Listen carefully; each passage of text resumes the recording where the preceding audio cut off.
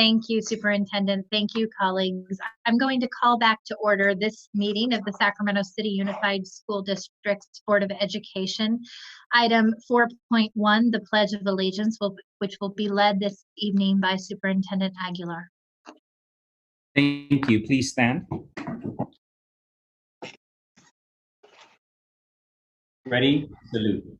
I pledge allegiance to the flag of the United States of America and to the republic for which it stands, one nation, under God, indivisible, with liberty and justice for all.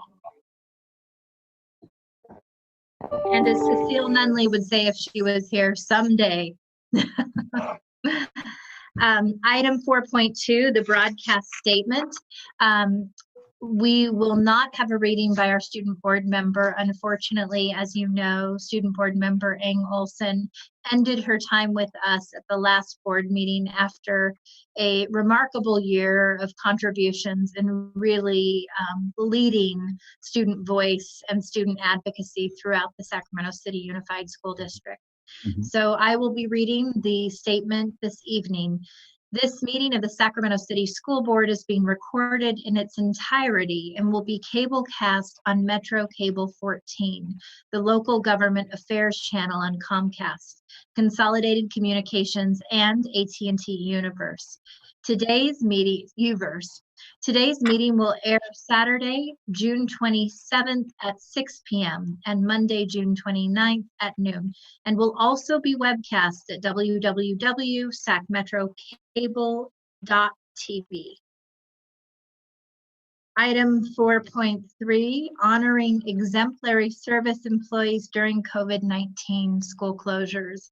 And I have to say, I am so excited to have this item before us tonight because, as we know, this week we came close to 2 million meals served by our heroic nutrition services and have had incredible leadership at every level of our employees within Sac City Unified during these unprecedented and very difficult times.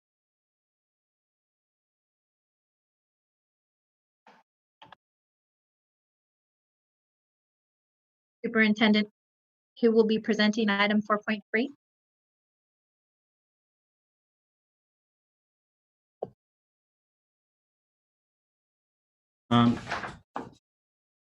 President Ryan, let's skip through that one. We will come back to that one if possible, please. Okay, no problem. Item 5.0, announcement of action taken in closed session. Yes, Madam President. 3 announcements, 2 of which I will make, followed by the superintendent's announcement.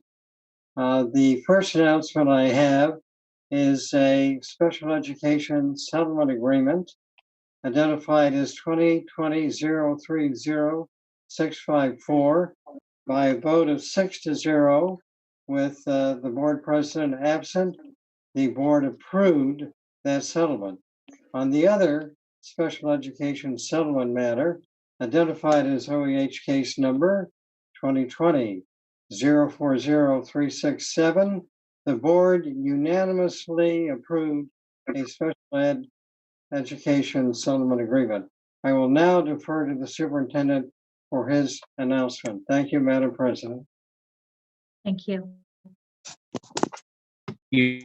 President Ryan. I'm pleased to announce that the board, by unanimous vote, approved the appointment of Andre Egan as principal of C.K. McClatchy High School. Congratulations. Congratulations, Andrea. You've been an incredible leader within the district, and we're excited to see you continue to grow in your new leadership role at CKM. So with that, we have no more announcements of action taken in closed session. Item 6.0, agenda adoption. Do I have a motion and a second? So moved. Second. All those in favor, please show of hands. Aye. Okay. Any opposed? Any abstain? None. The motion carries. Item 7.0, special presentation. This evening's special presentation will be on the coronavirus response update, a standing item through the COVID-19 crisis, presented by team, including Christine Beta, Vincent Harris, Victoria Flores, Diana Flores, Doug Husher, Jennifer Kreshman, and Chad Schweitzer. Thank you, President Ryan. I just want to open by saying that, of course, we had a more comprehensive update last week. This week, we're going to focus on a couple of items, including where we are at a very high level in terms of athletics. Also, where we're at, President Ryan, I see your background, Sac City Kids Connect. We have some good news related to that, and also just the general overview of things that have evolved since last week's update related to health and safety of our district community. So with that, I'm going to turn it over to our team. Great. Thank you, Superintendent Aguilar. Good evening. My name's Doug Husher. I am the Assistant Superintendent for Student Support. For tonight's COVID-19 presentation, we will be sharing information about Sac City Kids Connect. That will be presented by Tu Mua, our Instructional Assistant Superintendent. Best practices for safety, as outlined by the CDC, California Department of Public Health, Sac County Public Health, will be presented by Victoria Flores. I will be providing a high-level look at our initial thinking around planning for a return to play for athletics. Victoria Flores, again, will be sharing information about our bug program at Luther Burbank. We can go to the next slide. And so, Ms. Lua, you can take it from here. Thank you, Mr. Husher. Good evening, Board President Ryan, members of the board, and Superintendent Aguilar. My name is Tu Mua, and I serve as one of our instructional assistant superintendents. And I'm here this evening to share an extremely important update. We are absolutely thrilled to share that our Sac City Kids Connect program, which provides free Wi-Fi for eligible families for up to 6 months, has been extended to December 31st as the deadline for our families. As we prepare for a fall reopening, this extension date is hugely helpful given the unpredictability of the pandemic and its effect on our families. This extension will help us in our commitment to ensure access for all of our families who need the Wi-Fi support. As shared last week, families were either referred by staff as needing internet or self-reported as needing internet. We have worked hard calling families to support them with this wonderful opportunity through our school site personnel and school principals. To recap the data that was shared last Thursday, 30% of our referred families have been offered personally by either their principal or their delegates a unique code and have been walked through the application process. Note that we are continuing to reach out to families who have expressed their desire to participate in our Sac City Kids Connect program. For example, this past week alone, since last Thursday, we've successfully provided 3 additional codes to 3 separate families. Again, a testament to our commitment to supporting our families despite us being in summer break. 15% of our families referred have also informed us that they are already Internet Essentials customers, and 20% of our families reported have shared with us that they no longer need internet as they've acquired internet. And 45% of our families are still unreachable, which means we have not been successfully able to get through to them via phone call. So in our second phase of reaching out to our families, especially to take advantage of our December 31st deadline, we will include a tiered approach in partnership with our internal partners, with Mrs. Jennifer Kreshman and her team, and as well as with our FACE department. In some of my own personal calls that I've made, I have successfully connected with 5 families who have said they no longer need internet and was very appreciative of the offer. I connected with one mother this morning, in fact, who had reached out via web form and was extremely grateful for the unique code as well as my ability to walk her through applying for the offer. We continue to make every effort possible with all of our partners, internally and externally, to close the loop and ensure our families have the access they need for fall. And again, I want to emphasize to all of our families listening this evening that if you are interested and need and would like to take advantage of this opportunity, please visit our website at www.scusd.edu. And thank you so much. At this time, I'd like to turn it over to Mrs. Victoria Flores to discuss our health guidelines. Good evening, everyone. I'm Victoria Flores. I serve as your Director of Student Support and Health Services. And tonight I'm going to speak about the health guidelines for opening schools provided by our federal, our state, and our local agencies. And this is just a really high-level overview of what opening schools will look like. Of course, we're still in phase one as we talked about that research and looking at all of the guidelines. And of course, we will be meeting with our labor partners to discuss all of this, as well as continuing to engage our community and get their feedback. So we've been working really hard to compare and align the guidance by the Centers for Disease Control. I apologize for all the word salad, but it's a lot of titles.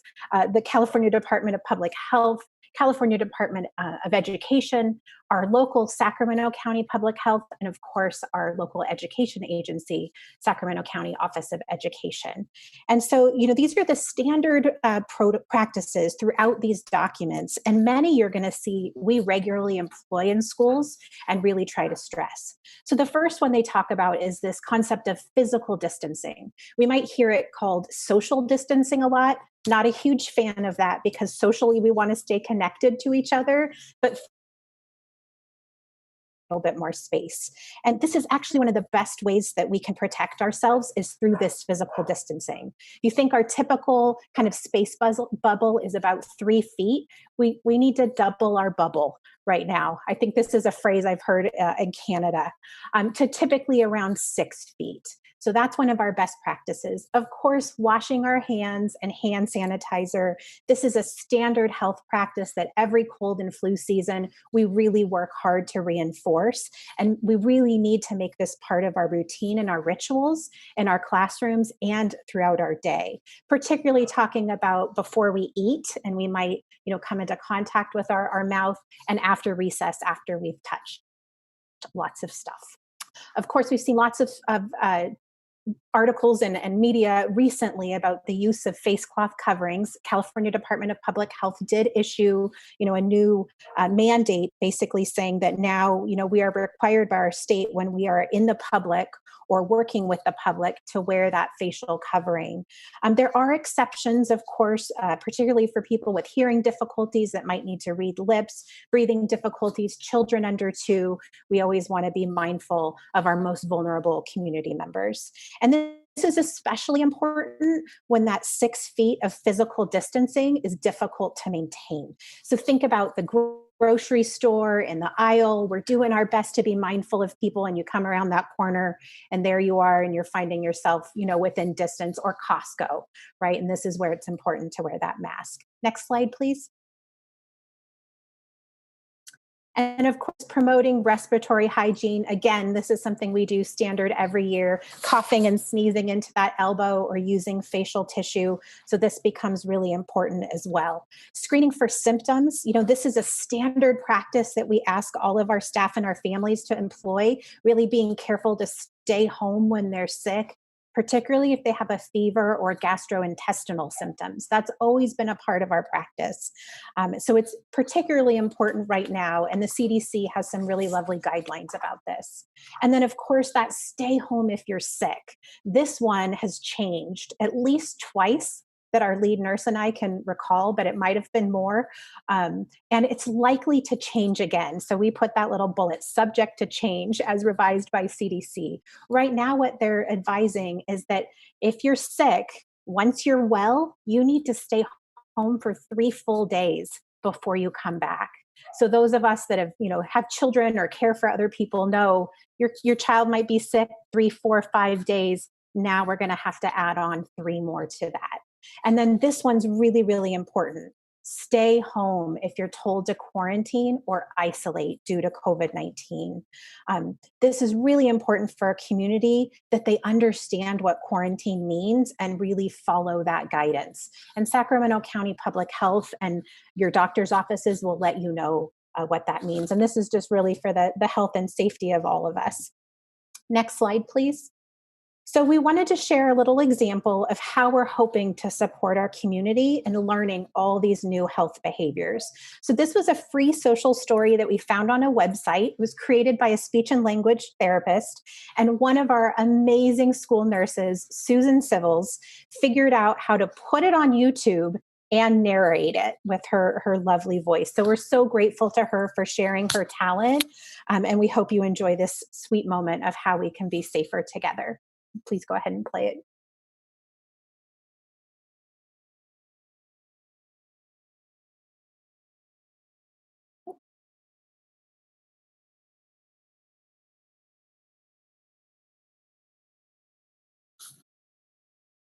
Masks. Masks come in all different colors. Wearing a mask helps prevent us from spreading germs. Wearing a mask might feel uncomfortable at first. When I put on my mask, I should make sure it is covering my nose and mouth.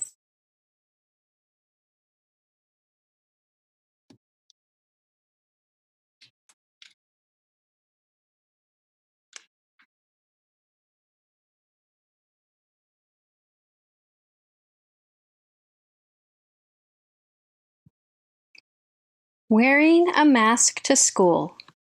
A story by Tara Tuchel. My school wants kids and adults to wear masks. Masks come in all different colors.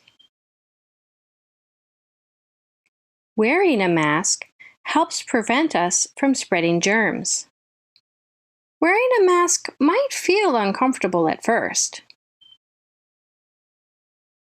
When I put on my mask, I should make sure it is covering my nose and mouth. Some masks have elastic that loops around a person's ears, and some tie in the back. Even though I am wearing a mask, I can still have fun at school. I can ask my teacher if I need help with my mask. Wearing a mask at school is different. I can handle this change. We all hope that coronavirus goes away soon and we won't need to wear masks for much longer.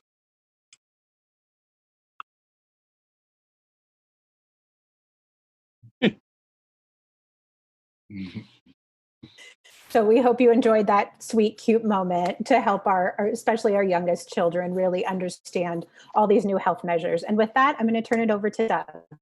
Thank you, Victoria. And so for our athletics update tonight, we're going to provide a high-level look at returning to play. And we understand the importance of athletics when it comes to students' physical, emotional, and social well-being. That being said, we must acknowledge that the health of our students, our staff, our community are paramount in any decisions that we make. All decisions regarding restarting our athletic programs will be based on approval provided by the Sacramento County Public Health Office. SCUSD has been working with other districts in a series of meetings called the Cross-District Athletic Collaborative. This effort has been led by Natomas Unified Superintendent Chris Evans, and it's included Natomas Unified, San Juan, Twin Rivers, Elk Grove, and several other districts.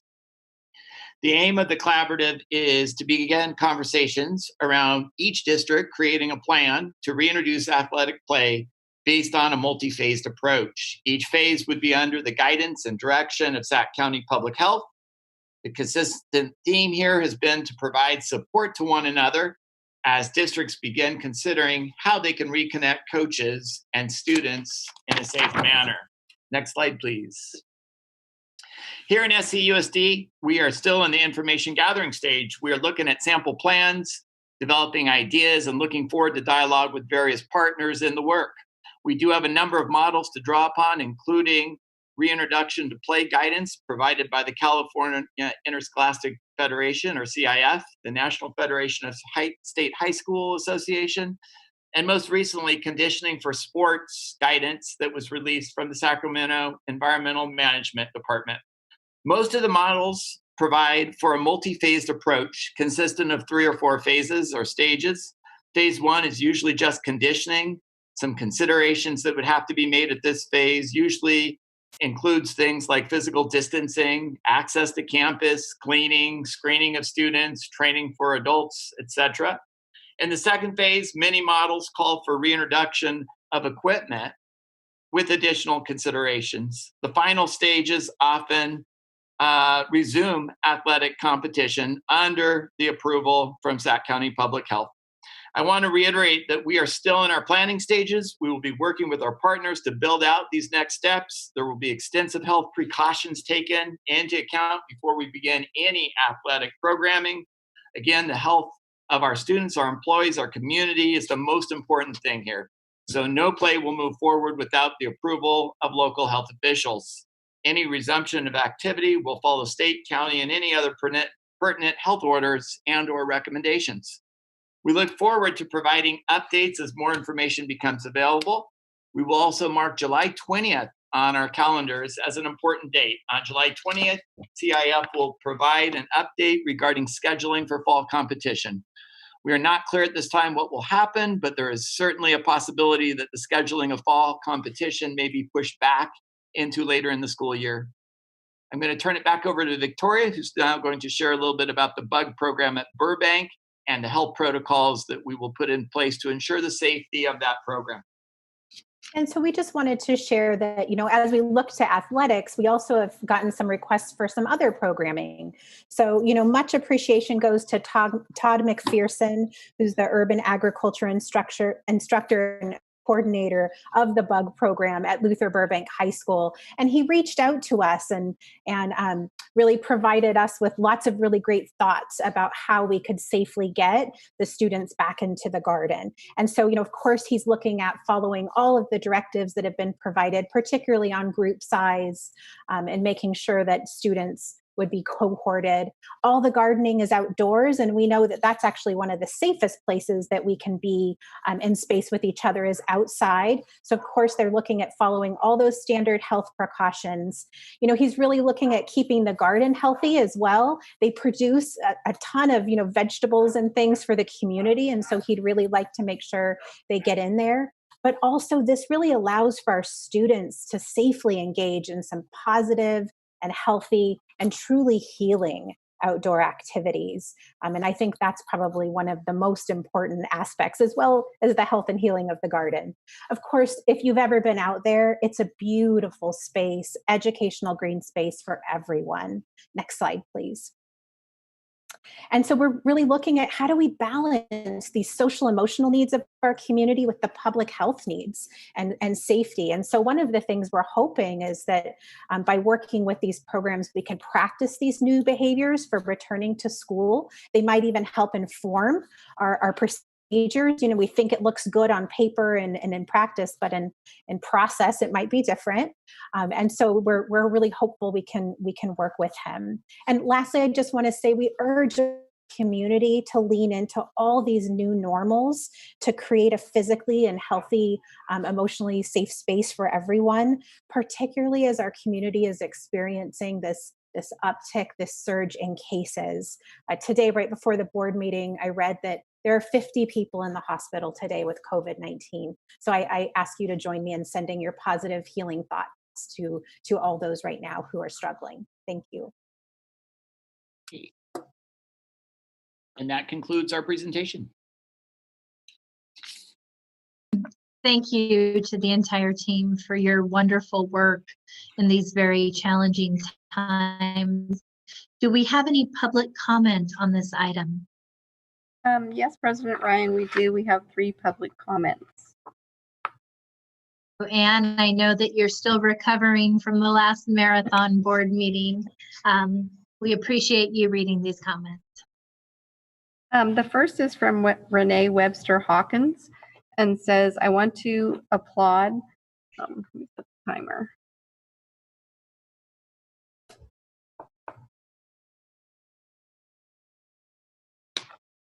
And she says, I want to applaud the leadership and sophistication of the superintendent, the chief academic officer, and the many other dedicated central office and site level administration, teachers, and staff pushing the Sisyphus rock up the hill. In the last 13 weeks, these heroes shifted instruction and social emotional support and nutrition services from 70 school sites to 40,000 homes, where highly vulnerable students and their families are sheltering against the coronavirus. To be clear, I can't say with confidence that distance, quote, learning occurred for many of these students, but most teachers worked hard to connect, to engage, and to support their students in this unprecedented crisis. All this with no thanks to the SCTA, which has stood in the way, pushing the Sisyphus rock back down the hill with all of its entitled lobbying power, and stuck in 2017 as if the pandemic and uprising against racial injustice never happened. What planet is the leadership of that lobbying organization living on? Why would they belittle and file grievances against principals, whom the union claims were, quote, overzealous, unquote, for encouraging teachers to fully participate in the implicit bias training and universal design for learning curriculum offered by the district? The district was one of the first in the state to offer this UDL curriculum to all of our teachers within just 18 days of the school's shutdown, and the curriculum has since been applauded by the California Department of Education as a best practice for all schools in the state. Yet the union wants to castigate the district and cite principals for suggesting that teachers improve their teaching practices from engaging in it. It is unconscionable that now, during the pandemic, the racial justice crisis, and the greatest recession. The next comment is from Allison French-Tubo and says, unfortunately, I can't make a responsive comment to this item because no details are available in the agenda packet, and I am required to submit comment 6 hours in advance of the meeting starting. This is not an acceptable public engagement and comment process. The next comment is from Angie Sutherland, Angel Garcia, Grace Trujillo, Katie Connor. We have a group comment for Coalition for Students with Disabilities. Dear President Ryan, Superintendent Aguilar, and members of the board, on behalf of the Coalition for Students with Disabilities, we know the distance learning experience in SCUSD this year had very loose parameters. In preparing for students to start up school again in the fall, the district's plan is in development and they are seeking input from stakeholders. We ask you to create more structure and rules in a timely manner around teaching and learning so students can count on having a live teacher every day to provide a quality education. Going forward, the coalition is confident that SUSD and the school board will make sure students' needs come first. And that's the last public comment. Thank you. And moving on to item 8.0, public comment. In opening up the public comment, I do want to share a few things. We have been receiving some excellent feedback from parents and community members in the field. I think we thought as a board it was extremely important that we create the space, even if it meant that we were here until 2 a.m. to hear the voices of all of our community at the last board meeting. We also recognize that board policy says that we shall not exceed a total time for public comment on each agenda item in 15 minutes in length. So one of the things that the district sought to do this time was make sure that each and every public comment that was submitted be posted online and archived and recorded in the record. And so for the first time, we actually have all of our written public comments both provided to the board for review in advance of the board meeting and posted online to be a part of the public record on our items this evening.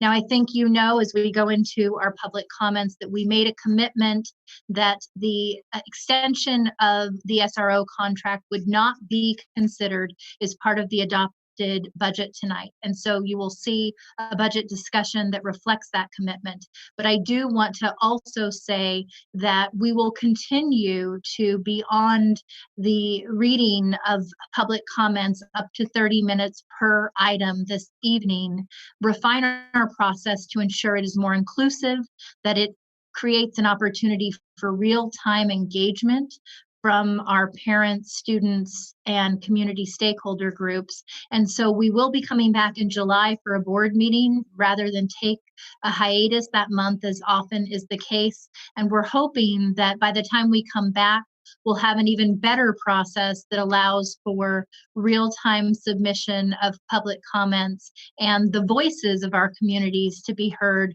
versus written comments submitted in the archive or read by Anne Moretti, despite her phenomenal and heroic efforts to be able to read each and every single public comment at the last board meeting. So with that, we will take public comments on all non-agendized items, item 8.0. And do we have any public comments? Yes, we have 25 public comments. There were many that went under 10.3 under the budget item, as we did at the last board meeting.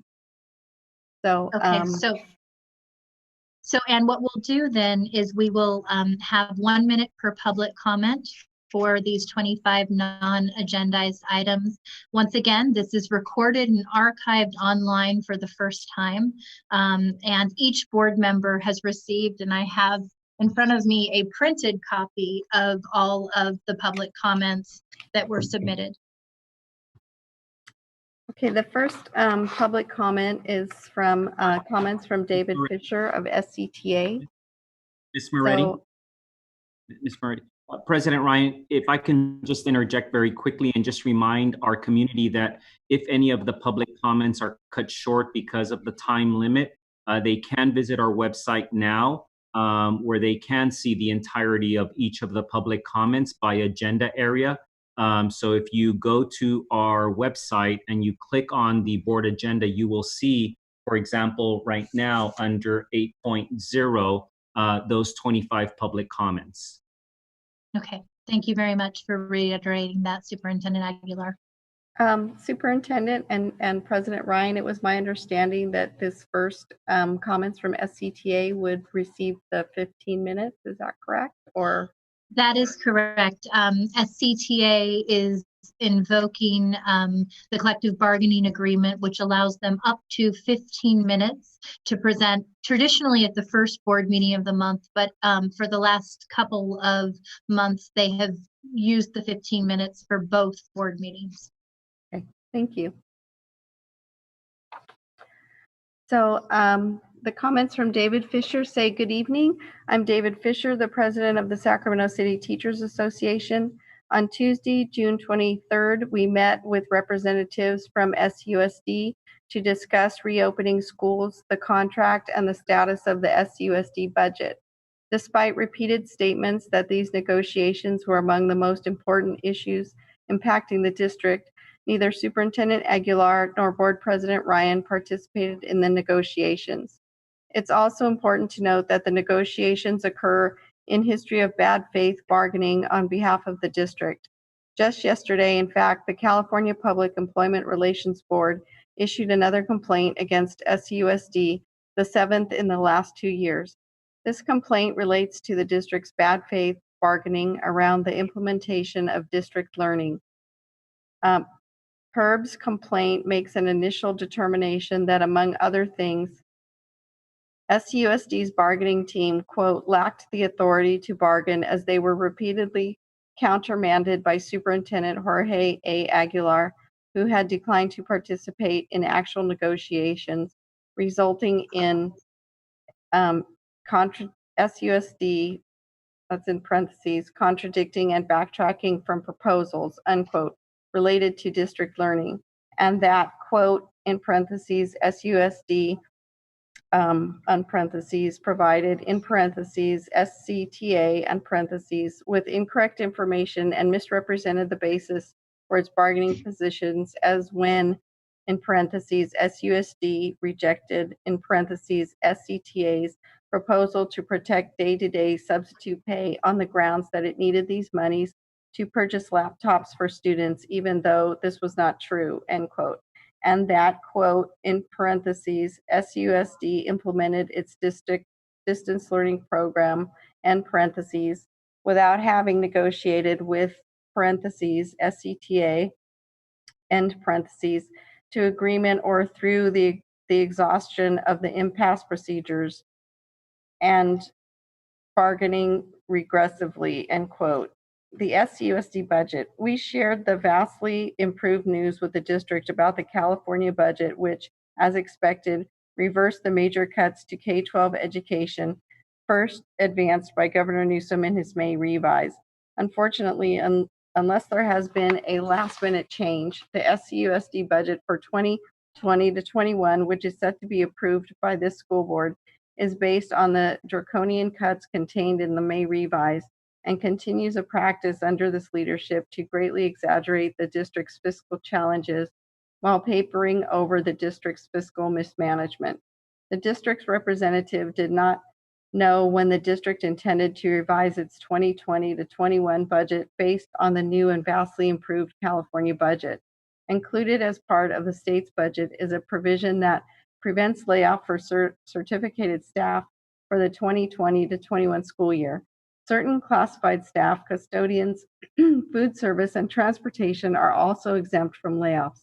Administrators, however, are specifically not exempted from being laid off. Reopening schools. Although the official start of classes in SCUSD is September 3rd, 2 schools in the district have an earlier start date. New Joseph Bonheim on August 3rd and New Tech High School on August 17th. Our discussion with the district was generally positive and constructive, but we were disappointed that the district did not have an actual proposal to discuss regarding the reopening of schools. The district acknowledged that it's not sure when it will have a proposal to make. Prior to the meeting, in his June 15th letter to SCTA, Superintendent Aguilar committed that the district would, quote, specifically discuss options related to reopening our district schools with an early start date. This will also allow us the opportunity to hear any questions that SCTA has about reopening schools and for the district to share information that it has around reopening schools, end quote. We were encouraged by the district agreeing with the following overriding goal contained in the CDE guidebook, quote, the health and safety of students and staff is the top priority when making the decision to physically reopen school campuses for use by students, staff, and others, end quote. District representatives acknowledged the challenge of providing education to students who may not be able to attend in-person classes, as well as the substantial number of educators who may be at high risk, which means that a distance learning only option is likely to be provided. District representatives said they were still working on the various hybrid models it wants us to consider, in addition to the numerous health and safety concerns related to considering the resumption of in-person classes.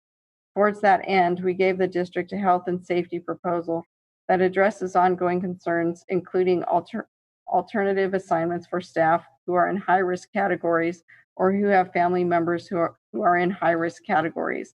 Our proposal also called for the immediate hiring of school nurses at the nationally recommended 1 nurse to 750 student ratio, in contrast to the current workload of 1 nurse for approximately 3,200 students. Over the next few days, we will be putting together a membership survey to solicit input about various ideas about reopening schools, and we strongly encourage the district to conduct its own survey among parents and students and the greater SCUSD community that encourages honest feedback and an opportunity for real input regarding the reopening of schools. No responses to our previous proposals. The district also had no response to our previous proposals and provided no date when it expected to be able to provide one. Our proposals included the following: mandatory implicit bias training. A necessary first step is mandatory implicit bias training for all SCUSD staff. In 2014, the SCUSD school board passed a new policy mandating this training, but the district has not implemented it. This is included as part of our restorative practices proposal. Restorative practices as an alternative to punitive discipline. SCUSD has the highest rate of school suspensions for African Americans in California. The only way to change is to actively develop alternatives to suspensions, expulsions, and more punitive means of student discipline in the form of restorative practices. Our proposal was developed with the Black Parallel School Board and was first proposed in March 2018. African American literature in our schools. All students, not just students from African American families, should be exposed to books and images that tell the story of African Americans, along with the stories of other citizens from diverse racial, religious, and ethnic backgrounds. As a start, SCTA has proposed that each school be provided with $2,000 to buy books on Black heroes and historical figures for inclusion in school libraries and classrooms. We also proposed using a portion of health plan savings to pay for the educational materials. Because our district lacks librarians, especially at the elementary school level, who could help guide young readers, these books must be made readily available and accessible. Multi-tiered systems of support, MTSS. Together with Restorative Practices, we have proposed that SCUSD implement multi-tiered systems of support.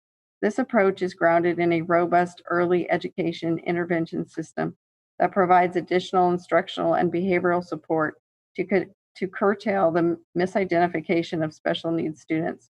Too many Black and minority students are written off or improperly placed in special education settings when the help of a specialist or tutor would keep them on the same trajectory as their peers. Use savings from the terminated contract with the Sacramento Police Department to get students the support services they need. In an effort to break the school to prison pipeline, we continue to advocate that SUSD terminate its multi-million-dollar contract, but in parentheses, budgeted over 3 years, with the Sacramento City Police Department to provide school resource officers, SROs. We proposed that the dollars saved be used to hire additional school psychologists, social workers, counselors, and nurses to provide much needed mental and physical health support for students. This was a recommendation of the SUSD African American Achievement Task Force, which included SCTA Second Vice President Hassan McWhorter, but until recently has been rejected by the SCUSD School Board. The school board is now expected to cancel the contract. Using health plan savings to allow for social distancing requirement and safe schools for students during the pandemic. Recently, both SCOE and the California Department of Education have issued guidance on how schools might reopen in the fall. There is general consensus that in whatever form the reopening takes, it will require significant additional resources to apply social distancing standards in the educational setting. As a gesture of good faith, together with SEIU Local 1021, we gave a proposal to SUSD to use health plan savings in 2020-21 to address, quote, costs associated with social distancing requirements that could result in severely reduced class sizes, staggered schedules, or hybrid learning models, nurses to monitor student health, trained professionals to address students' mental health needs exacerbated by the pandemic, the purchase of personal protective equipment, PPE, for staff and students, and increased cleaning costs to allow for thorough disinfection of school sites, unquote. With SEIU, we represented 95% of SUSD employees. In 2021 to 22, and assuming that classes return to a more traditional setting, savings would then be used to lower class sizes and improve services to students according to the agreement we reached with SUSD in 2017. The district has had our proposals since June 9th and still has not provided a response, including on our proposal regarding health plan changes and savings that looked at an August 1st goal for making health plan changes. Once again, the district's rhetoric regarding the urgent need to work together doesn't match its actions of obstruction and obfuscation. And this now includes working together to ensure that classes can resume in the safest manner possible this fall. We expect to have a follow-up meeting after the district has had a chance to develop a written proposal.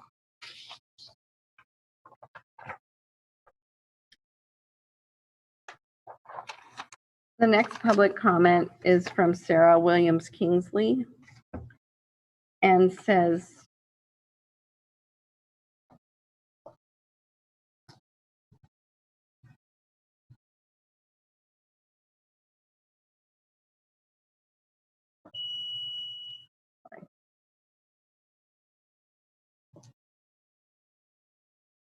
And she says, this is a response to the Sacramento City Teachers Association proposed title, quote, article on whole child education dated June 9th, 2020.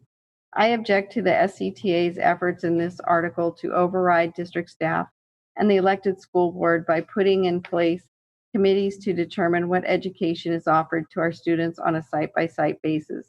This approach basically makes each site its own governing board, a governing body in violation of the intent of a school district with an elected board to provide oversight. It reinforces the existing opt-in culture that permeates our district and holds back improvement efforts.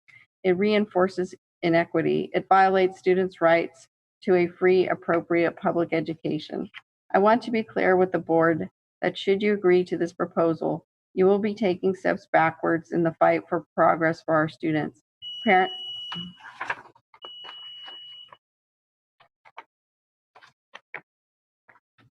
And the next public comment is from Marikar Helmer. And it says, as you know, every year there are a number of teaching positions that are vacant for more than 30 days. When senior retired teachers with full credentials do not or cannot take these assignments, students suffer a rotation of substitutes holding emergency 30-day substitute and teaching permits. As the COVID health crisis continues, a substantial number of senior retired teachers serving as substitutes may not be able to work. This is to request the board, in coordination with the superintendent and his staff, accept, review, and facilitate my application for a 60-day CTC emergency career substitute teaching permit. The CTC requires 3 years of consecutive substitute teaching with the district for at least 90 days per year. I have exceeded that with 330 days. The application form simply requires the superintendent's signature and support. Unfortunately, my recent submission to Human Resources resulted in various replies.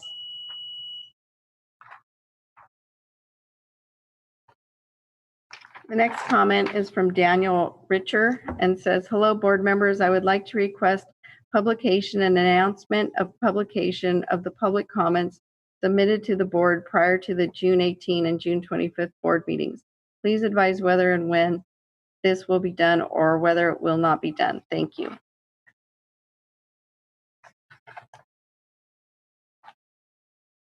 The next comment is from Renee Phillips. And it says, rename Sutter Middle School. Racist symbols are not the pride of the city. My siblings and I attended Sutter Middle School. Its location in a predominantly white East Sacramento neighborhood, coupled with the disproportionate underrepresentation of Black and brown kids, perpetuates the racist symbolism of its namesake. As a former student and SUSD graduate, I demand change. Our generation will not stand for this any longer. Start with Sutter and then research each and every school named after an individual, including Peter Burnett and Kit Carson. If they have any type of racist, oppressive, or questionable history, intentionally strip their names from public view. Our community and children deserve better. Equity is in our actions, not just our mission and vision statements. Simply put, in the mid-19th century, the next comment is from Emily Mizokami and says, I am requesting that the board form a community advisory committee to address the issue of renaming Sutter Middle School. I have collected over 1,000 signatures in support of renaming the school. I would be happy to serve on this committee. I have also raised nearly $500 to help pay for new signage and uniforms. Thank you.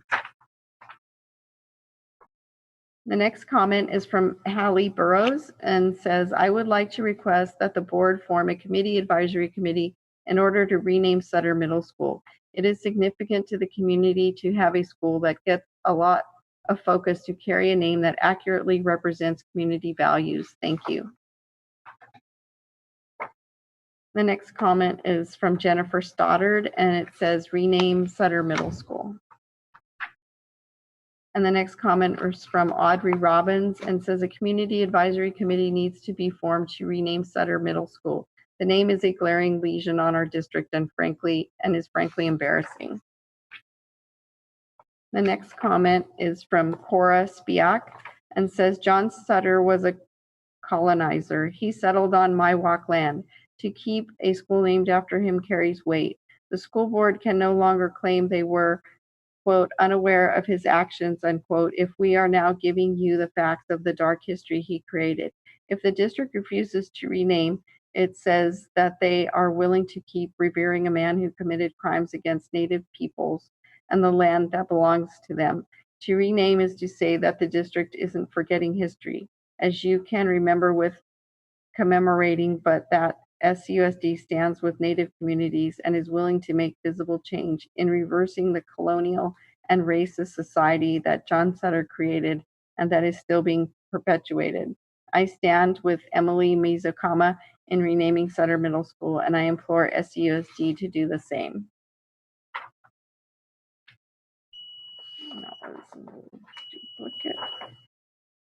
And the next comment is from Mo Kashmiri and says, both parents and students at Sutter Middle School started petitions to change the name of Sutter Middle School. One of those petitions already has over 1,000 signatures on it, and it gives the website link.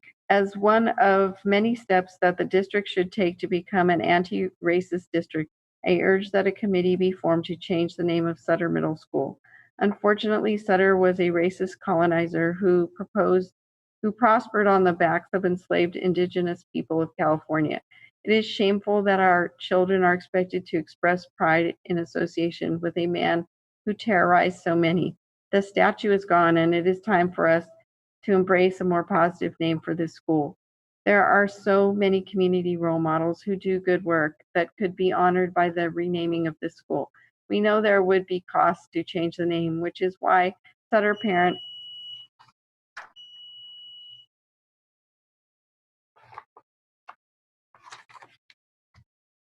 The next comment is from Alina Cervantes and says, first priority, we need a plan for fall now.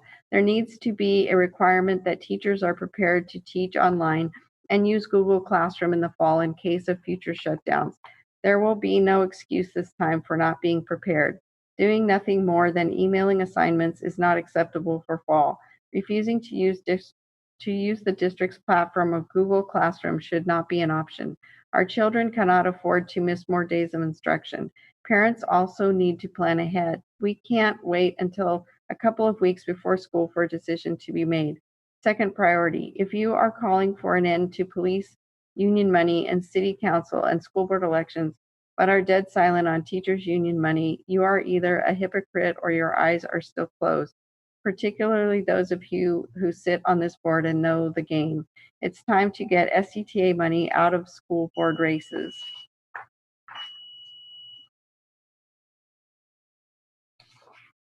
And the next one's from the same person.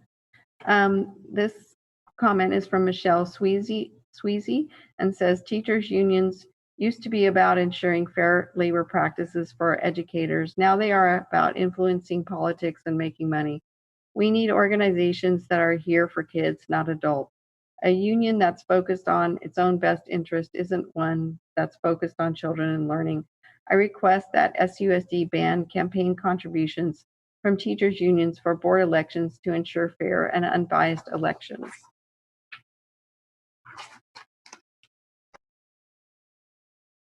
And the next comment is from Richard Vasquez and says, good evening, Board President Ryan, Superintendent Aguilar, and members of the board.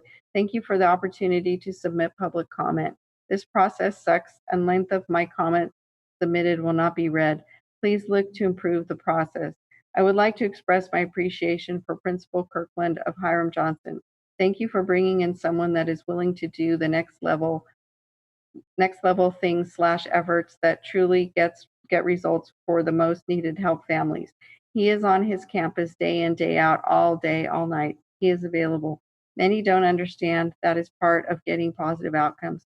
He has shown he is going to do the work and put in the time. He does lead by example. I am thankful, grateful, nothing but positives. He does his job. He is there for his families, students. Johnson needed a leader, and we finally got one. It has been a tough year, and we got a lot of work to do at Johnson.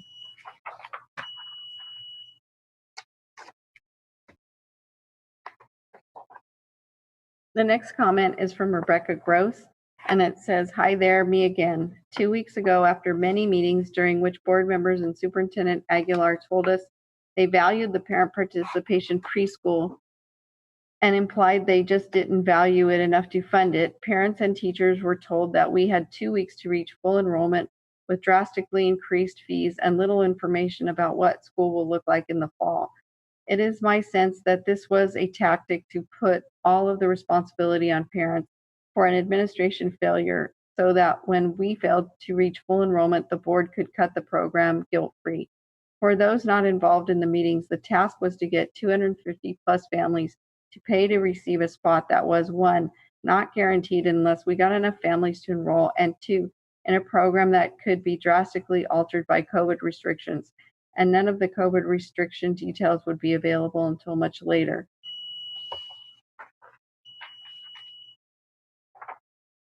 The next comment is from Laura Santos and says, I have been involved with the parent participation preschool program for over 40 years. This program is more important than ever, given the need for quality preschool education. Please do everything possible to continue this program. Thank you.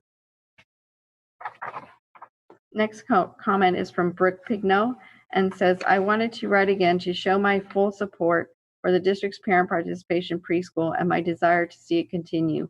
We, like many families, do not qualify for free preschool, yet we don't make enough money to pay for a large majority of private preschool programs. I called and priced many, and we can afford one of the 9 if we get help from family. However, because it's so late in the year, there are 0 spots open, and we would be on a wait list at best. I know this is a difficult time with all of the considerations for COVID-19, but the sudden discontinuation of this program would be absolutely devastating to our family and many others. It is literally our only option. We have already agreed to double the fee, which is something that will stretch our budget beyond what we can reasonably handle. But we are willing to try because this program means so much to us. We will continue to fight for our program no matter what. Next comment is from Amanda Haig and says discontinuing the parent participation preschool program would be an utter failure to families of SUSD for decades to come. We need as much parent involvement and investment in the bettering of this district as possible. Do the right thing and keep it going. The next comment is from Julian Mack and says, I am writing to speak on behalf of the parent participation preschool, specifically the Edward Kelly site. We as parents and the teachers have jumped through every hoop you have asked of us. Even after I gave a deposit, you still wanted more emails. We are supporting the program. You are putting up roadblocks and not supporting your teachers or your students. I understand the challenging times we are all facing. Please don't make it more challenging. We are ready and excited for next year. Please let us move on, knowing our students will have a place to receive an education next year. Please support the continuation of the parent participation preschool program. Thank you.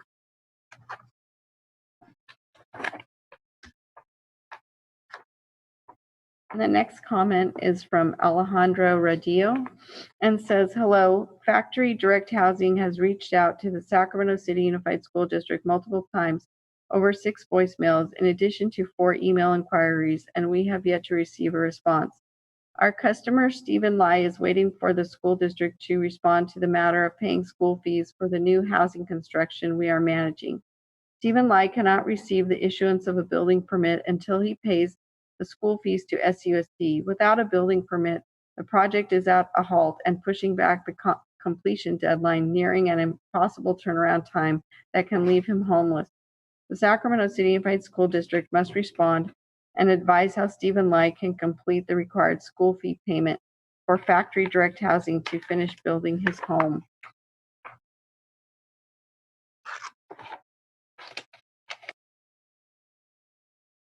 The next comment is from Matt Mueller and says, my name is Matt Mueller and I am the parent of 2 15-year-old twin sons, one of whom is autistic.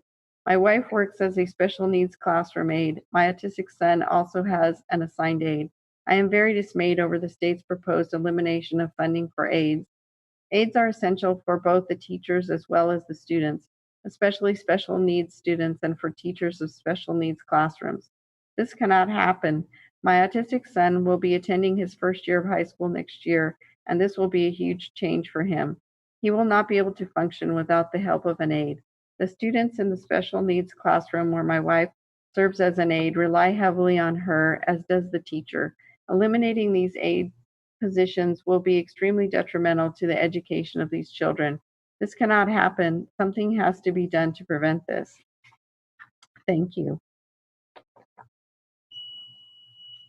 The next comment is from Rhonda Mueller and says, "Hi, my name is Rhonda Mueller. I'm a classroom aide in SDC at Albert Einstein. My son is ASD and will be starting at Rosemont High and has an aide because he needs one to continue his education. I cannot comprehend the reason for cutting aides. Special needs students must have this support, as well as teachers. With all the changes, you think these students can go without? Have you even considered special need classes? Please think this through and speak with those that will be affected before passing this budget. My job is necessary to the education and well-being that you owe these students. Put them first." And the next comment and last comment is from Kim Stovall, and it says, "Please don't cut aides from the education budget. Aides are an imperative part of our school site team, supporting teachers, students, staff, and parents through the educational journey." That's the last public comment. Thank you, Ms. Moretti. Before we move on to the next item, I know we have discussed some of the other public comment items in the past. I do want to say that we've had multiple requests from board members, including myself, Board Member Morowski, and Board Member Minnick, to look at the renaming of schools under an anti-racist framework. And so we're currently pulling board policies and ed code, and we'll be bringing those forward so that we can look not just at Sutter, but at multiple school sites that should be considered in the potential of renaming. So we're moving on to item 9.1, public hearing. This will be the public hearing of the 2020-2021 annual budget plan and annual service plan, this evening being presented by Christine Beta and Becky Bryant.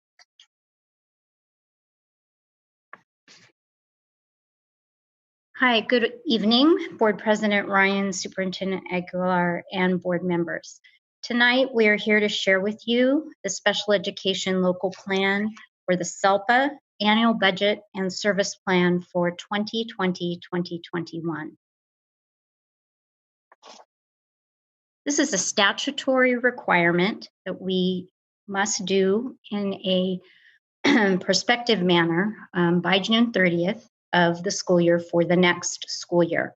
This plan certifies that our LEA and SELPA will provide a full continuum of services to all eligible students with disabilities within the SELPA. It also requires a public hearing prior to the adoption of the plan, and that's why we're here tonight. Next slide, please. So really, one of the most important things in this presentation that we would like you to take away is that our students are first and foremost general education students, and they may qualify for a variety of services, but those services are always to enable them to participate in the greatest extent possible in the general education program. And so we see them as general education students first, and as the SELPA, we would like the district to also have that same focus. This plan is our ongoing commitment to provide our services and allocate our resources appropriately for the next school year. So some facts about special education. Our official count was taken on October 1st this year, and we had 6,217 students. That's actually a decrease of 367 students from last year. However, the count was taken exactly 2 months earlier than it typically would have been in our old reporting system. So we believe that that difference in the count was more about the time of year it was taken, not the actual students. As I look at how we finished the year, we're finishing with right around the same amount of students, or about 100 students more. In terms of our students, we have 62% of the students that we serve have speech and language needs or specific learning disability. To drill down a little farther, the federal criteria has all of these different disabling conditions for which a student could qualify for special education services. And so this is the disaggregation of our data. So for example, we have students who have intellectual disabilities. And so in October, we had 232 students who qualified under that category. Now, a student may qualify under any of these categories and be eligible for special education, but that in no means determines where they are educated or how they are educated. Their services are driven by their IEP, and this is simply a classification for reporting for how students are qualified. Next slide, please. So currently, we have speech and language services on all of our sites. We have RSP services, which is our specialized academic instruction, on all but one of our sites. We currently don't have services at Cap City, which is an independent study program. We have special day class programs located throughout the district, and therefore different types of learning needs, and typically are placed geographically throughout the district, as close to a student's school of residence as possible, and put together in classroom patterns or grade level patterns so that students do not have to move every single year. Currently, we have 321 students in non-public school. We are pretty proud that we finished this year with 13% less students in non-public school than we had at the end of last school year. We continue to have 6 students in residential treatment centers, and they are placed throughout the United States. So in terms of how we pay for those services, we get various revenue, and this is a 4-year snapshot of the budget plan revenue that we have reported in past years. And for this year, we're projecting our revenue to be about $127 million. And the next slide will explain that more clearly. So we get various sources of revenue. It's never enough to provide all the services that we need, but we do get state special education revenue, which some of you may know it as AB 602 dollars, which are based on the district's average ADA enrollment, not the special education count. That's about $28.8 million.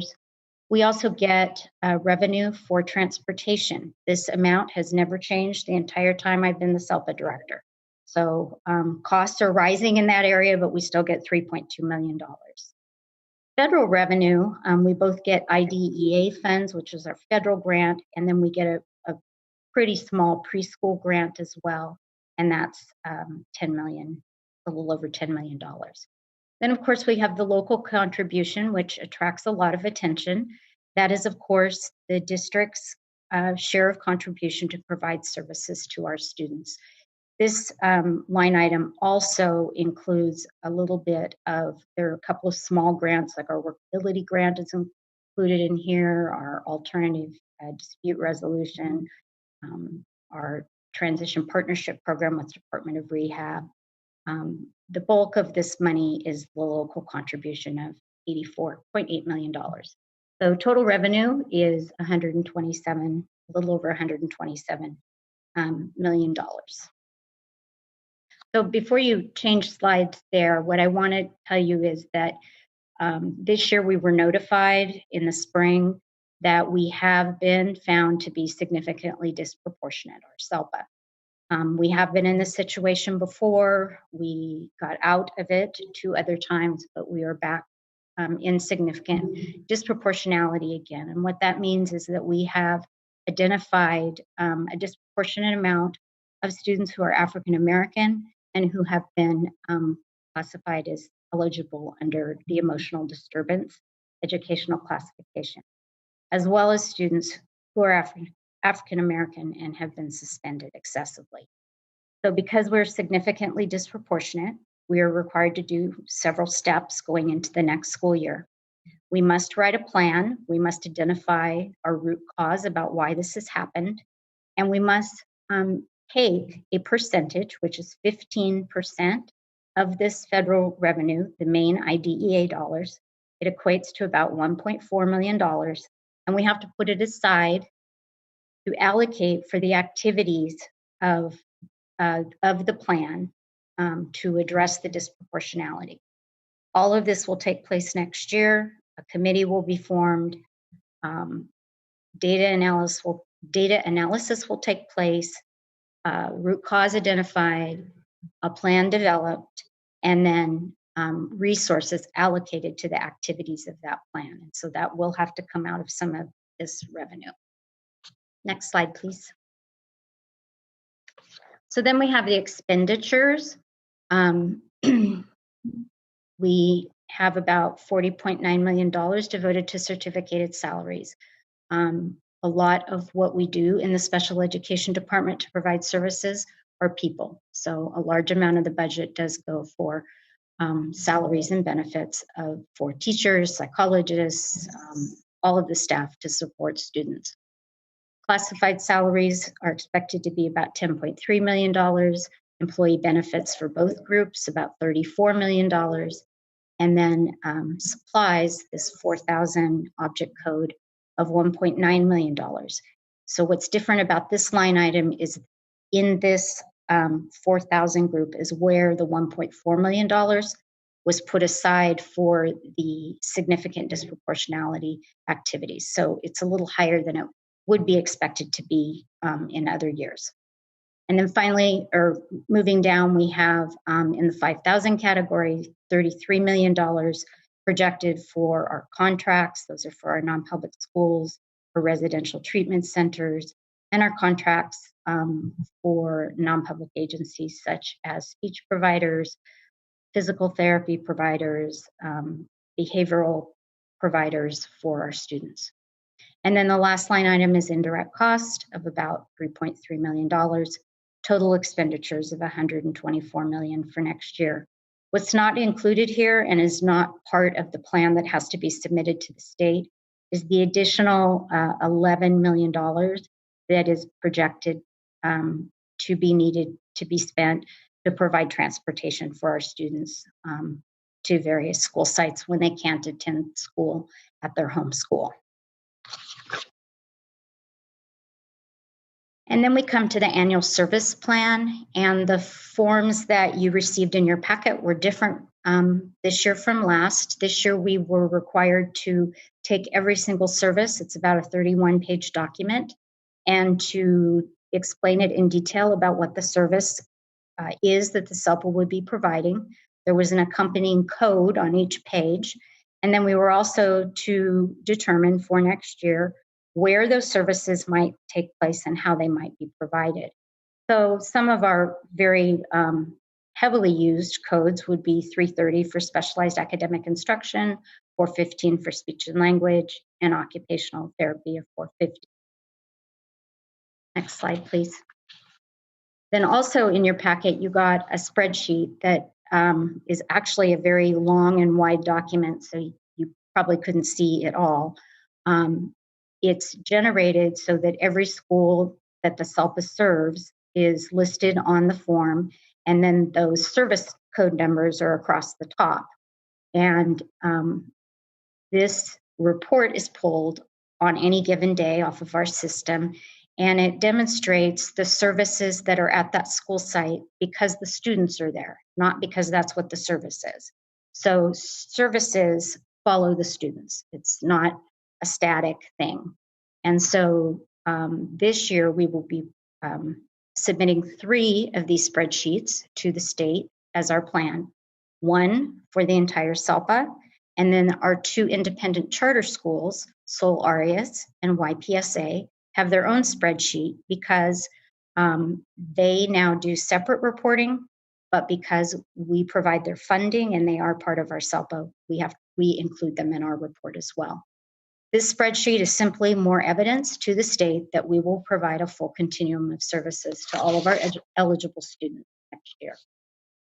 Next slide. So now we would ask that we're available for any questions that you might have, and then we'd ask that you conduct the public hearing for the annual service and budget plan for 2021. Thank you.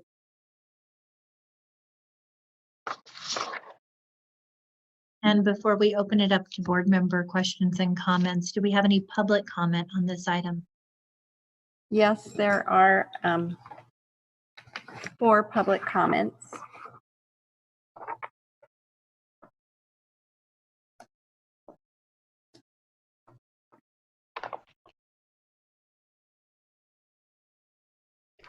And the first is from Renee Webster Hawkins.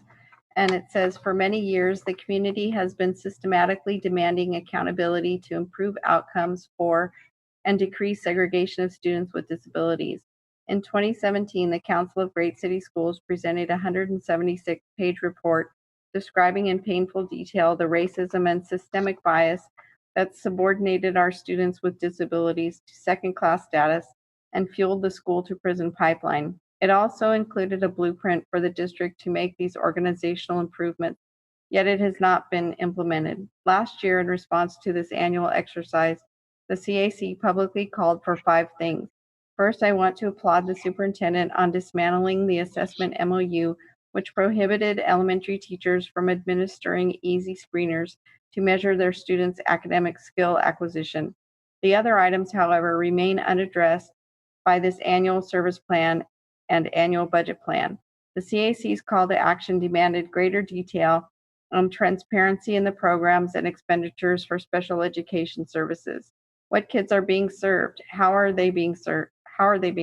Where are they being served? Are you confident of those answers by reading these reports? You were asked to adopt policies requiring performance metrics to be included in all vendor contracts to ensure that student outcomes were being realized rather than just service minutes delivered. You were asked to ensure that these documents, the ASP and ABP, that staff is asking you to approve now, clearly commit to a plan to implement a multi-tiered system of support to end this district's 30-year history of segregating and downdrafting students with disabilities. This plan does not do these things, nor does it provide you evidence that appropriate services are being provided to students with disabilities. The next comment is from Allison French-Toubeau and says, thank you for the work of staff in developing this plan. However, according to the parent leaders on the CAC, SUSD has a long way to go before achieving excellence in FAPE, and I encourage us all to focus on their analysis. It is disappointing that the summary calls out the total number of students receiving services and the number in non-district placements, but neglects to summarize the number in special day classes. Even as a parent of children who do not receive special education services, there are 2 elements that are very clear. 1, SUSD must stop including elements of FAPE as bargaining items with SCTA, and 2, spending nearly $12 million on transportation instead of dedicating those dollars to classroom aids and adaptive materials to keep students in general education classrooms is not a sustainable use of resources. Thank you. The next comment is from Angie Sutherland, Angel Garcia, Grace Trujillo, Katie Connor. We have a group comment for Coalition for Students with Disabilities. Dear President Ryan, Superintendent Aguilar, and members of the board, on behalf of the Coalition for Students with Disabilities, over the past 3 years, there were 76 cases of special education litigation with settlements totaling $2,235,643. Please stop using special education funding to fight parents and students. Make the appropriate services and placements available in the first place and eliminate the resistance students experience in general education and other settings. That money, along with projected transportation money of $11,924,451, would go a long way towards including students in their schools. We need the district's finalized plan and implementation, or MTSS, to begin now. We also need a special education ombudsman/parent liaison to help parents resolve some of these issues before they get serious. FSUSD, SDUSD, DC Public Schools, Fresno, and Pasadena have these positions. We need a trusted parent to serve in this role, not a district administrator. Recently, SCTA has shared a whole child proposal that includes provisions about their participation in the Community Advisory Committee for Special Education, CAC. Teachers have been invited to the CAC for many years and can become members of the CAC. However, there is not an opportunity, as spelled out in Ed Code, for union representation on the CAC. A union could encourage members to join, but they cannot dictate who is appointed or what the individual teacher will advocate for. CAC is not part of collective bargaining. And the last comment is from Sarah Williams Kingsley and says, I want to use this opportunity to let the rest of the board know that after approximately 18 months, I resigned as the secretary of the Community Advisory Committee. I don't believe the committee is operating in a way that best serves our students and was unable to redirect the work executive committee due to personnel differences. This committee serves a vital role, and I believe the district needs to provide more staff support to ensure the work of the committee meets the guidelines of the Brown Act for public meetings and receives the data and material they need to provide the necessary advisory functions. That isn't currently happening, and I hope the board can push the district staff in this direction. And that's the last public comment. Okay, and I just want to make sure that we allotted, so I know we're going 30 minutes on each of these agendized item public comment maximum total, and we have all written comments cataloged, available online, and also the board members have them, which has been really helpful in terms of following along. But we received a group submission, and usually a group submission gets 5 minutes. And so I just want to make sure, I think you cut off at 2, that we complete that submission from the Coalition on Students with Disabilities. Okay. Let's see. Child proposer.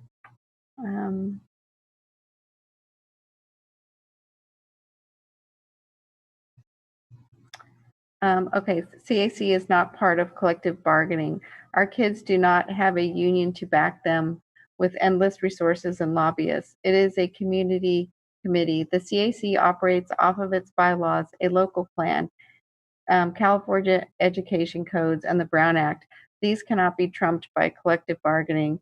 SCTA also proposes a district-wide special education advisory committee composed of district staff and 8 of their represented members, quote, to guide the ongoing special education services, unquote. This is serious overreach and an outrage. Special education services are guided by federal law, IDEA, and are unique to each child. Their services are decided by their IEP teams, not by a vote of union members. This reminds us of the over 20-year nightmare of Appendix D. Special education services are not to be bargained. No more barriers for students. Accountability now. And that was the end of that comment.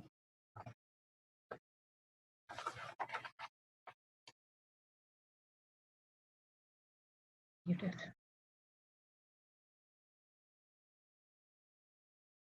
President Ryan, your microphone's off. Thank you, Board Member Minnick. Just to make sure we make it through this incredibly dense agenda, if we can limit our comments to 2 questions per board member, if we then have remaining time, we can circle back. So if I can see a show of hands, those who have questions. Board Member Pritchett, followed by Board Member Garcia, followed by Board Member Morowski, followed by Board Member Minnick.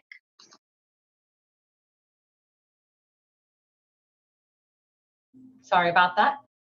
Thank you, President Ryan. I just have one question. In public comment, we had a couple comments about the new budget and aids. Becky, can you relay anything on that comment? I'm not familiar with what the speakers were talking about. The calculations that we did, there was not an across the board reduction in instructional aids. We continue to have aids supporting our special day classes. So I'm not really sure what that's about. So I actually spoke to one of those parents today, and their worry was that in the budget that the governor put out, that aides would be taken out of the classroom. So that's not true. That's not something that you had heard of, correct? I've been following the press on that, and I haven't read anything that supported that, and that has not been our plan for the fall, for sure. And is classroom aides paid out of federal or state funds? A combination of both. And is classroom aides and one-on-one aides the same thing? No, those are different. We do currently, the collective bargaining agreement has a stipulation for aid coverage, and as well as there is some notation in ed code for special day classes to have instructional aides.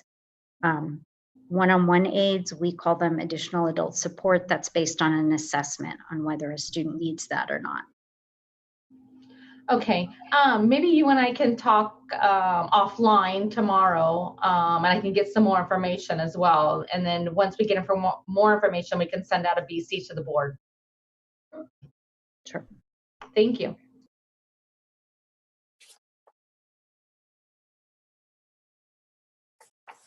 Can I go? Oh, you're muted. Go ahead, Board Member Garcia. Thank you. Okay, so I guess I'll limit my questions to two.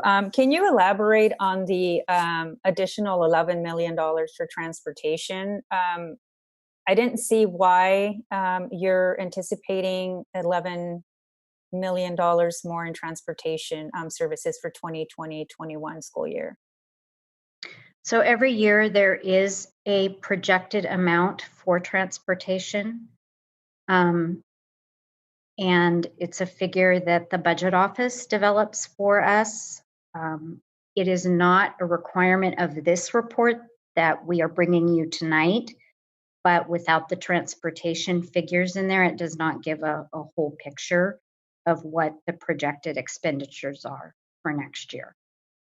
So that's just a projection. You still don't know why there would be such a huge increase for transportation services. Is it related to how we're returning back to schools? Is it related to COVID or?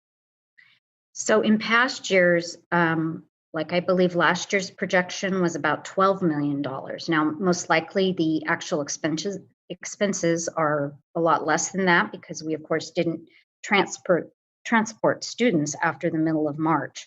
So every year we do have a projected line item for that, and it runs out of the transportation department, and it's to cover the bus drivers, the management of the bus drivers and mechanics, and we run quite a few bus routes for students because we don't have a full complement of service on every single school site that allows every student to attend their home school. So certainly if we had more capacity to do that, then conceivably our transportation costs would go down.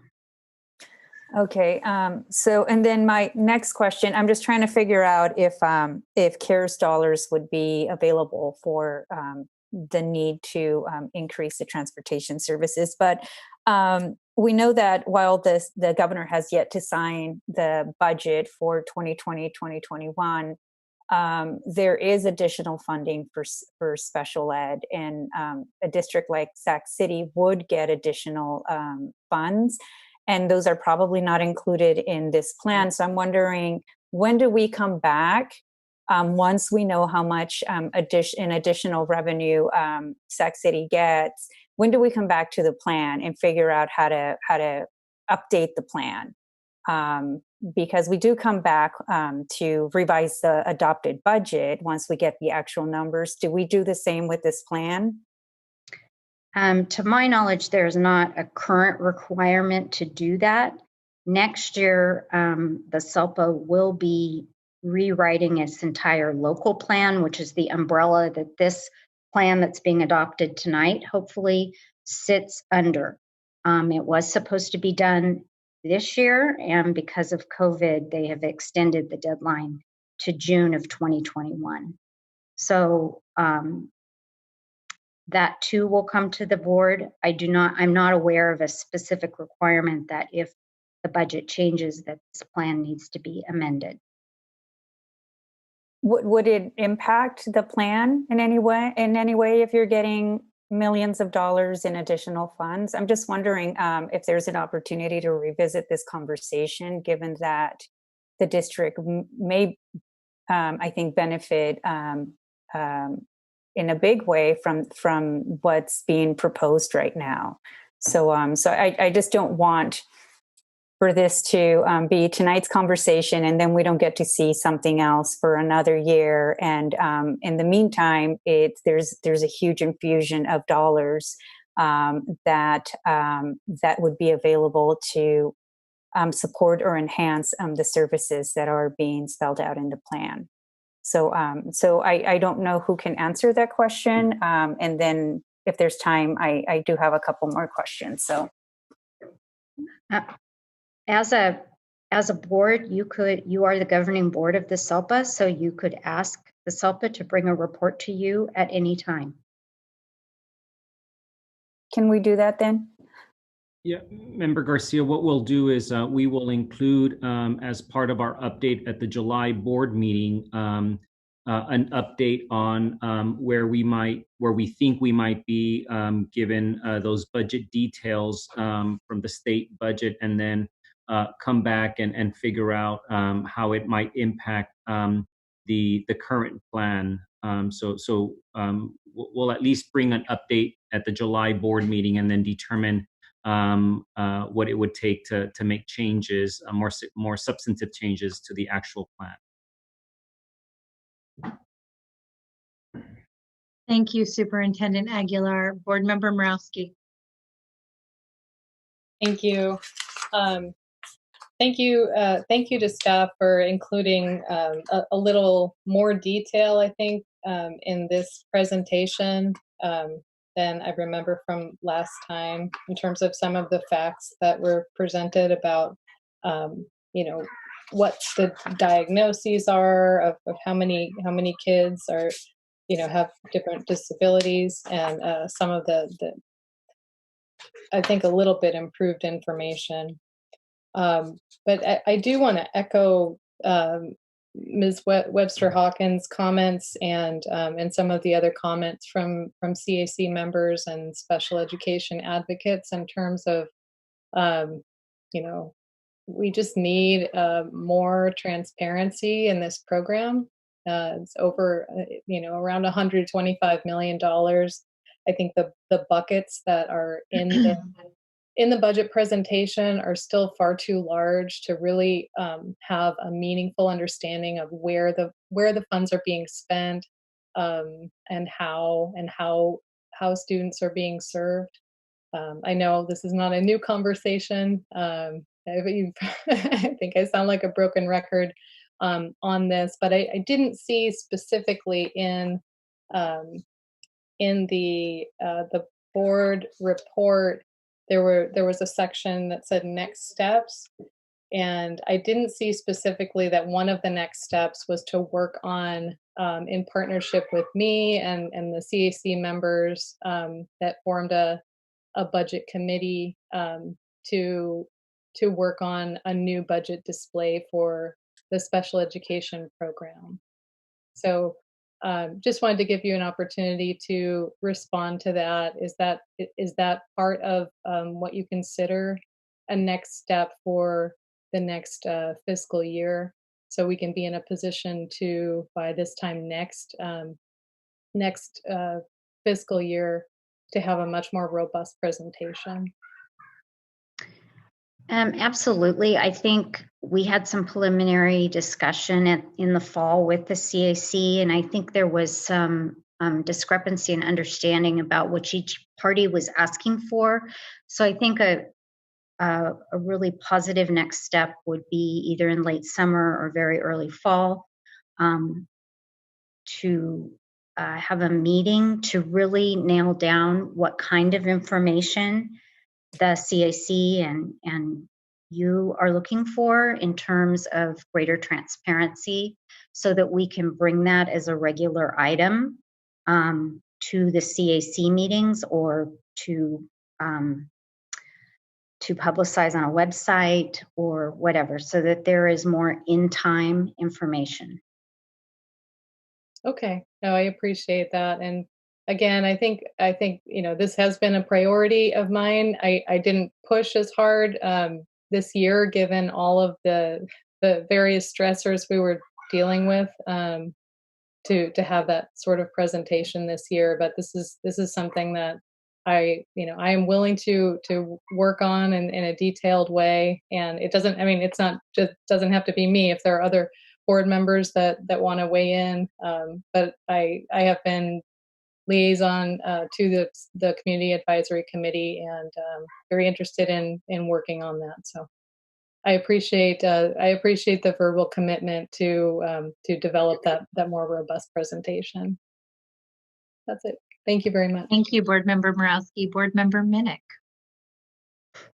Thanks, and thanks, Ms. Bryant. I had a couple questions, but I'm going to drop it down to one because I see we're falling behind, and I was so excited that we were on time. But you had mentioned how, and it's no surprise that we have been disproportionately identifying African-American students in special ed, and I think it was referenced in Ms. Webster Hawkins' comment as well.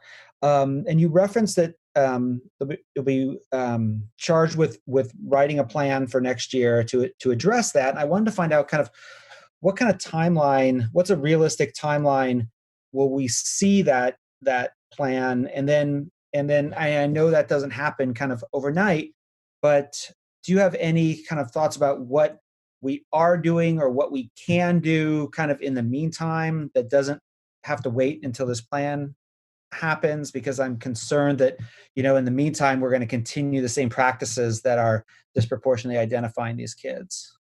Right. In terms of the timelines, the plan is due December 15th. It actually would have been due prior to the end of this school year had we not had a COVID crisis. So all of the timelines have been pushed back, and the requirements are to gather a group of people, actually a kind of an executive leadership group and then more of a community group, and to really look at root causes and to develop strategies.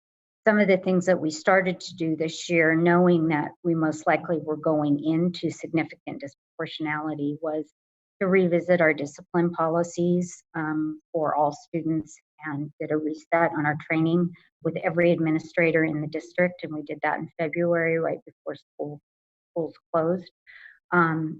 And clearly staff need additional professional learning and assessment practices and making determinations of eligibility for students.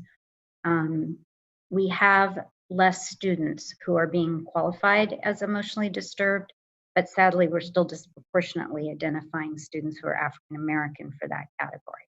So I think there are many practices. The MTSS work will definitely be headed in that right direction for us, is to have opportunities to intervene much earlier before a student is ever assessed and found eligible for special education for any reason. So many of the district's initiatives right now are spot on to address this. Okay, well, that's good to know that we're already kind of moving forward. It's not fast enough because it never is, but at least we're moving in the right direction. Cool, thank you.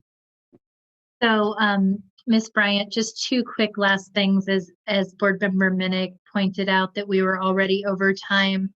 The first is, I think the confusion based on Board Member Pritchett's comments and a couple of the comments that we received in public comment earlier this evening is that as part of the state budget deal that was reached, there is a requirement that you not have classified layoffs of bus drivers or janitors. However, it does not, in fact, exempt aides from layoffs. Now, that doesn't mean that Sac City is laying off aides, but I think it's a legitimate concern given the gravity of the fiscal crisis and how that has been accelerated by the COVID-19 recession, that is not a protected category. So I just want to point that out. The second piece is, I do have a question in line with what Board Member Minnick said. I mean, it is very troubling to me to see the disproportionate identification of Black students for special ed, and I've experienced that in my own family. My question is, how much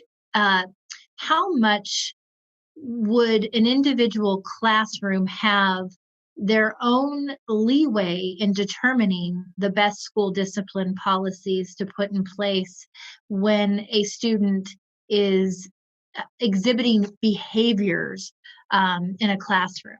Because one of my grave concerns here is we actually had to go to the state and advocate for state level changes to willful defiance as a catch-all policy that we knew was harming Black and brown students, because we could not enact that district-wide without having that state level ed code backing. I think the advocacy at the state has absolutely been necessary to kind of move the dial forward. It's also made us internally look at our policies, look at real-time suspension data, school by school, and to determine whether or not it's true and accurate. And for any student, every student deserves an appropriate education. And when we do not accept students' differences and we discipline because they are different in some way, that's not equity. And we need to really be mindful of that. And I think Chief Academic Officer Beta's whole work around MTSS, it's not just academics, it's climate. And that's why we front-loaded the revisiting of the discipline policies this year. But what you're saying, Becky, is that there is wide discretion across the district and in the classroom for how that is implemented. Yes, okay. There is. And just as there are also some discretionary practices in assessment practices, it's not cut and dry around finding a student eligible under the ED classification. There is a certain amount of subjectivity to it. So this is when inequities are persistent. So I'm going to let us close out this item. I think that this is a subject that is ripe for 2-buys for board members who want to do a deeper dive into this very complex and important subject. But thank you for your work, and we look forward to continuing this conversation.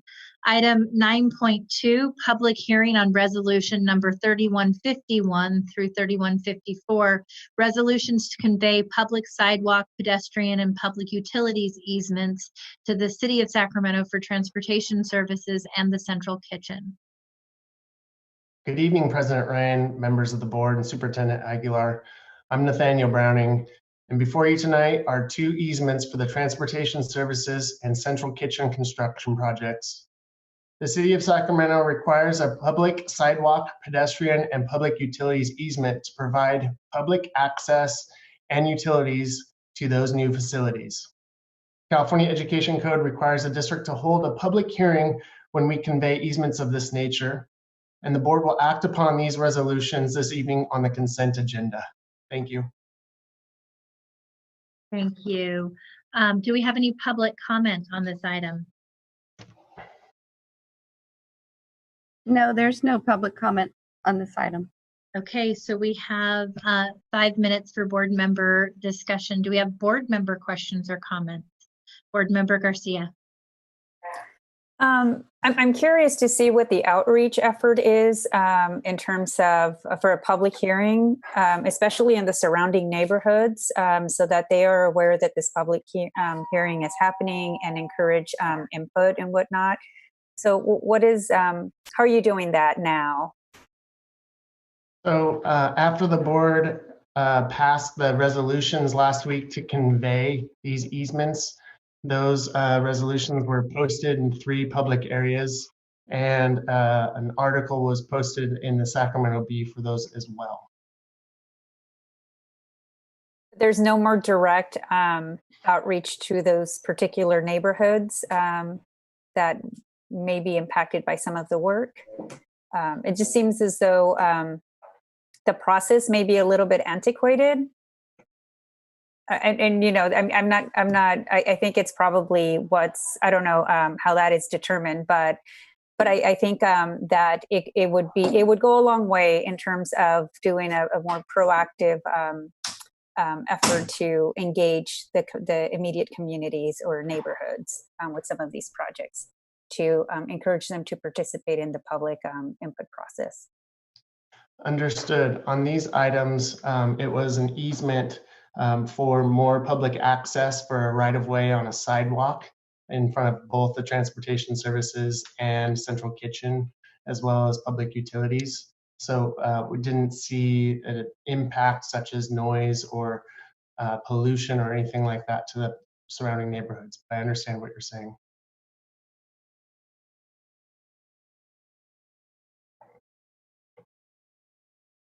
You're on mute, President Ryan. Sorry, we don't have any other questions on this item. This was an information-only item. Item 9.3, public hearing on resolution number 3155 and 3156.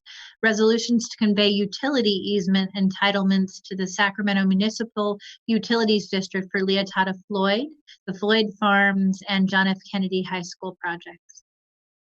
Good evening again. Before you tonight are two additional easements, but these two are for Floyd Farms and John F. Kennedy High School construction projects. The Sacramento Municipal Utilities District, SMUD, has jurisdiction over the electrical distribution that is required to serve the future Floyd Farms. SMUD is also updating its infrastructure at JFK High School. Both projects require a utilities easement to provide electrical services, and the California Education Code requires the district to hold a public hearing when we convey easements of this nature. The board will act upon these resolutions this evening on the consent agenda as well. Thank you.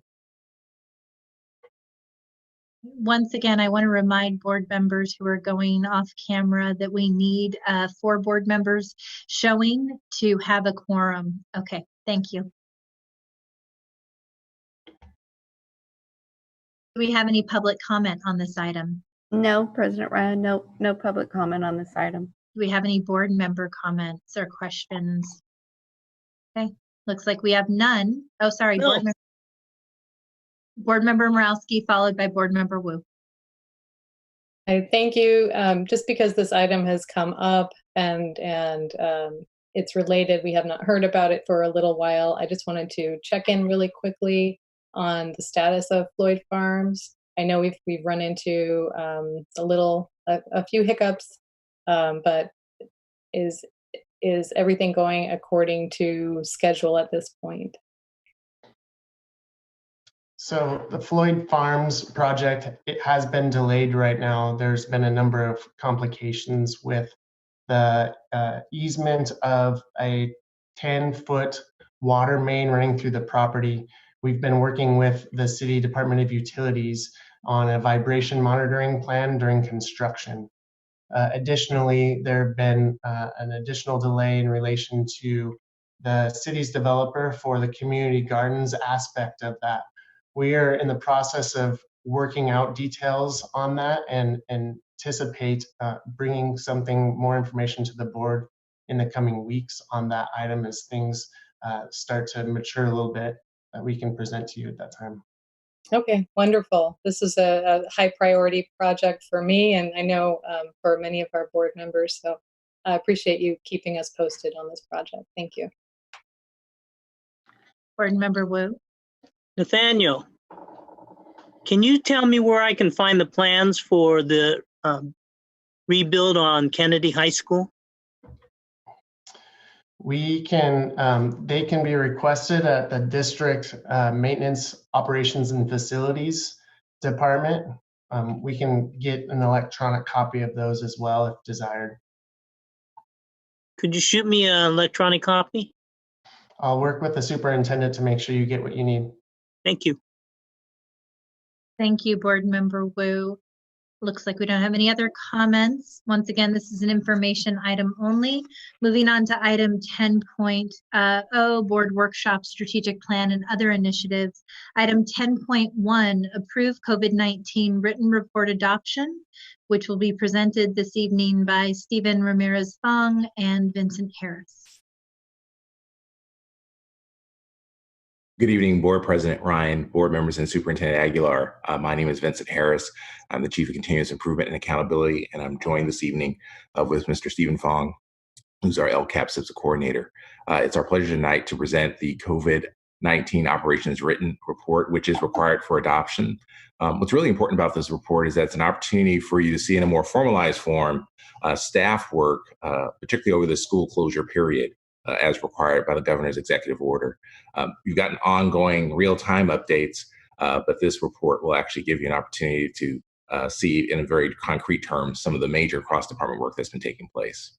In terms of tonight's presentation, we'll give you a summary of what's in the report, and then, of course, ended with a request for adoption. One important thing to highlight is that everything is very fluid in this season of the pandemic, and so this week, Assembly Bill 77, which is anticipated to be signed, actually outlines some real important next steps in the LCAP development process, which actually changes elements of the LCAP approval process in the short term, in that there is not going to be one required for the 2021 school year. And so you'll see further details in our presentation. If we can go to the next slide, please. And so ultimately, in terms of the context for our presentation this evening, it is governed by the executive order of the governor in 5620. And you'll see that the executive order, as stated, basically moved initially the LCAP approval to December of this year. It shifted the 3-year cycle to 21-22 through 23-24, and then basically established or mandated that this report be created and then adopted by the board. As I mentioned just on the last slide, Assembly Bill 77, which again we expect it to be approved momentarily, would eliminate the 2021 LCAP requirement and basically establish a new requirement for a learning and continuity attendance plan, which would be brought to board by September 30th of this year. In terms of context of this presentation, again, just want to emphasize this in no way substitutes for the LCAP work. And so as many community members and board members have asked, certainly we're going to be doing the engagement work necessary to ensure we hear community voice as we roll out the district's overall strategic plan through the LCAP. But this written report is a very distinct staff report to a large degree, which we look forward to sharing with you. Next slide, please. And then again, this offers the overall timeline. As you can see, with the adoption this evening, we will submit it to the Sacramento County Office of Education. And then basically with this process, unlike with the LCAP, SCOE will simply acknowledge receipt of the report, and then actually we'll move into many of our activities that we've done historically for the LCAP. And now with the impending approval of the learning continuity attendance plan, there actually will be some significant work over the summer to build our engagement. And then we'll also be looking to get the approval this time next year for the new 3-year LCAP plan. And we look forward to sharing that with the community and board as we develop it. And our LCAP pack, as you've heard from in many settings, is very committed to creating a very robust, inclusive plan, incorporating many of the themes from tonight's board meeting. With that, I'll turn the presentation over to Mr. Ramirez-Fong, and he'll take you through more of the details. Good evening, board and members, superintendent. As we shared in the LCAP update presentation last week, the operations written report is a tool for communicating the impacts of school closures in these past 3 months and the changes the district has made in response. And included in the response is a description of how the district is meeting the needs of English learners, foster youth, homeless youth, our socioeconomically disadvantaged students, which collectively are known as unduplicated students, and descriptions of our distance learning, provision of school meals, and arrangement for supervision of students. Next slide, please. This report, like many of the reports we create as a district, is the result of the efforts of many contributors. Just want to offer thanks to all the staff who provided specific descriptions, as well as the staff across many departments who developed the robust communications and plans and materials that served as the key data sources for this report.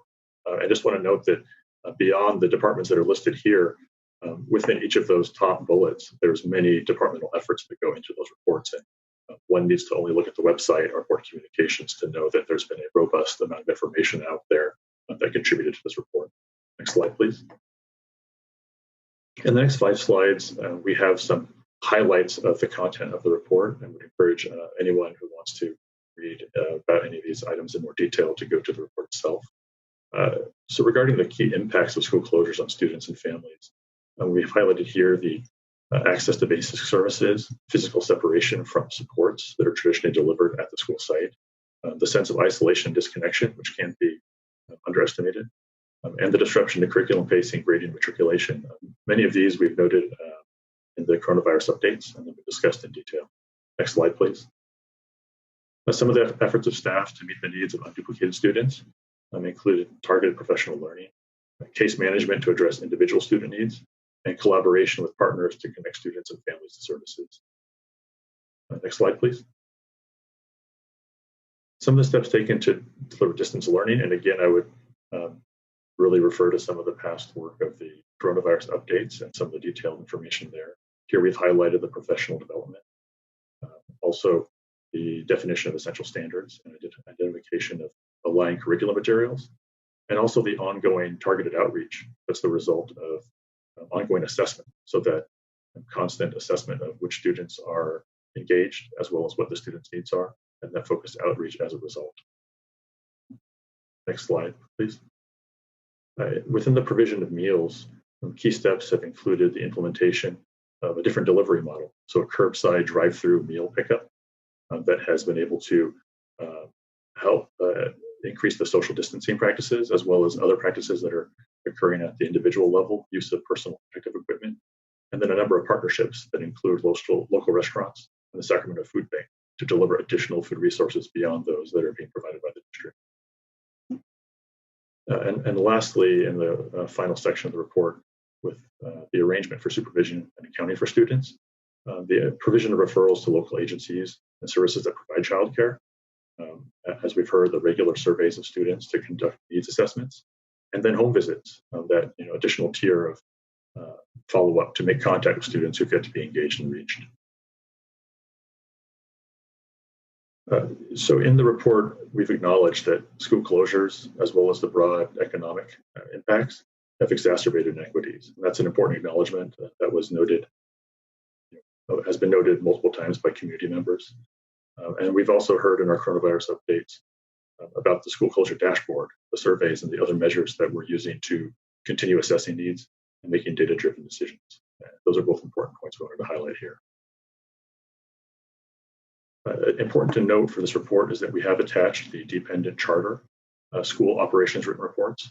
Those would include Bowling Green Elementary Charter School, George Washington Carver School of Arts and Science, New Joseph Bonheim Community Charter School, Sacramento New Technology High School, and the Met Sacramento High School. Next slide, please. Following adoption, the COVID-19 operations written report, as Chief Harris noted, will be submitted to the Sacramento County Office of Education and posted on our website so that the community can access it. And just to reiterate, Chief Harris already went through the key implications of Assembly Bill 77.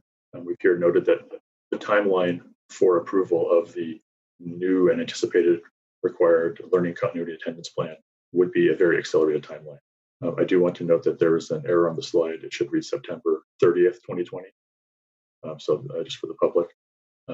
But the August 1st template release anticipation to the September 30th approval date will be a challenging timeline given the start of school.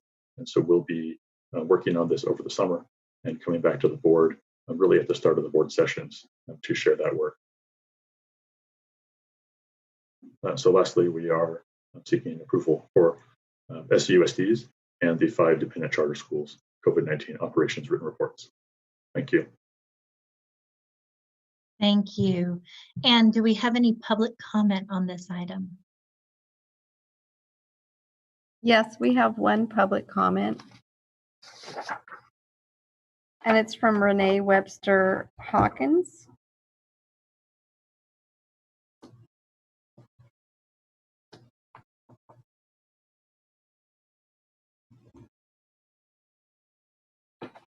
And it says, as a member of the LCAP PAC, I couldn't be prouder to work alongside parents from each trustee area who are passionate, smart, and motivated to both support and push this district to meet or exceed the needs of all students during this pandemic and opportunity to disrupt the institutional racism at every level.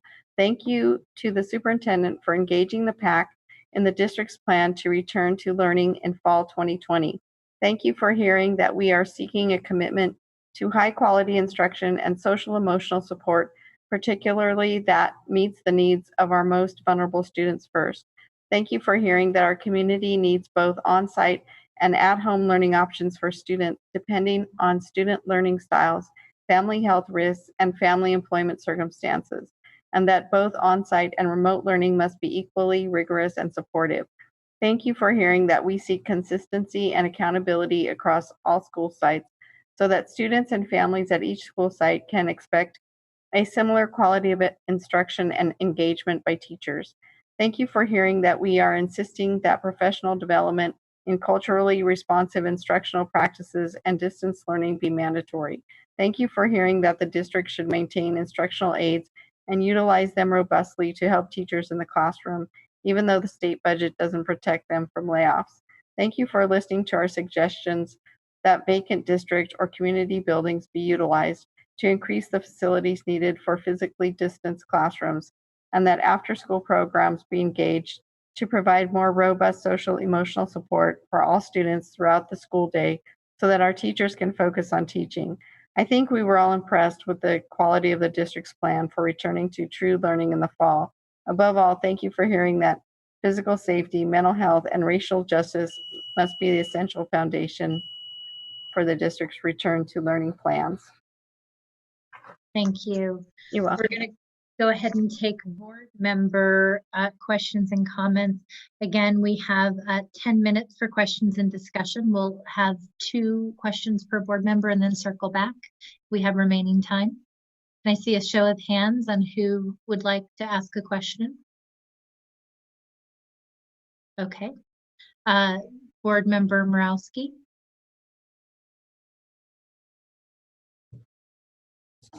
Thank you. I guess one of the things that I'm curious about is we talked a lot about how we're going to measure how we're doing and the school closure dashboard, and now I am wondering if there's a bit of paralysis by analysis in terms of making that dashboard public. Have we come to a place where we're confident in saying, I think this report is supposed to reflect sort of what we've done, and I see some of the data reflected in there, but I would also like to know, are we at a place where that dashboard can be made public, reported to the board, or what is the plan or process to do so?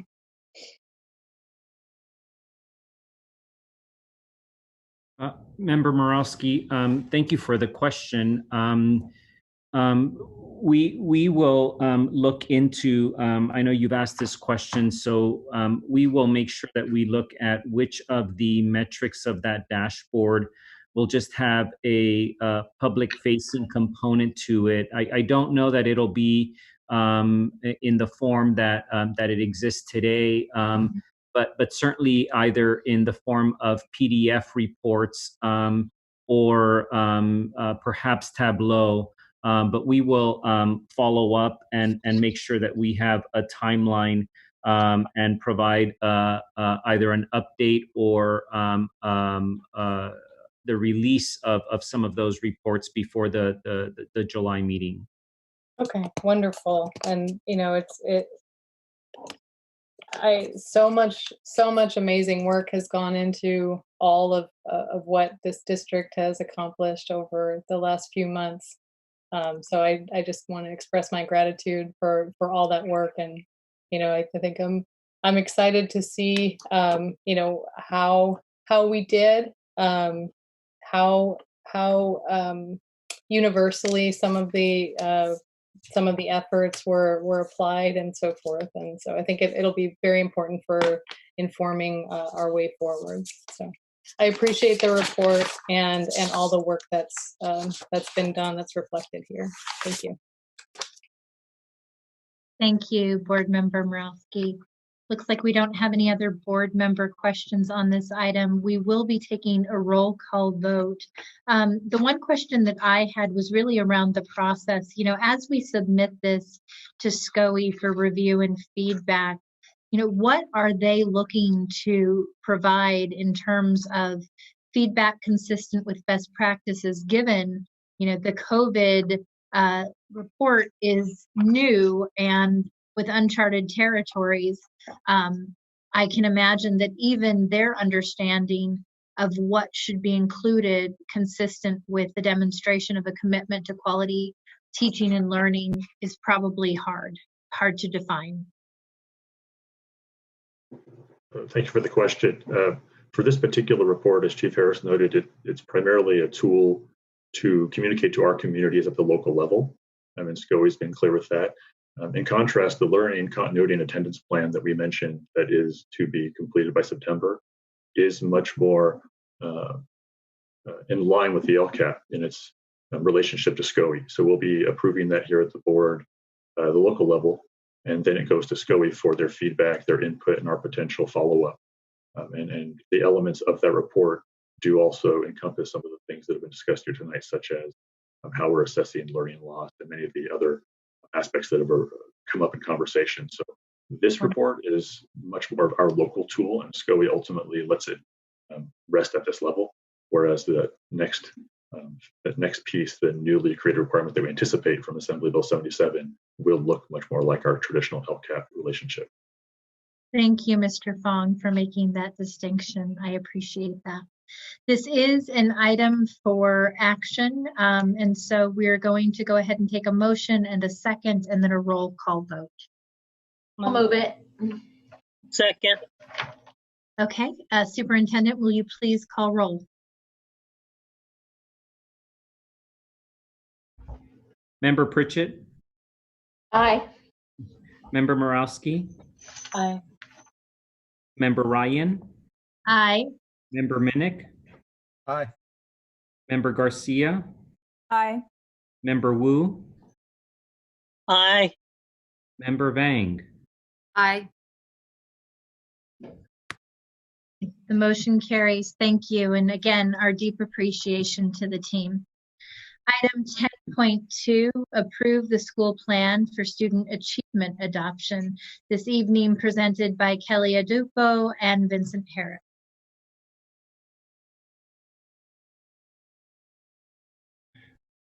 Good evening, Board President Ryan, board members, and Superintendent Aguilar. My name is Vincent Harris, and again, Chief of Continuous Improvement and Accountability. I'm joined this evening in the presentation with Dr. Kelly Odipo, our Director of State and Federal Programs, Tumua, who's one of our Instructional Assistant Superintendents, and then her, who's one of our principals at Edward Kimball Elementary School.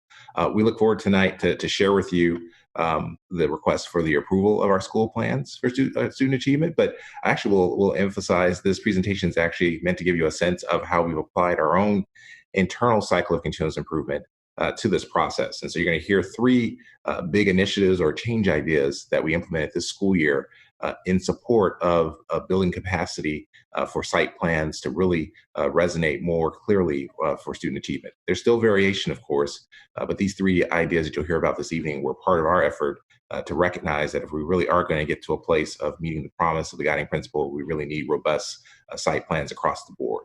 And so you'll hear one idea around the drumbeat about sharing information early in the school year and continuing that throughout the school year. You'll hear a little bit about the tips of mid-year. Of course, we had a full presentation back in February on that topic. And then finally, you'll have an example of how, in collaboration with the academic office, we actually have thought through an emergent idea around how do we do real-time SIPSA coaching and monitoring. And so you'll hear that idea as well in the presentation. If we go to the next slide. You know, ultimately, any plan has to tie to something important. And so in the context of our school plans for student achievement, it really is anchored in the statements on this page. You know, ultimately, these plans are meant to disrupt and interrupt the inequities that we know exist, that we've been discussing this entire board meeting. And then anchoring the promise of our guiding principle really speaks to the work of our site leaders and our teachers and our communities. And how do we fulfill the promise of all students graduate, all students having an equal opportunity to graduate with the greatest number of post-secondary choices from the widest array of options. To do that requires lots of intent, lots of hard work. If we go to the next slide. We've shown this slide several times, obviously in presentations, particularly this time of year, because this represents the most important intersection of how do we make the system stronger, how do we make it better, how do we make it deliver for all students. And so as you look at this framework, really our SIPSAs are founded, and actually really our LCAP as well, are founded around this notion of how do we improve student performance. And so that's the anchor for both of these documents. And then the arrows here, of course, matter because they're the California dashboard, along with our district performance and targeted action index, are foundational data, which are really important for saying these are the things that matter for students. And if we move these indicators on behalf of students, we improve the system. And then ultimately, by doing our district planning well and our site planning well, we're able to create the priorities for our budget. Which of course is incredibly important in these very tight fiscal times. We go to the next slide. And as the board has already spoken to several times, this notion of the PELT problem of practice, really this notion of how do we disrupt and really the unacceptable level of student achievement, particularly among our most vulnerable students, and grounding every decision in every budget and instructional decision in school site and district plans using principles of cycles of continuous improvement. The way we do that is by having effective LCAP and having effective site plans. And those plans ensure that all students can learn. With that, if we go to the next slide. And then ultimately, this slide is just meant to affirm that the strategic planning processes are aligned. So our site planning process really is tightly aligned to our overall district planning process, which comes through our LCAP. And so as we think about these processes and compare them, they really are drawn in the same way. What do our students need is the fundamental needs assessment basis of these plans. And we develop goals specifically to disrupt inequities so that we improve student outcomes. And then we also engage in community engagement. As you've heard, for the LCAP, it's a broad set of community partners district-wide. For each of our sites, it's through the school site councils, which have representation of the local community of those sites. And then for both entities, and that's why we're excited about talking about our change ideas with the SIPSAs, we've instituted a mid-year review process to again, make these plans come to life so that they mean something throughout the school year. We'll go to the next slide. And with that, I'll turn it over to Dr. Odipo to take you deeper into some of the more specifics. Good evening, Superintendent, President Ryan, and board members. I'm Kelly Odipo, and I'd like to talk a little bit about our efforts to support the development of our school plans. So a SIPSA can include both state and federal funds. Each SIPSA includes strategies and actions that may be funded with Title I Part A funds and or supplemental concentration or LCFF supplemental concentration grant funds. We've included all of our state and federal funds on this slide because we thought it was important to acknowledge that funding sources like Title II, III, and IV, which are not included in the SIPSA, but are utilized to support the improvement of student achievement. Next slide, please.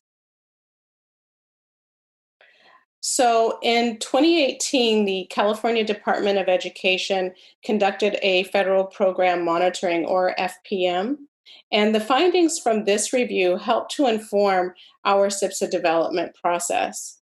The CDE's findings really shed light on the need for a process that supports data-informed decision-making, improving our supports to staff, and making stronger connections between site planning as well as budget decision-making. Next slide, please. As a result, one of the tools we use to provide information and support to principals is the Principal's Bulletin. We use the Bulletin as a continuous drumbeat of information and support for the SIPSA development process. Examples of bulletins posted are information about professional learning opportunities for site staff, as well as school site council members, effective school site council meetings and how to run those meetings, as well as school site council best practices, timelines, as well as other support documents for principals. Next slide, please. So this slide is just a continuation of the support documents that we've provided on that principal's bulletin. Next slide, please. So as Mr. Harris mentioned, our mid-year review was another change idea that we implemented this year. And the purpose of the mid-year review process was to provide a structure for monitoring and evaluating SIPSA strategies. The review included a series of prompts designed to assist principals in describing their progress toward meeting their goals and performance to date. The data gleaned from the mid-year review informed one-stop decision-making or subsequent year planning and updates to the current year's SIPSA. Next slide, please.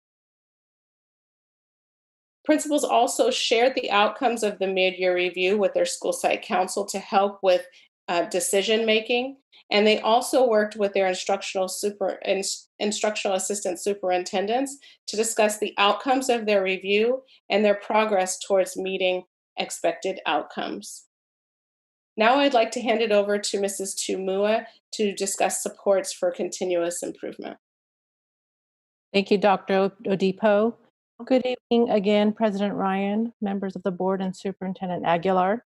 I'm Tu Mua, and I serve as one of our instructional assistant superintendents. As Mr. Harris shared, I will be sharing with you the change idea, and specifically the work and the role of the IASs as we supported our school principals in this very important work of building and creating their school plans with their school leadership teams. Here you see in front of you our continuous improvement process. Our methodology for engaging in cycles of continuous improvement is shown here in this disciplined inquiry through these 9 steps. Our process is built on Carnegie's Principles of Improvement Science and served as the foundation and our expectation in creating and building our school site plans. More explicitly, these 9 steps served as the foundation, the question stems, if you will, to guide our school principals in the creation of their goals for their school plans. Through this disciplined approach, we are encouraged by the higher quality plans and by the thoughtful processes our principals and their teams have engaged in. Next slide, please. In addition, our central office leadership team have received differentiated assistance support through our friends at the Sacramento County Office of Education. Specifically, SCOE supported us as critical friends in helping us to analyze and refine our SIPSA goal statements. And as a result, through the partnership of the Continuous Improvement and Accountability team, and with the instructional assistant superintendents and the academic team, we were able to use and create a goal statement or self-assessment reflection tool in helping us with our sessions with our principals. Each instructional assistant superintendent met with their principals individually over Zoom or phone calls in this pandemic space to review and reflect together the SIPSA goals developed by the site. We use the 4 guiding questions to help guide us in our conversations and refine the SIPSA goals. That first question is the goal clear? Does it reflect a concrete and specific measurable outcome? That second question include, does the goal clearly specify a target? For example, is there a specific growth target, calling out a desired percentage specific increase? That third question, does the goal clearly identify student groups it intends to impact? Given our schools are held accountable for increasing student achievement with all students, but not just all students, we're also held accountable for increasing student outcomes for our significant student groups. We were truly looking for our school plans to lift this component up explicitly. And finally, the fourth question, does the goal clearly specify a date by when the goal is to be achieved? In other words, what's the target date for achieving the goal? Through these clear guiding questions from the reflection tool, again, jointly created by the continuous improvement and accountability team and the instructional assistant superintendents, our principals were given the guidance and reflections opportunity necessary through the one-on-one coaching by way of their instructional assistant superintendents to thoughtfully analyze and revise their SIPSA goals to match the needs of all children in their schools. And at this time, I'd like to turn it back to Mr. Harris. And I'll go through this slide relatively quickly. As we think about what's happening at our sites, many ways to kind of aggregate data. And what we did was a sampling of the goal statements of our sites. And so not unexpected, but many of the call outs that you would expect to see across our system are represented here in terms of increasing graduation rate, reducing chronic absenteeism, a major call out for looking at ways to impact school climate, whether that's a reduction in the behaviors that lead to suspension or changing results within our school climate survey. And one point to make here, this is where we have the intersection of the work of the African American Achievement Task Force, where the 5% variance, thanks to the leadership of Mai C. Lee as our SEL director, really brought that to life as site work. So I'll end there. These basically represent big trends that we saw across our school site plans. Next slide, and actually, if we set up this next slide, this is a really opportunity for our Edward Kimball principal, needing her to share really the important work of how site leaders make our cycle continuous improvement come to life. Good evening, Board President Ryan, Superintendent Aguilar, and board members. My name is Nang Her. I am the principal at Edward Kimball Elementary, and tonight I wanted to just be able to share the Edward Kimball SIPSA process implemented on the site level. So this year, how we proceeded with the SIPSA development process was we reviewed our SIPSA goals with school site council, ELAC, and staff. We wanted to make sure that we ensured all stakeholders understood our SIPSA goals and how, as a site, we would accomplish these goals. In addition to that, I provided site staff with a calendar of academic conference dates and PDs that would be held for the school year. And we use the academic conferences to really review data and connect back to our SIPSA goals. In addition to that, at Site Council and ELAC meetings, it has been a very critical and important piece to continuously review school data, academics, behavior and attendance reports, and understanding student needs as we meet each and every time for our Site Council and ELAC meetings. From there, we had our mid-year progress monitoring review of our SIPSA goals. And through this process, it is eye-opening, not only just for the administrator, but for teachers and for the ELAC and Site Council, to kind of just review our data with us. What we do is we review the school data, the academics, the behavior, and the attendance. And during this mid-year progress monitoring, we really discuss in real time, where are we as a site? Are we on track with our goals? Do we need to revise, modify our goals as needed to support our students' needs? What I have done this year is not only just rely on Site Council and ELAC and just staff coming to me to provide feedback, but I generated a mid-year staff survey, and I started this my first year at Kimball, and I continued this year to really give me insight on, how are we doing as a site? What do we need to make modifications or revisions to ensure that we meet our SIPSA goals?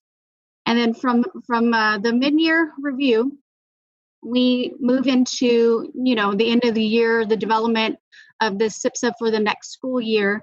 And what we do as a team is we, again, review site data.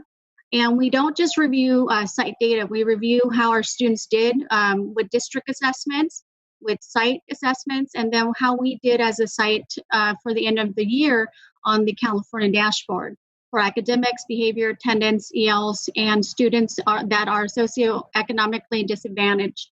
And then from there, using the data, we determine measurable goals that focus on target groups with a specific timeline to ensure that we meet the needs of our students.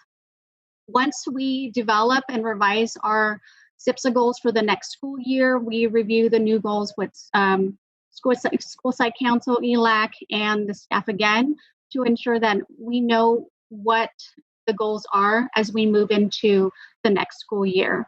The most important thing that I have recognized from the SIPSA process is we need to continuously have ongoing data review, understand that students are the priority, and really that team collaboration from all stakeholders is the most important thing, because we need to work as a team. And then in addition to that, just allowing and providing opportunities for feedback and suggestions in order to really ensure that we meet the needs of the students. Thank you. So wrapping up, just three major headings here. One, just recognizing that in the midst of the pandemic, we really have had to emphasize flexibility, and our site leaders have been champions in this. One element has been that our school site council approvals were all virtual, which was new guidance we just got this spring, and it was a new practice for us, and seemed to have gone well. Another opportunity for our flexibility has been, traditionally we've used SBAC as probably one of the most popular measures for student achievement. Of course, this past season, we've had to think about other ways of thinking about looking at student growth in terms of some internal work that sites do in letter grades. Again, as we think about the connectivity of the LCAP to SIPSA, we know there's an opportunity to really build on that. And that's why it's really important for us to share our SIPSA goals broadly internally at CERNA, but also with the LCAP PAC, so that we're informing bottom-up, top-down kind of information sharing, so that as we have broad strategic goals of the system, they're informing site plans, and site plans are informing broad strategic goals of the system. And then finally, we really are continuing that intersection of strategies linking to proposed expenditures, tying to student outcomes, having a through line with all those key elements, because as Dr. Odipo shared, that was one of the gaps we had in our prior federal program monitoring audit, and that's been one of our points of emphasis, particularly over the last 18 months. With that, if we go to the next slide, we'll ask for adoption of our school site plans for student achievement. Thank you, Vincent. And do we have any public comment on this item? Yes, there are 3 public comments. The first is from Dominique Herndon, and it says, I work with students and have family members that have students enrolled in SUSD. During COVID, my job was to work with students within 7 districts throughout Sacramento, with a larger scope to see and compare how districts were working to craft their district learning plans. It became very evident that SUSD was very unprepared, like other districts, but SUSD were laggards when it came to getting their distance learning plans crafted and outreaching to students. Parents flooded my phones asking me for information. The SUSD phone number was never answered by a live person during COVID. I called multiple times. SUSD really needs to create a plan that looks not only at student achievement, but better administration that knows how to lead, teachers that care for their students and have a history of teaching, hire more students of color, include curriculum that is diverse and well-rounded, ethnic studies, real American history that is not whitewashed. Vocations and training needs to be added back into curriculum because traditional learning is not for every learner. Teachers need to have love and passion for teaching and their students. Teachers should not be afraid of the students they are getting paid to teach. It is already a well-known fact that SUSD has the highest rates of suspensions and expulsions of Black males. Will this plan do anything to address that? Seeing that it is hard for any student to achieve anything if they are not present in the classroom, I think people really need to understand that these school districts are laying the foundations for our future generations. And if our largest school district in Sacramento is doing poorly with staff, admin, teacher, coaches, etc., just there to collect a paycheck, our city is doomed for a bleak, uninspired, and innovationless future. The next comment is from Sarah Williams Kingsley and says, I have participated in the SPSA as a member of the school site count committee for Isidore Cohen Elementary School for 3 years. I came before you a year ago to complain that there appears to be little district oversight of this process and a lack of training for SSC members. I'm happy to report our SSC received training this year. Unfortunately, the oversight process is still not as robust as it is intended to be. There is very little help figuring out how the spending impacts outcomes and how to align that to future spending plans. Secondly, the district oversight of the plans still leaves much room for improvement. Our sites plan has incorrect dates on it when submitted for approval. I noticed the error and asked for it to be corrected, but staff should have noticed the error themselves if they actually read the plans. And the last comment is from Leanna Sanchez, and it says, how is EL money being spent for EL student outcomes? How are programs and services being evaluated? And that's the last public comment. Thank you. And we're going to take board member comments and questions. Board member Minnick.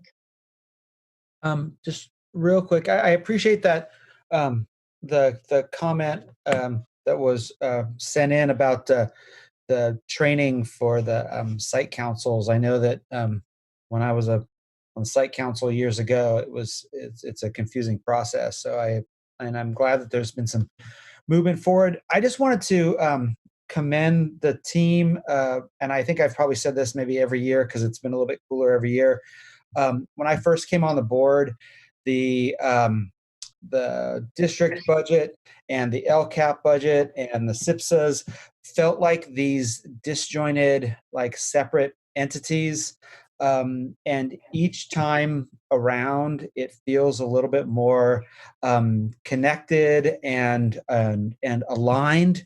And I know that was something that I felt was important when I first came on, and I was surprised how it didn't feel that way.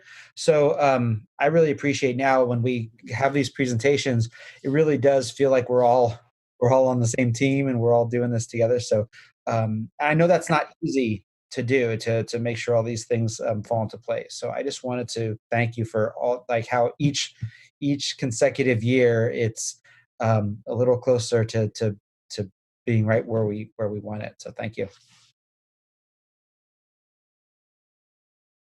Thank you, board member Minnick. Board member Vang. Thank you, President Ryan.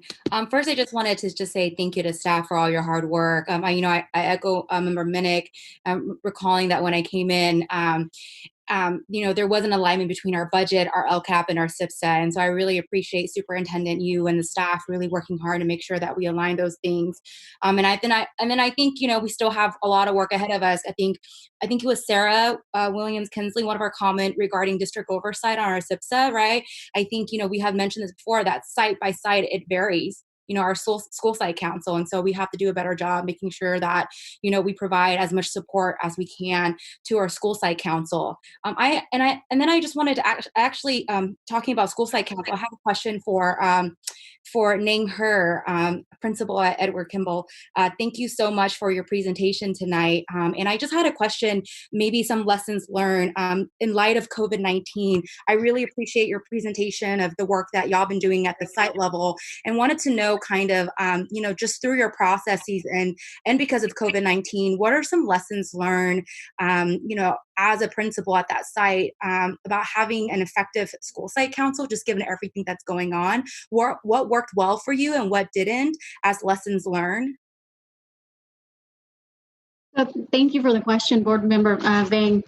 The one thing when COVID-19 just kind of allowed us to reflect on how we were going to teach our students and communicate with our parents.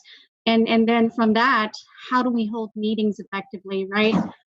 From that point on, one thing that I have learned is really finding an effective tool that everyone will agree to in regards to communication, whether it be through email, whether it be through a remind.com. That was one thing that I found that was extremely critical. We all needed to be on the same page. So communication, clear communication tool that would be utilized throughout, this time that we are remotely, working from home. In addition to that, how do we make sure and ensure that everyone received information on time?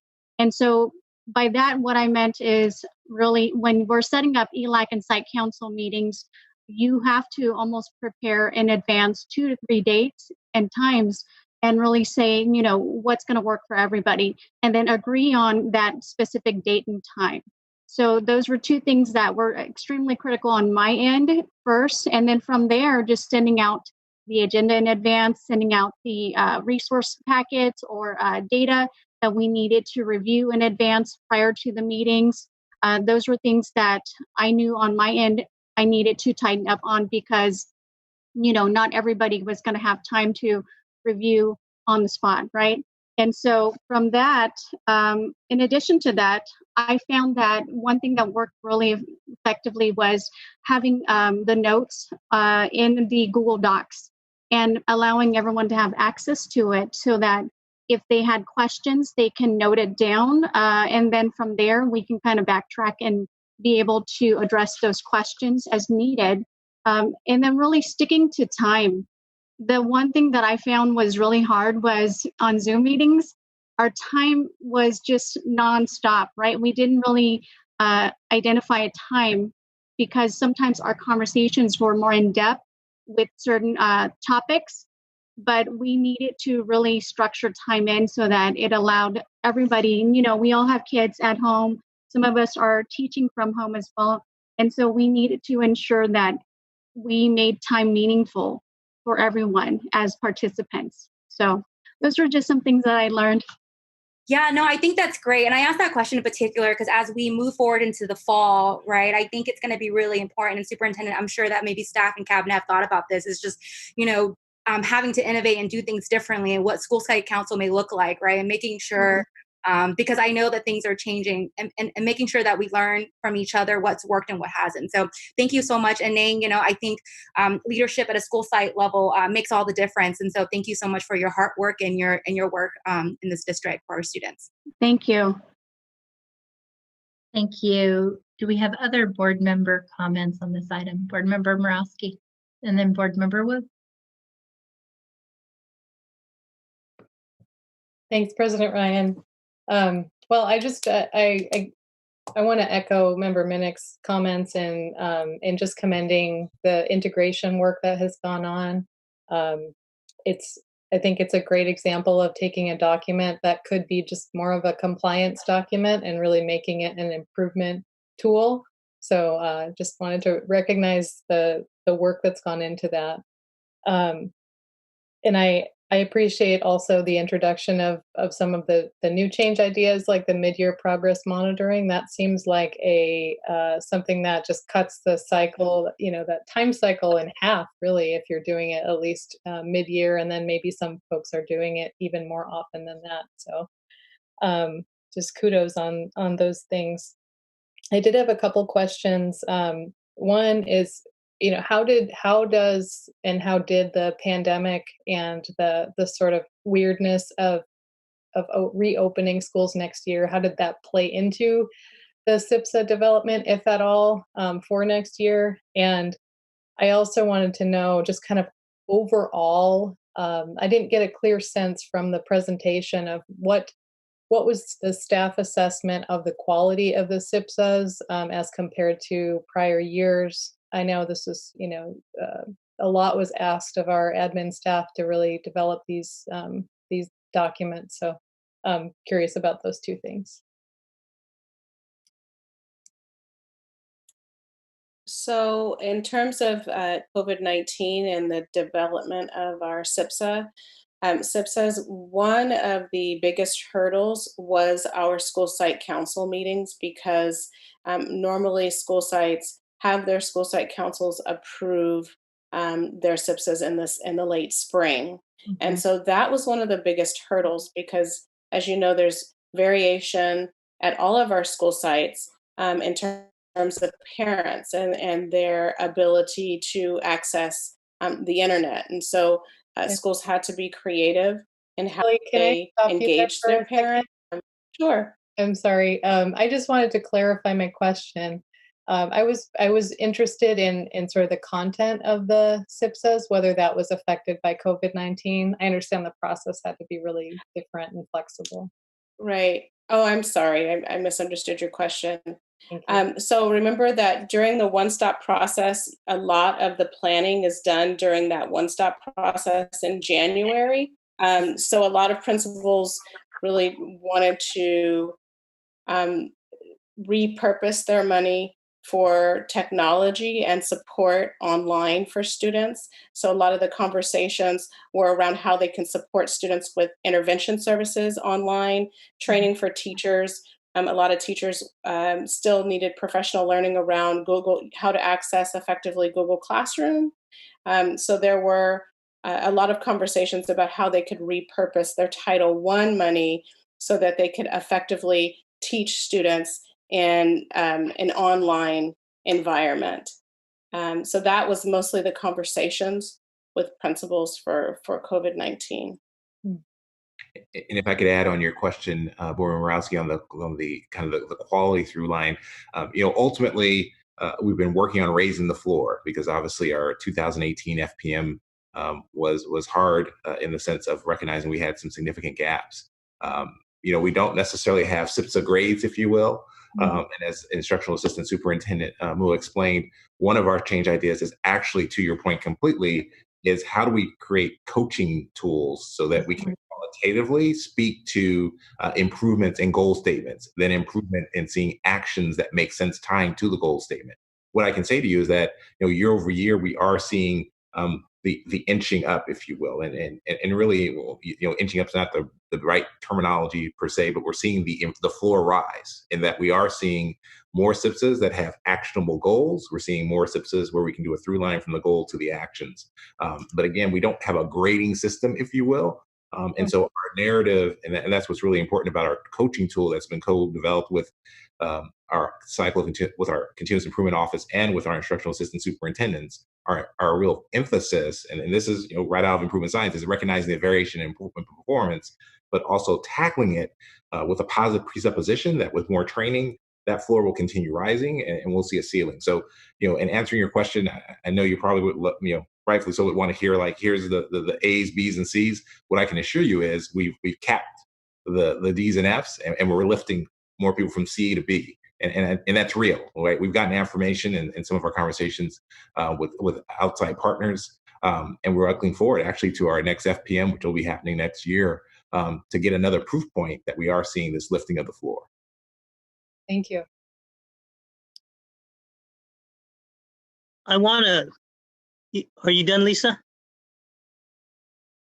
Yes. I want to echo the comments of Mr. Minnick, Morowski, and Mai Vang. I really want to congratulate you. I'm curious, though, if you've had any pushback either from the teachers or the parents. Not to my knowledge. No, I think Principal Herr might be able to speak more directly because she has interactions with parents, but not to my knowledge. So in our planning process for SIPSA, by really connecting with our parents, our school site, and our ELAC council members, we really work hard to build a team of collaboration. And one parent actually said to me at the end of our site council meeting for this year to review our SIPSA, she said, thank you so much for just allowing us to review data every single, meeting that we have. Whether it take us, an hour, 2 hours, reviewing the data shows the work that's happening at the site. And I have not had any pushback at all at Kimball. Parents are really active, they're engaged. We don't just talk about, the meeting doesn't just stop at ELAC and site council meetings. We also discuss this, at our coffee chats.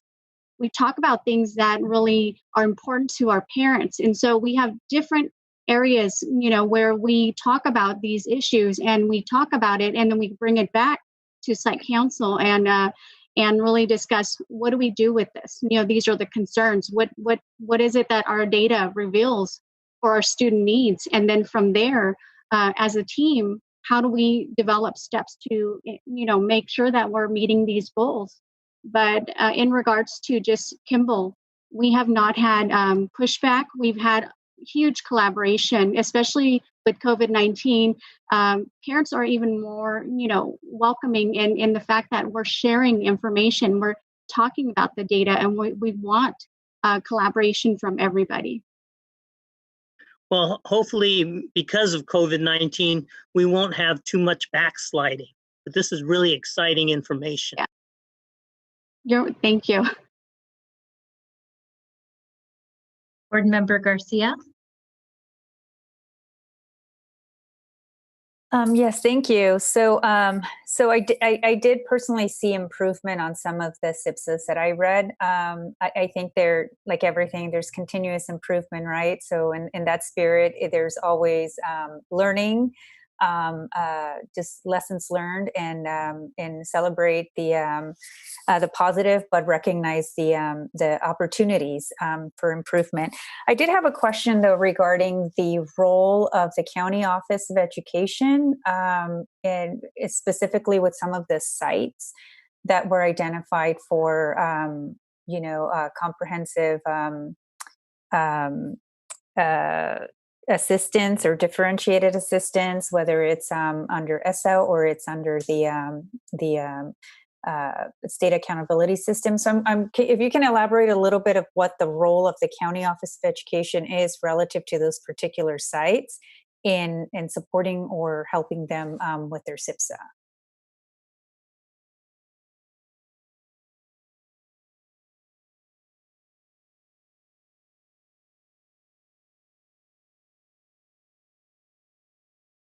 I don't know if someone is on mute. Kelly? Vincent? For Garcia, as you described the CSI, ATSI programs, I mean, certainly, we do have a number of sites that did qualify under both of those programs in terms of the comprehensive support and improvement, additional targeted support and improvement. As we do this type of work, and Dr. Adipo can add on if need be, a lot of that work actually is with their SIPSA and with their school site council. So the county's role really is not necessarily as directive or prescriptive, but both for our CSI and ATSI sites, we expect them to have plans that really address the gaps that got them onto that list, which typically relate to obviously dashboard measures where students and the site itself has a number of reds. And then also specifically, because, with CSI and ATSI, we also still have SIG. SIG is actually a place where you do have kind of the intersectionality of these types of interventions, and the county in our SIG work actually plays a leading role of co-facilitating meetings. So one of the complexities here is that these measures to some degree aren't mutually exclusive, and so sites that are SIG actually end up being CSI and ATSI as well. And so through the SIG work, the county is very much a direct partner, but in terms of CSI and ATSI, the county serves as an advisor. They basically have convened districts to talk about best practices in terms of intervention, but their role is letting the sites then, through the site leadership and through our supervision, provide support. So I'd say the tightest alignment is with SIG, CSI, ATSI. The county serves more as an advisory role of hero practices, and we're bringing districts together to share. And then ultimately, sites themselves really are the keepers of what the plan turns out to be.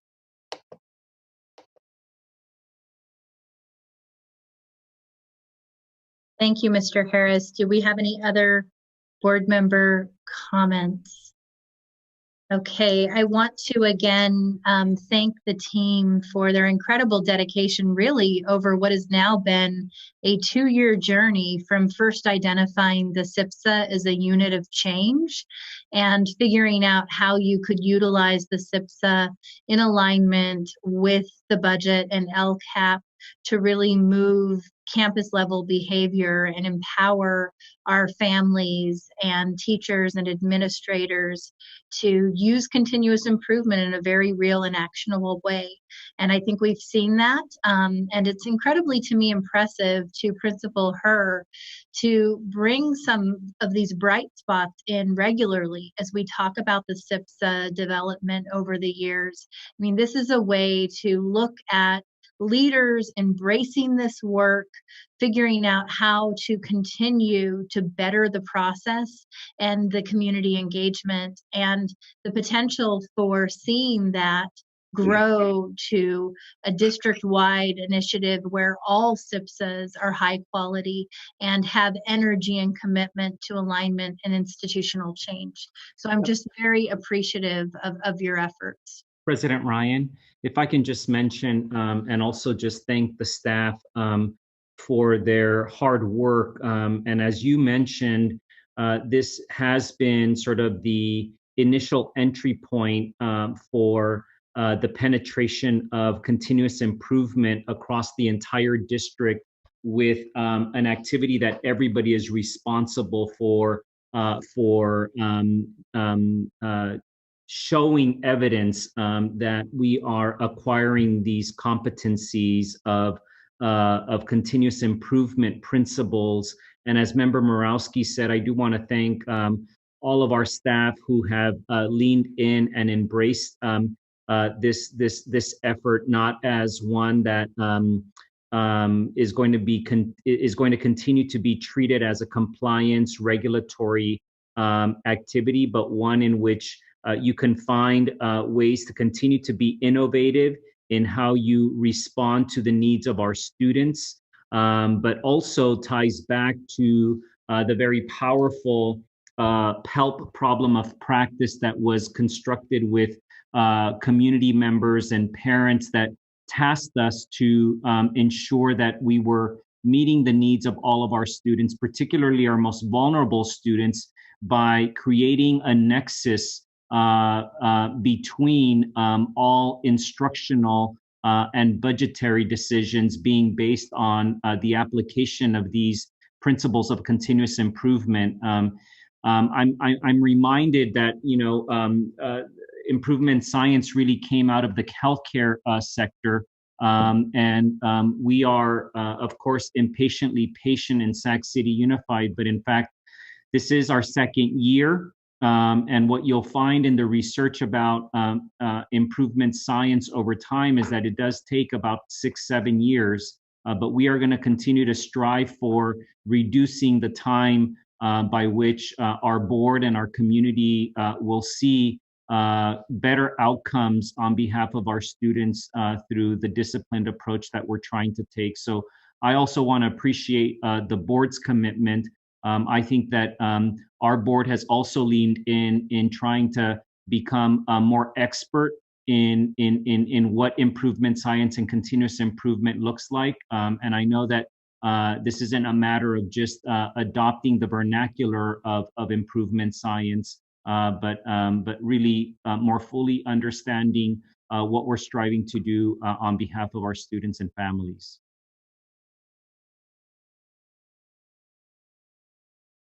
Thank you, Superintendent. Thank you, Superintendent Aguilar. This is an action item and a roll call vote. Can we I'll please move have it. Okay, a second? Second. Superintendent Aguilar, will you please call roll?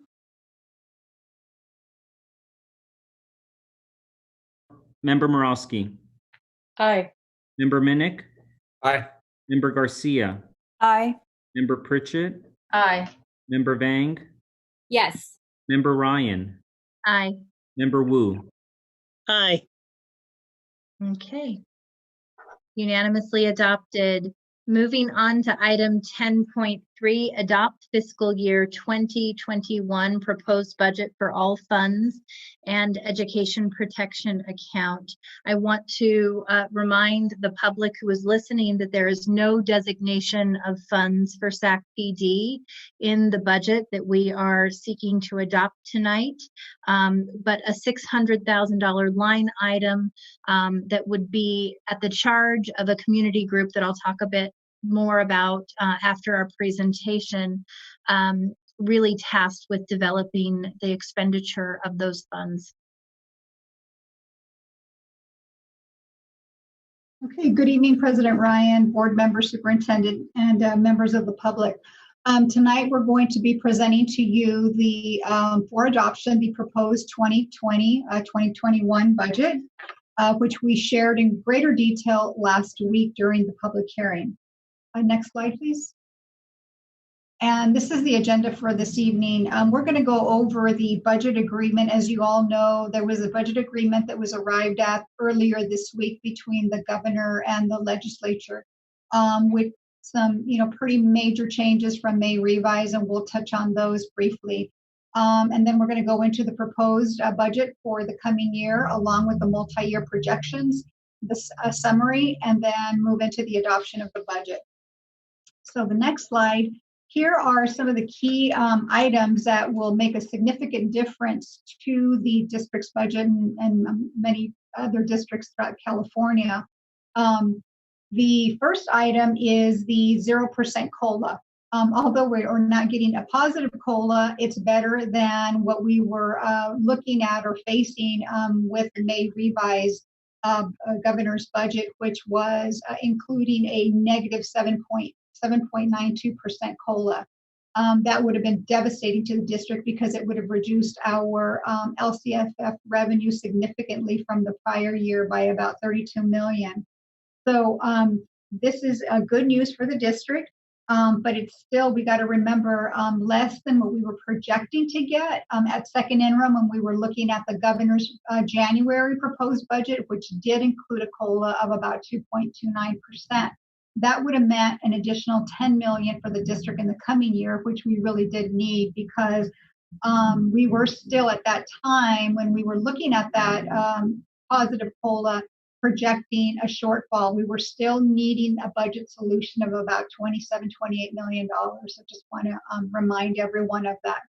Now, how did the budget figure out a way to remove the deficit? Well, they increased the cash deferrals. The offset is 4.5 months of cash deferrals in the 2020-21 year, starting in February of next year. So this is going to have a negative impact on cash flow, obviously. For the district, roughly looking at just, running some numbers, it's pushing out cash up by about 160 million. Once we know all the details and we can update the budget and really run the numbers through our cash flow, we'll have a much, much better accurate number for you in terms of cash flow. And the other big one was the additional federal and state revenue. This should say federal and state. This is the allocation called the Learning Loss Mitigation Funds, which is funding districts under 3 allocations. One is for special ed. One is using a district supplemental and concentration funding, and the third is using the district's LCFF funding. This is good news. This is more money for the district, but it is one-time money. We want to just, again, put that out there. But nonetheless, we do welcome any relief funding that we can get. And then the other big one was the August certificated layoff provision. That's been removed along with some restrictions on the classified layoff categories. And I think those were shared earlier in a different presentation. So in our next slide, we go over a little bit, what does this mean for Sac City specifically? Although we don't have specific details, there's some information out there that we were able to get in order to provide you with some specific dollar amounts that are projections at this point. And again, just a reminder that although this is better than May revised, it still doesn't fix our fiscal problem, right? We're still facing that same budget solution and maybe a little more than what we, than prior to, than with these additional improvements in the agreed upon budget. So again, the definite details are not yet available, but school services did provide us with some estimates on what this additional mitigation funding would look like for the district. So for special ed, it would look like we would get about $12 million, 12.4. Under the supplemental concentration allocation, it'd be an additional 6.3. And under that LCFF allocation, it'd be about 21 million. So in total, it'd be about $40 million in one-time funds, which is nice. That's a very nice big chunk of change. And so more to come on that. And these are the unknowns. Next slide, please. So these are some of the unknowns that we're waiting for details in order to really revise our budget and understand the true impact. As far as the learning loss mitigation funds, the restrictions part, does this mean then that we have to build in an additional $39 million in expenses to offset that $39 million in one-time funds? So we're waiting for those types of details to unfold. And the spend date, is it definitely going to be December 31st, 20? We're hearing so far, yes. But again, until the budget is definitely enacted and we see those details, it's really hard to say that that's going to be the final spend date, because that will then make a big difference in terms of our cash flow, right? Because that means that we're going to have to show all of that revenue, and we're going to have to show the expenses spent by that date. And then the other is the allocation date. When can we actually expect to have these funds on hand, especially given the deferrals? And then the unknown for the 0% COLA for LCFF is this only be a 0% for next year? Do we apply this to our out years? And this is going to, again, impact our multi-year projections and determining what that is going to look like for the out years in terms of our ending fund balances. So because of these unknowns, it's very difficult to provide you with an accurate cash flow based on these improvements at this point in time.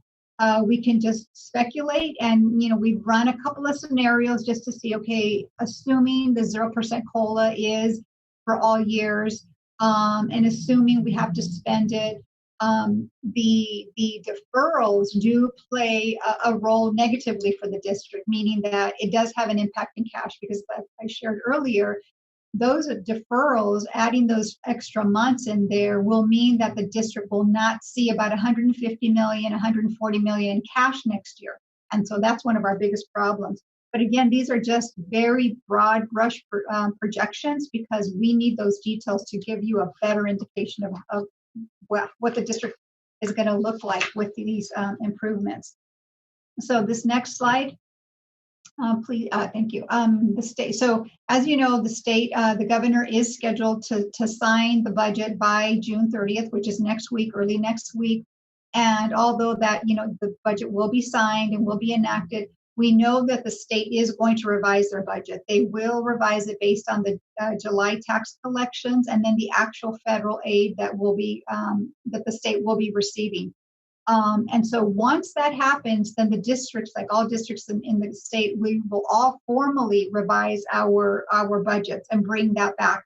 And just like we did in this presentation, formally. And when we say formally, we mean all the SACS forms and all of the filing forms that go with a formal district budget.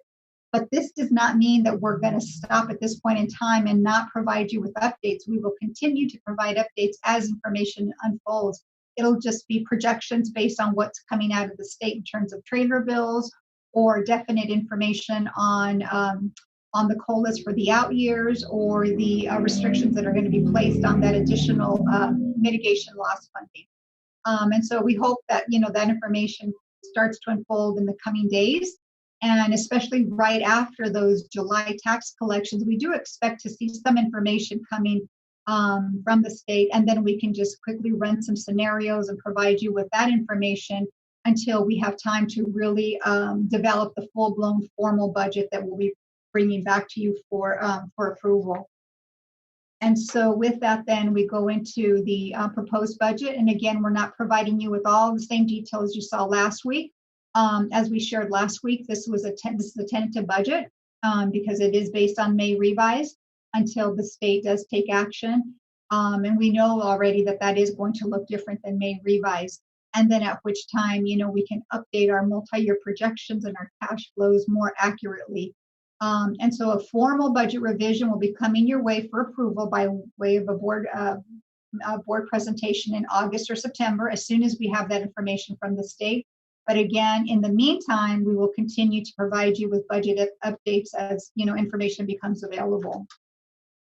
And so our next slide is, you've seen this. This is from last week, just a recap on our multi-year projections. Again, using May revise and showing how our ending fund balance looks pretty bad in that third year, and we know this will change drastically.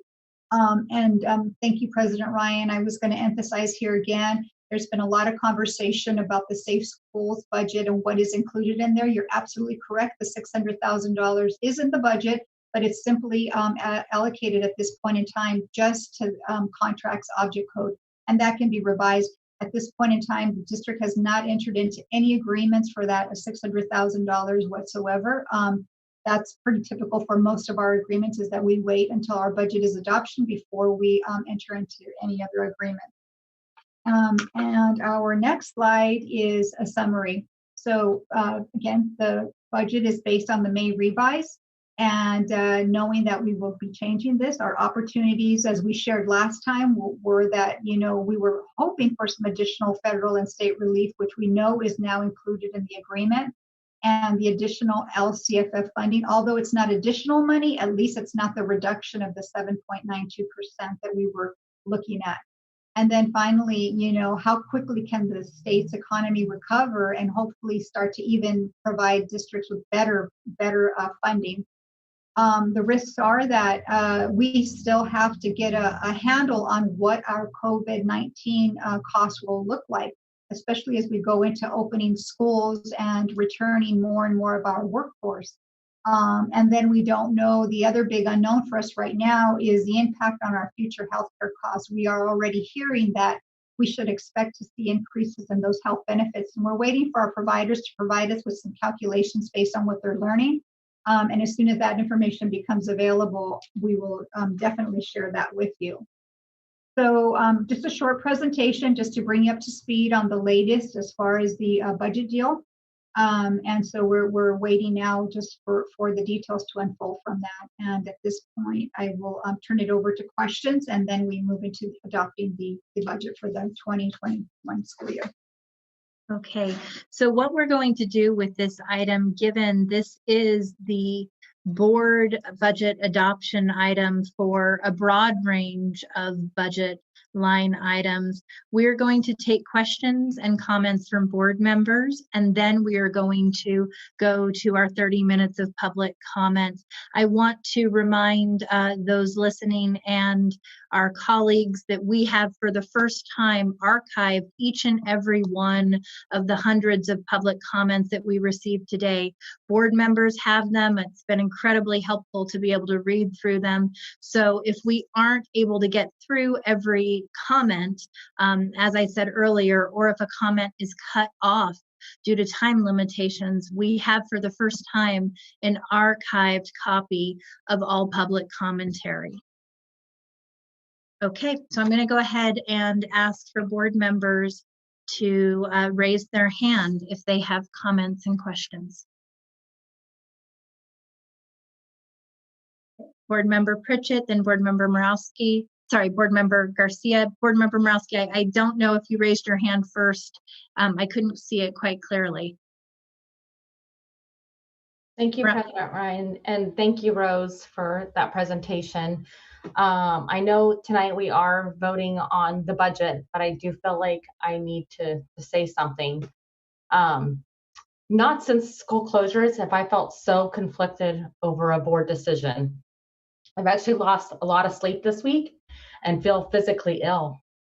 I recognize and I stand in solidarity to support our Black and Brown students, but I'm also grappling with the responsibility of a board member to keep our kids safe. You see, I represent an area that is not covered by Sacramento PD. It's an unincorporated area in the county, a little pocket between three cities. the city of Sacramento, the city of Rancho Cordova, and the city of Elk Grove. In fact, I have 3 schools that are primarily in the city of Rancho Cordova. And when violence occurs at one of my sites, as it often does, hall monitors and staff try their best with their well-meaning, trying to get it under control. But then we have to rely on the patrol officers of Sacramento Sheriff's Department to come out. Ask yourselves a question. What happens when the Sacramento Sheriff's Department is deployed to one of our school sites or just in our communities? We know what happens. Our communities have written about this and sent us emails and phone calls and all about enrage over this. Last year, we heard the community's cries to defend the police, and we did. We pulled all of our SROs off of our campuses. We cut the contract to only 3 roaming emergency response SROs. We hired a new safety director under the community hiring panel. Before we can even assess and decide if this is working, the board is being called to totally divest without a plan. Many groups have sent us examples of other school districts like Denver that's divesting. Denver is just doing right now what we did a year ago by removing school-based officers and seeking to divest by the year of 2022. I'm deeply concerned that we are being asked to take a budget action without a roadmap for how to keep our students safe.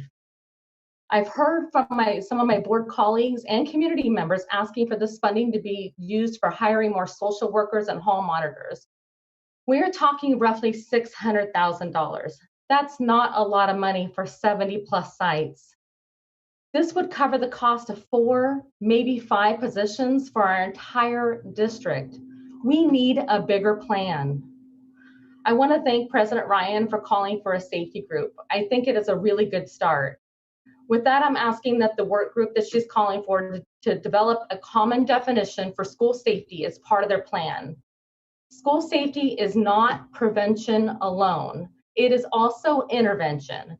And I'm troubled that it all seems to be lost in these conversations.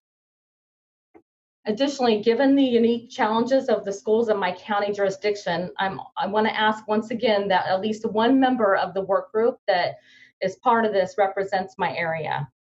I am prepared to approve this budget tonight with the understanding that we bring safety to the forefront.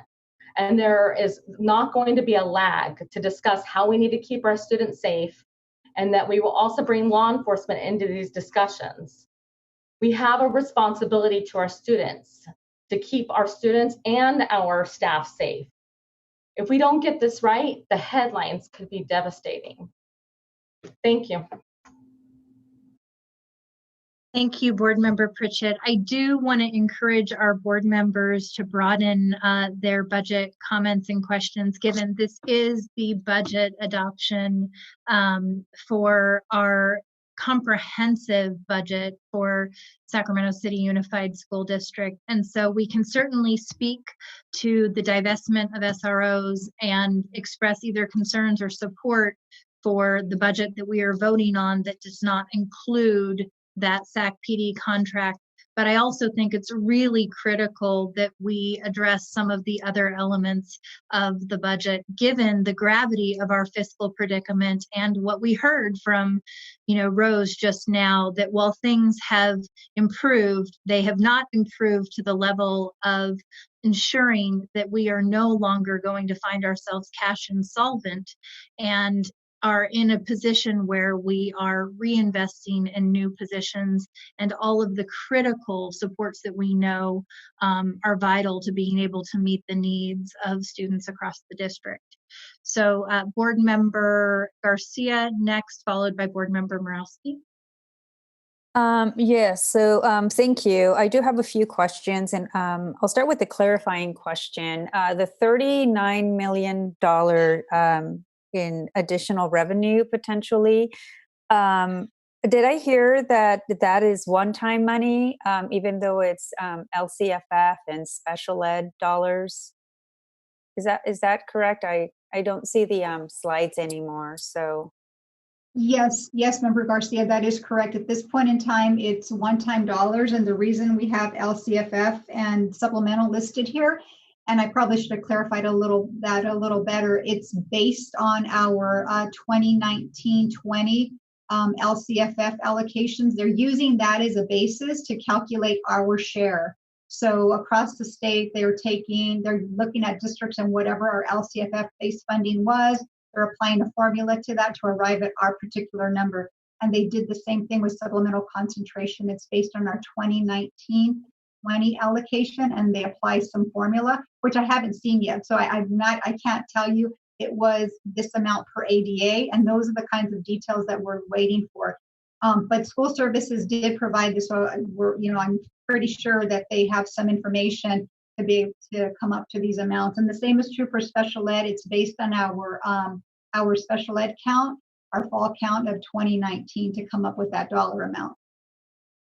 Okay, so I think that's going to be an important distinction moving forward. I know today's budget is just a tentative sort of budget that we're adopting, but there's a big difference, right, between one-time money and ongoing dollars, and how that impacts the overall budget.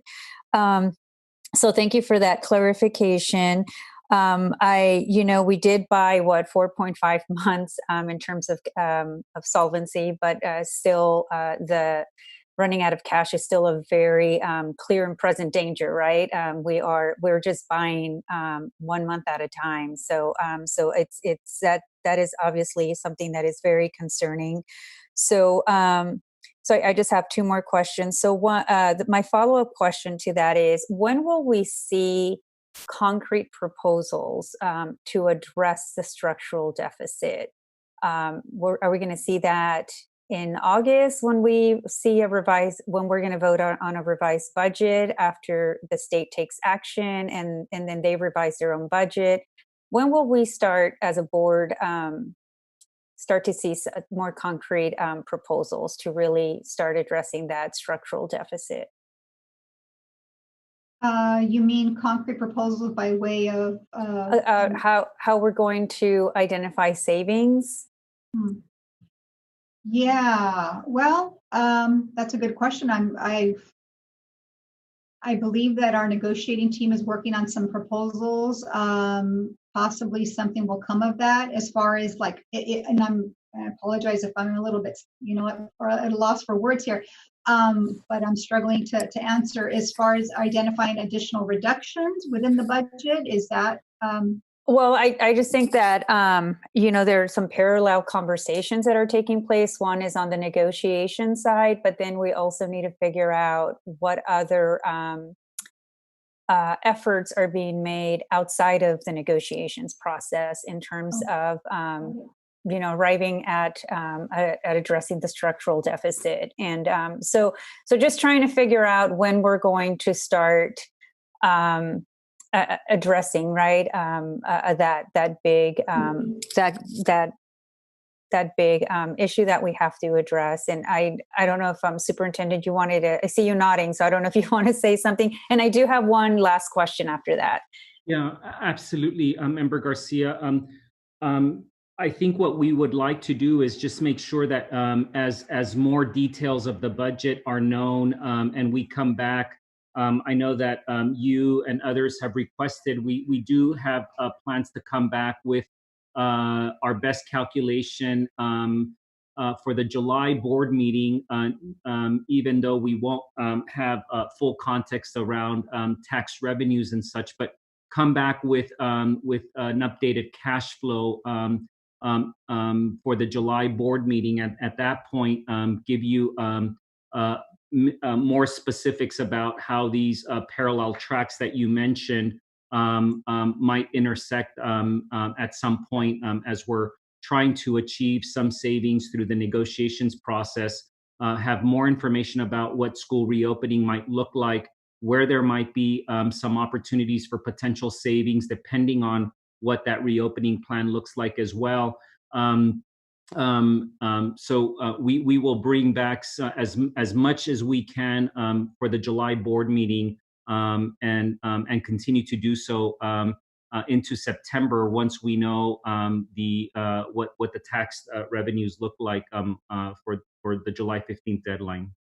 Okay, I appreciate that. I think it's just really important that we just continue to make progress in, negotiations is one thing, but we need other plans and efforts to address that structural deficit. And my last question is, Rose, if you can provide, or I don't know, Superintendent, maybe if you can share some information in terms of the parent participation preschool program.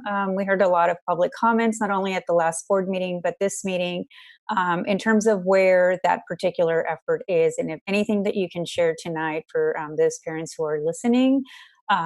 Because again, this is a budget that we're adopting. It's tentative, but just maybe even clarify whether or not that particular program is in this budget. Sure thing. Thank you.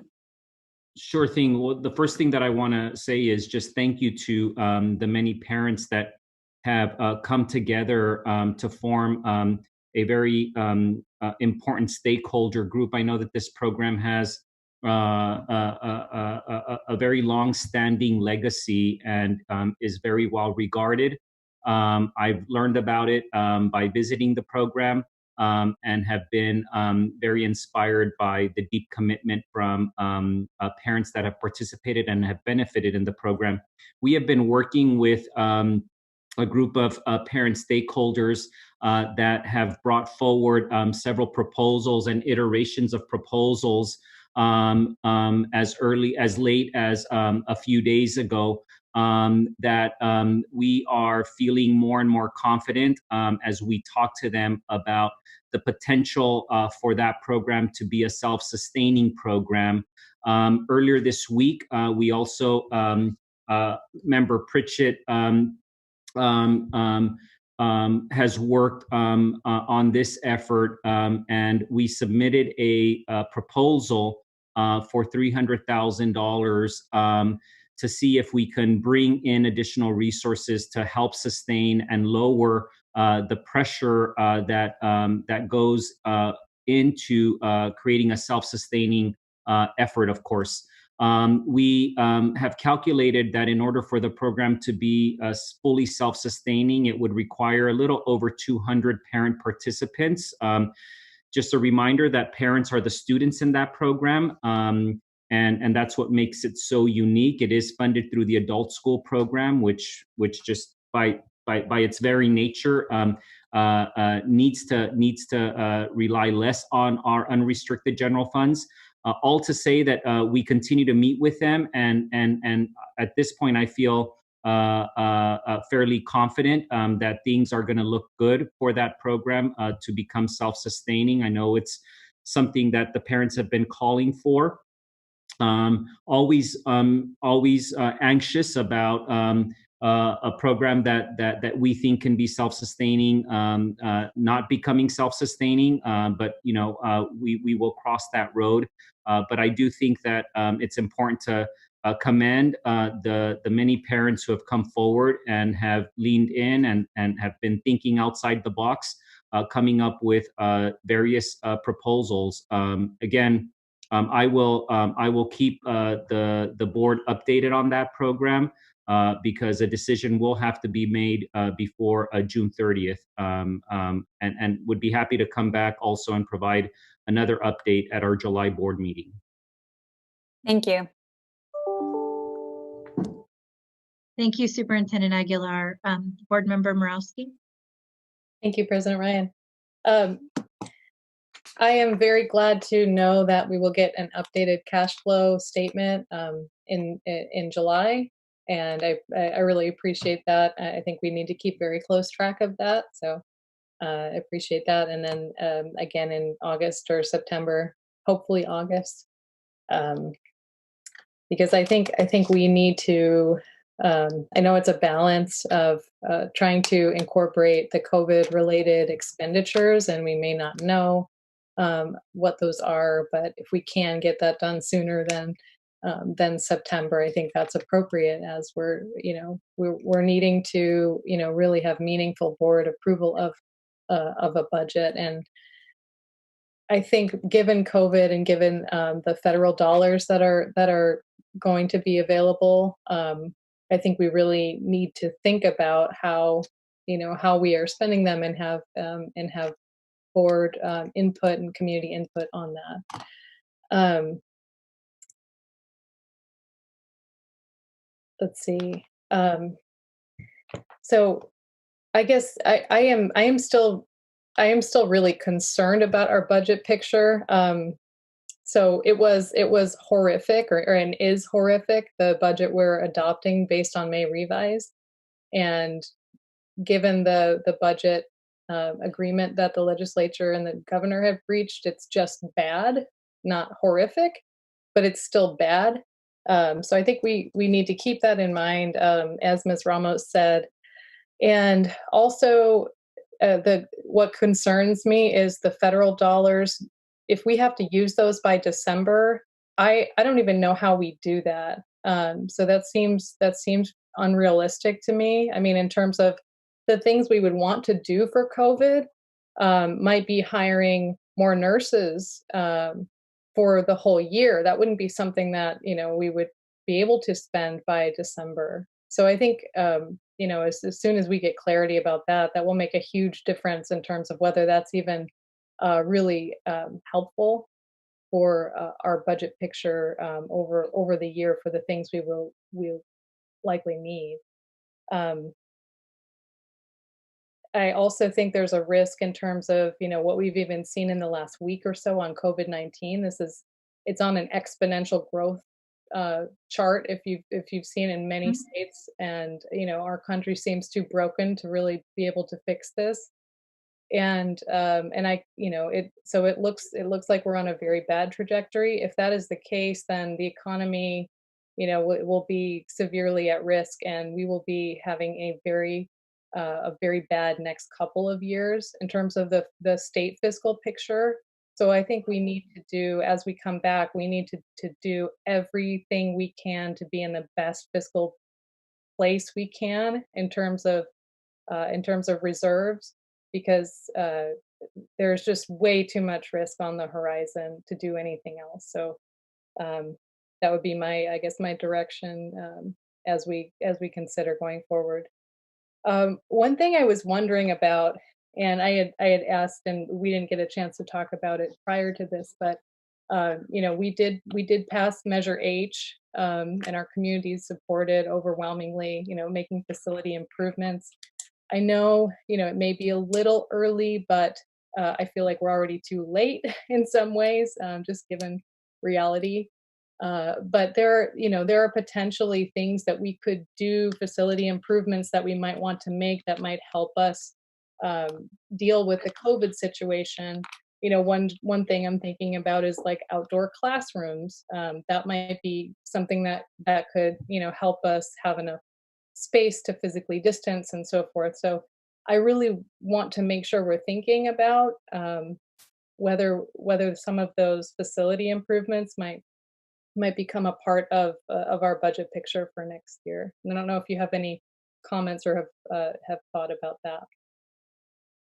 Just a comment, Member Morawski, good question on that. And we always do. We always look for our bond funds since they are pretty restricted. So whenever we have a facility expense that comes up and maybe it wasn't planned, we look at the bond language and we look at the criteria.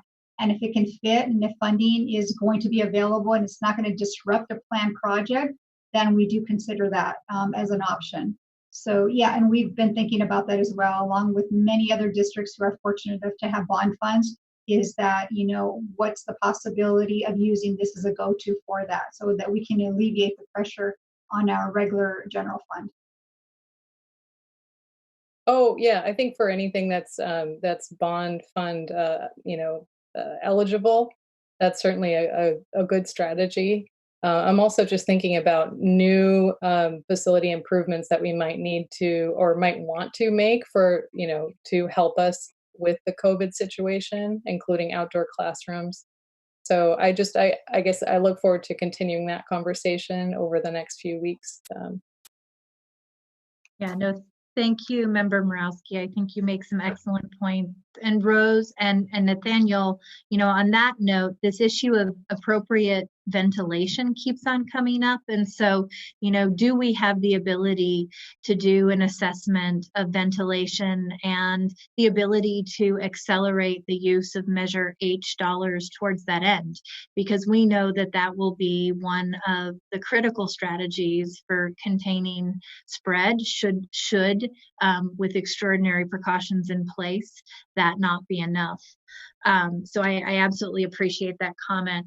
I also really share the concern over the ambiguity with the federal COVID relief dollars, both understanding if we have to expend them by the end of the year and recognizing that that really ties our hands in terms of the innovative policies and interventions that we can put in place to meet our most vulnerable students where they're at when they return to school in whatever form that is in the fall.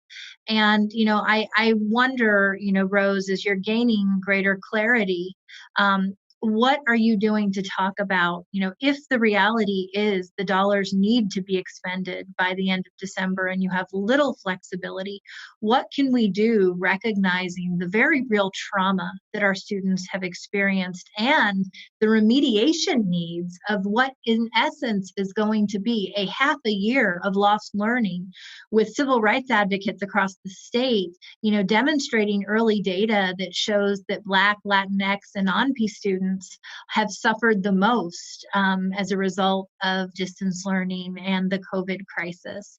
And so, thinking of how we use those dollars, even if we don't have the ability to use them for the lifespan of the school year, how do we front load them in a way that is intentional and deals with some of these issues of inequities perpetuated by mental fatigue, trauma, and remediation needs that are accelerated due to the COVID crisis. And so I would just ask that of you.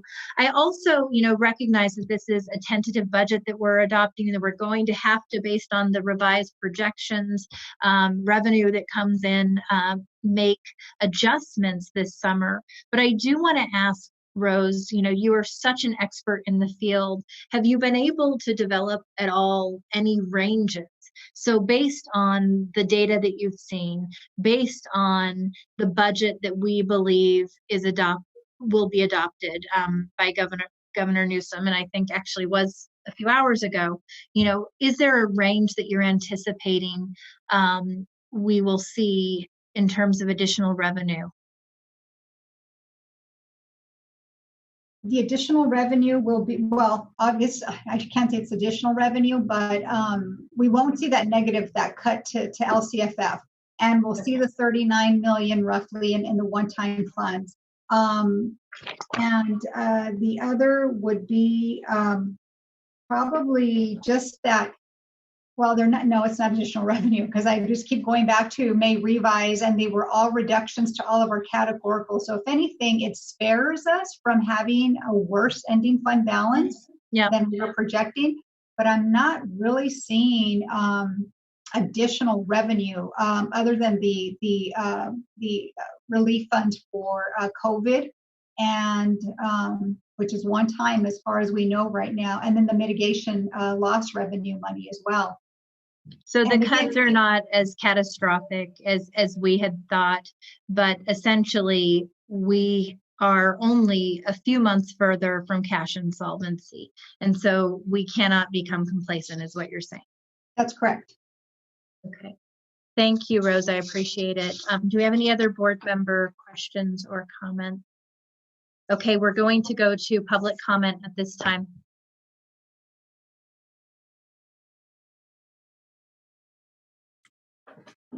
Okay, so these will be at 1 minute each. And the first comment is from Marcus Miller. And it says, hello, I'm a Black parent who just moved into the A's, a Black parent of a soon-to-be school-age child in the SUSD district. I am calling on Christina Pridgett specifically and the SUSD board as a whole to not renew their contract with the Sacramento Police Department as a part of the plan to re-image school safety.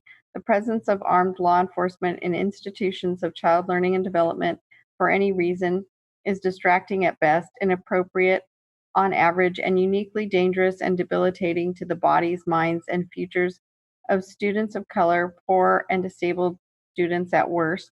Trustee Pritchett, do not make the same mistake you did in November again today with the backdrop of our nation's reassessment of the very purpose and role of law enforcement currently underway.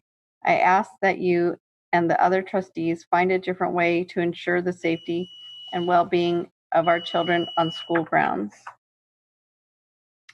The next comment is from Robbie Riles and says, funding is precious and it needs to go toward supporting our students, mental health services, counselors, disability services, career services, MESA, SESI, etc., instead of SROs or any partnership with police.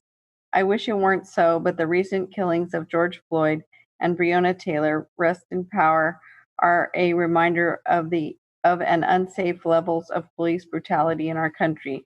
Very rarely do students feel that they can trust and confide in members outside of their community, especially a stranger showing up with a badge and a gun.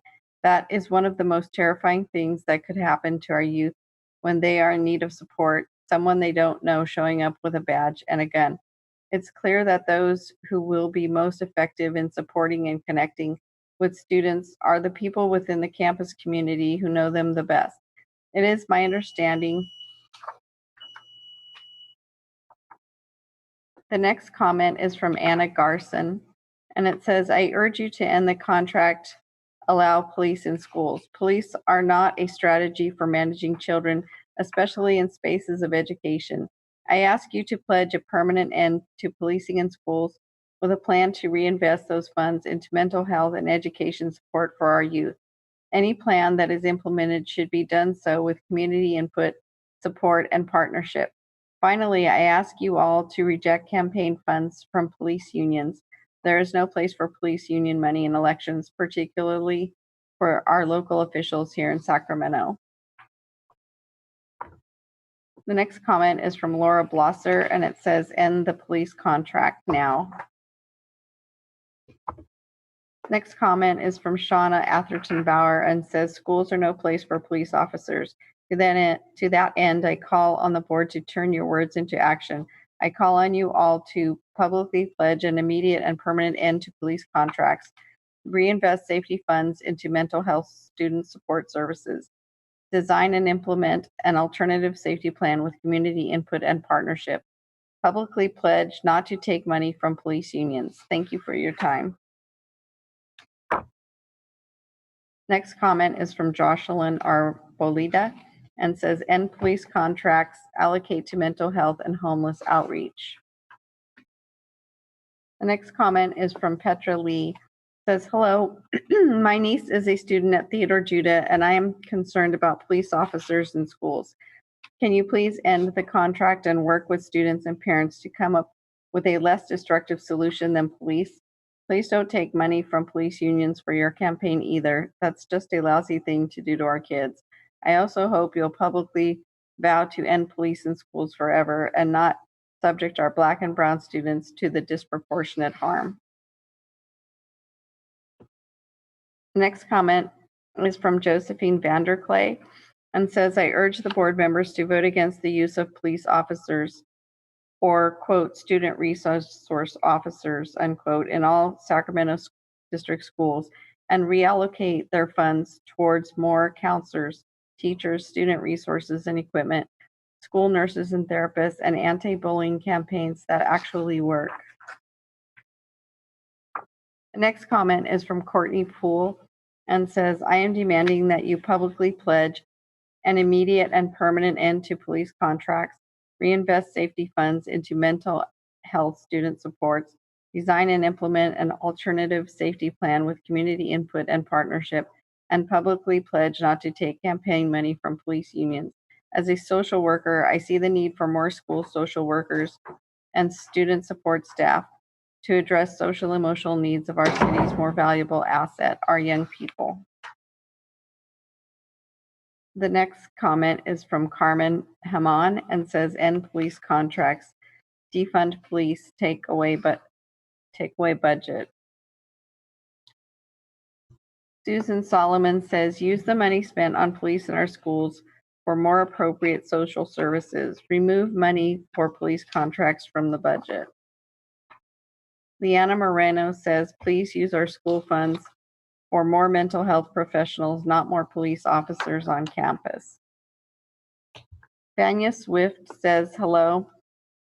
As a parent in a district with no librarians and few, if any, counselors, I would appreciate your consideration in removing SAC PD from our campuses and utilizing that money for educational and emotional support of our children. This is a critical moment in history. Look to cities like Minneapolis, Portland, Oakland, and see that policing our children only adds intimidation and authoritarianism when a learning environment must be inspirational and supportive. Thank you for your time. Proceed wisely.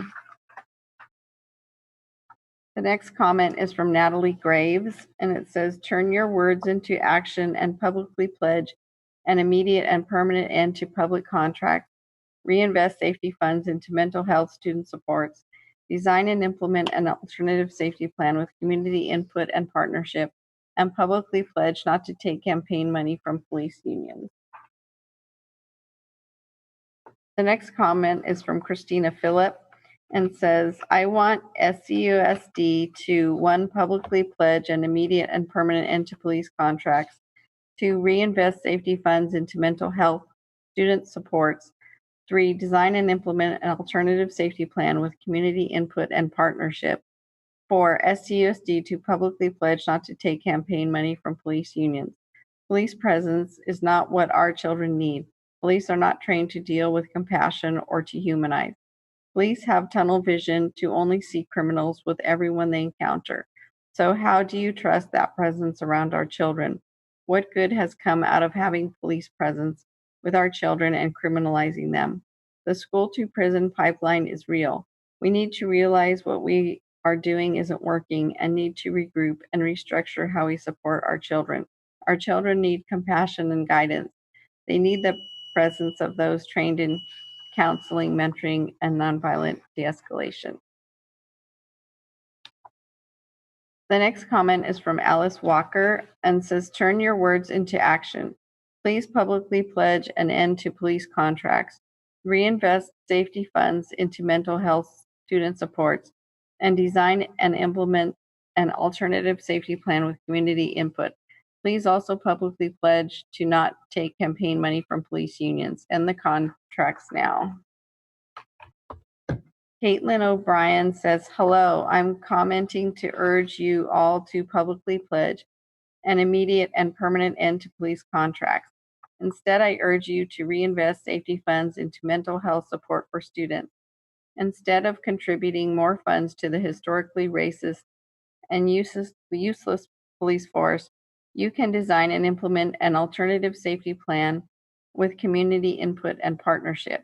Please do not take money from police unions. You have the opportunity to set an example for the rest of the state, country, and world. Please do the right thing. We are watching. The next comment is from Noel Lecumby and says, decrease the police budget and invest in our communities by funding services that strengthen our communities.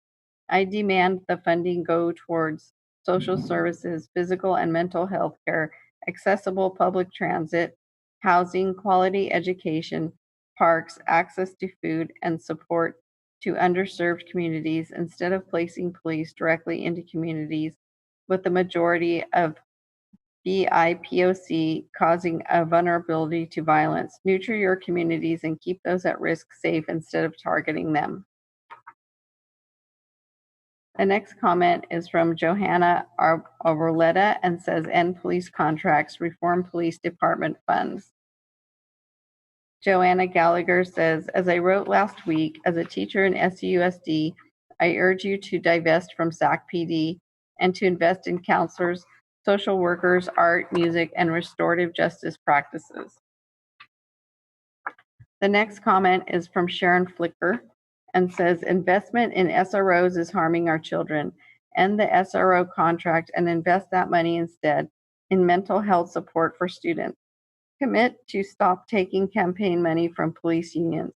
Create an alternative safety plan with community input. Stephanie Young says the police needs to be divested from to fortify any community agencies, professionals, and all other forms of systems that provide support to our families and youth. We must end the school to prison pipeline that is perpetrated by the presence of police in our schools and neighborhoods. We must address and counter white supremacy at all levels in our society. It is very present in the educational system as state-sanctioned public officers are used to police our children in schools. This needs to stop immediately and is completely unacceptable. The next comment is from Elk Fairman and says, I, along with Sacramento area congregations together, stand with our students who are negatively impacted by police interactions in their school campuses and who are leading the effort to denounce institutional racism in our education system. It is vital that the SCUSD Board of Education, 1, adopt a board resolution to put a final end to current and future contracts with law enforcement. 2, institute an alternative safety plan designed collaboratively with students, parents, teachers, and community for the school year 2020-2021.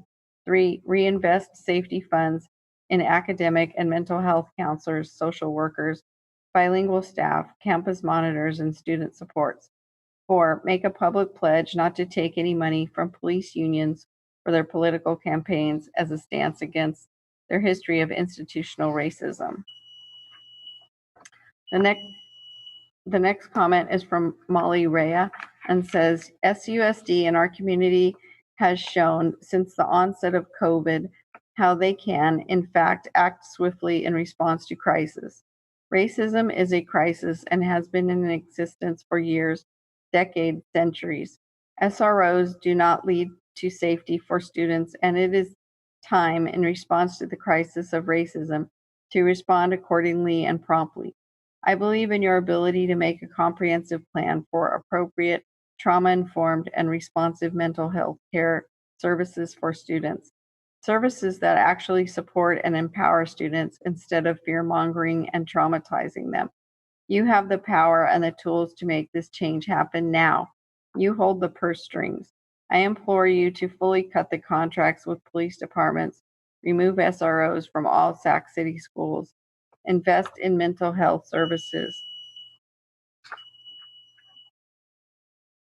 Danielle Woldeman says, end your contract with Sacramento PD, divest from SPD, do not hire SROs, invest in community care and community accountability now. Dana O'Donnell says, the community calls for action, police out of schools now, no empty promises, our students deserve better.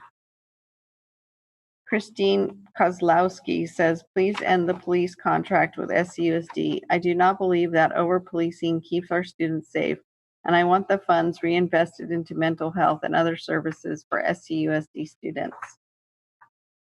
Robin Ayers says, I am writing as a concerned citizen and a social worker who works with families in the Sac City USD. I am asking that in considering the district budget, that the board cancel the contract for SAC PD and use any funds intended for them to be used for professionals who will provide nurturing, culturally competent care and concern for the students at each of your schools. As a community, we cannot continue to surround our young people with police and criminalize them during this important time of development in their lives. We must support and strengthen our youth, and a budget that includes police in our schools does not accomplish that. I am demanding your unconditional support for a student-centered budget, which will not include a line item for police, but rather build up a robust support system for all SUSD students.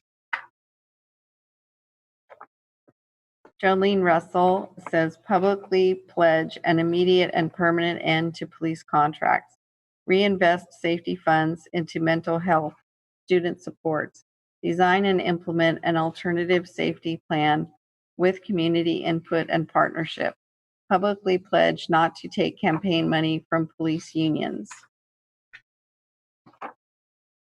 And the 30th comment is from Matthias Kimball and says, I am urging the school board to remove SROs from our schools and use that funding to provide health and support services to students and their families. I also demand that they stop taking any campaign donations from police unions or other law enforcement organizations. And so that was the 30 comments out of the 276 on this item. And thank you for reading those. Those are all archived online at the SCUSD website, correct? In their entirety? Thank you. Under this. Yes, they are. Thank you. I just want to make sure that we had clarified that. So, in closing out this item, we can take some final comments from board members. Looks like we didn't have public comment on other items related to the budget. Primarily, the focus was on the commitment to divest the remaining $600,000 from the non-school site, 3 SROs, and reinvest those monies. Now, the reinvestment of monies when you find yourself in the fiscal circumstances that SCUSD currently is encountering becomes much more difficult. But what we asked Rose to do and what you saw tonight was a set aside of those $600,000 to be reinvested under an alternative school safety strategy. What I am directing the superintendent to do tonight is to, by the end of July, launch the establishment of an alternative school safety strategy task force.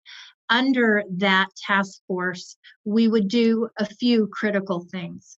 One, we would focus on determining a common definition for student and school safety.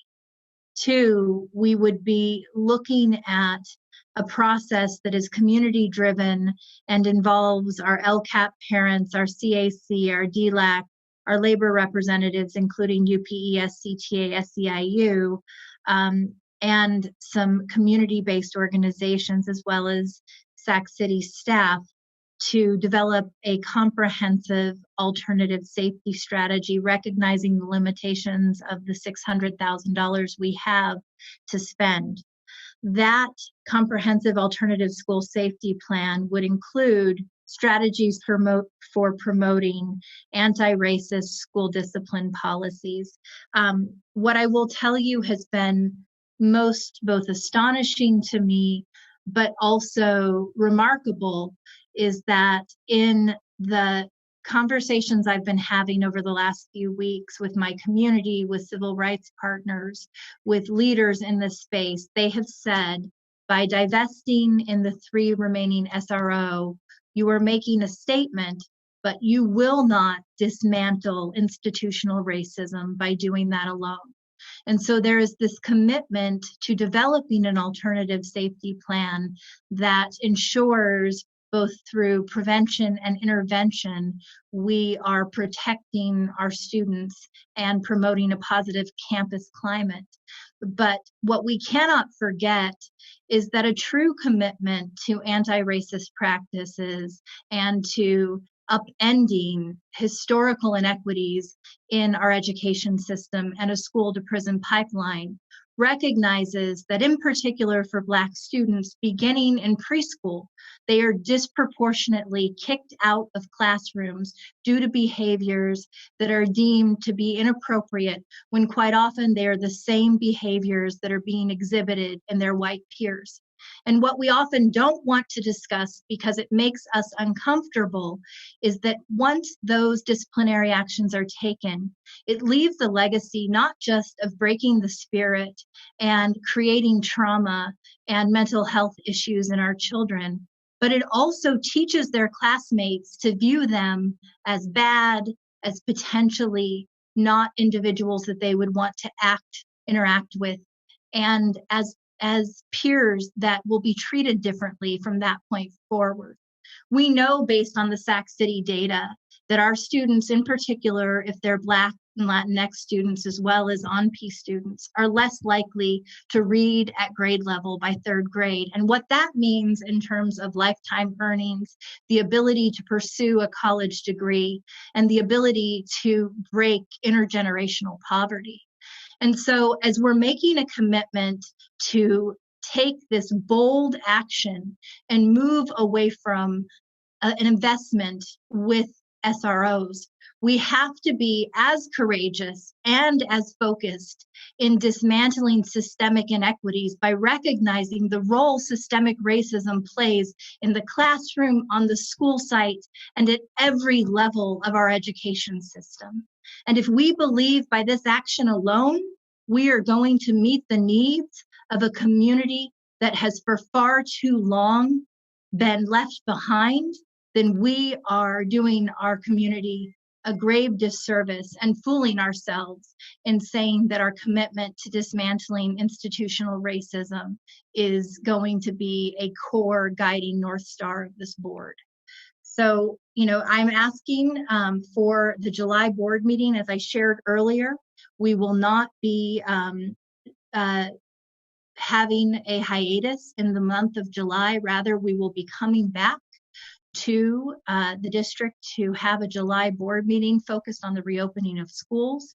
Within that, we will have a resolution which outlines the items that I just talked about regarding the alternative school safety plan and the tasks at hand to ensure that we are charging that group of stakeholders that is representative of multiple key constituencies within our Sac City community, with the ability to help inform how $600,000 is spent to the end of promoting school safety and ensuring that we are pursuing anti-racist school discipline policies. And I know we have a couple hands, Board Member Vang, Board Member Morawski.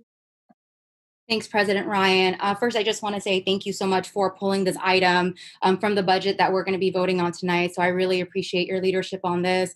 And I'm also glad to hear that, and if I heard that correctly for clarification, that a resolution will be brought to the board in July. Did I hear that correctly? Okay, yeah, because I think just given some of the concerns around timeline from parents, students, and community members, I was also going to make a request that Sac City actually present a resolution next month stating our intent, not just about the SRO or canceling the contract, but really our commitment to begin that work to dismantle a harmful system, right? And so if we could make sure, and I'd be happy to also help co-lead to write that resolution with you as well. And so I just wanted to add that. The other piece I just really wanted to say, because I think I want to thank Member Pritchett for sharing her truth and just her perspective on this issue. And I want to have a dialogue with her and also our board members to say that Member Pritchett, that I hear you, and that I understand that the schools that you represent are within county jurisdiction, right? And that's concerning, right? Because our students need treated differently on the county side. And I think, when you spoke earlier, your worry about how our students would be treated from the county side, and I would say then join the fight to demilitarize law enforcement, right? And I also want to say, I've heard from parents who are also scared, and I want to say, it's okay to admit that you're scared to imagine a world without law enforcement, because that's all we've ever known. But this is an opportunity for us to build the world that we want, and that no one is ever going to do this alone. We're all going to need each other, right? And so I just, wanted to say that to you, and thank you for speaking your truth, and hope that we can continue to do this work to really dismantle a system that has hurt many of our students. So thank you. Thank you, Board Member Vang. Board Member Morawski. Thanks, and I appreciate the robust discussion on this. I think it deserves it.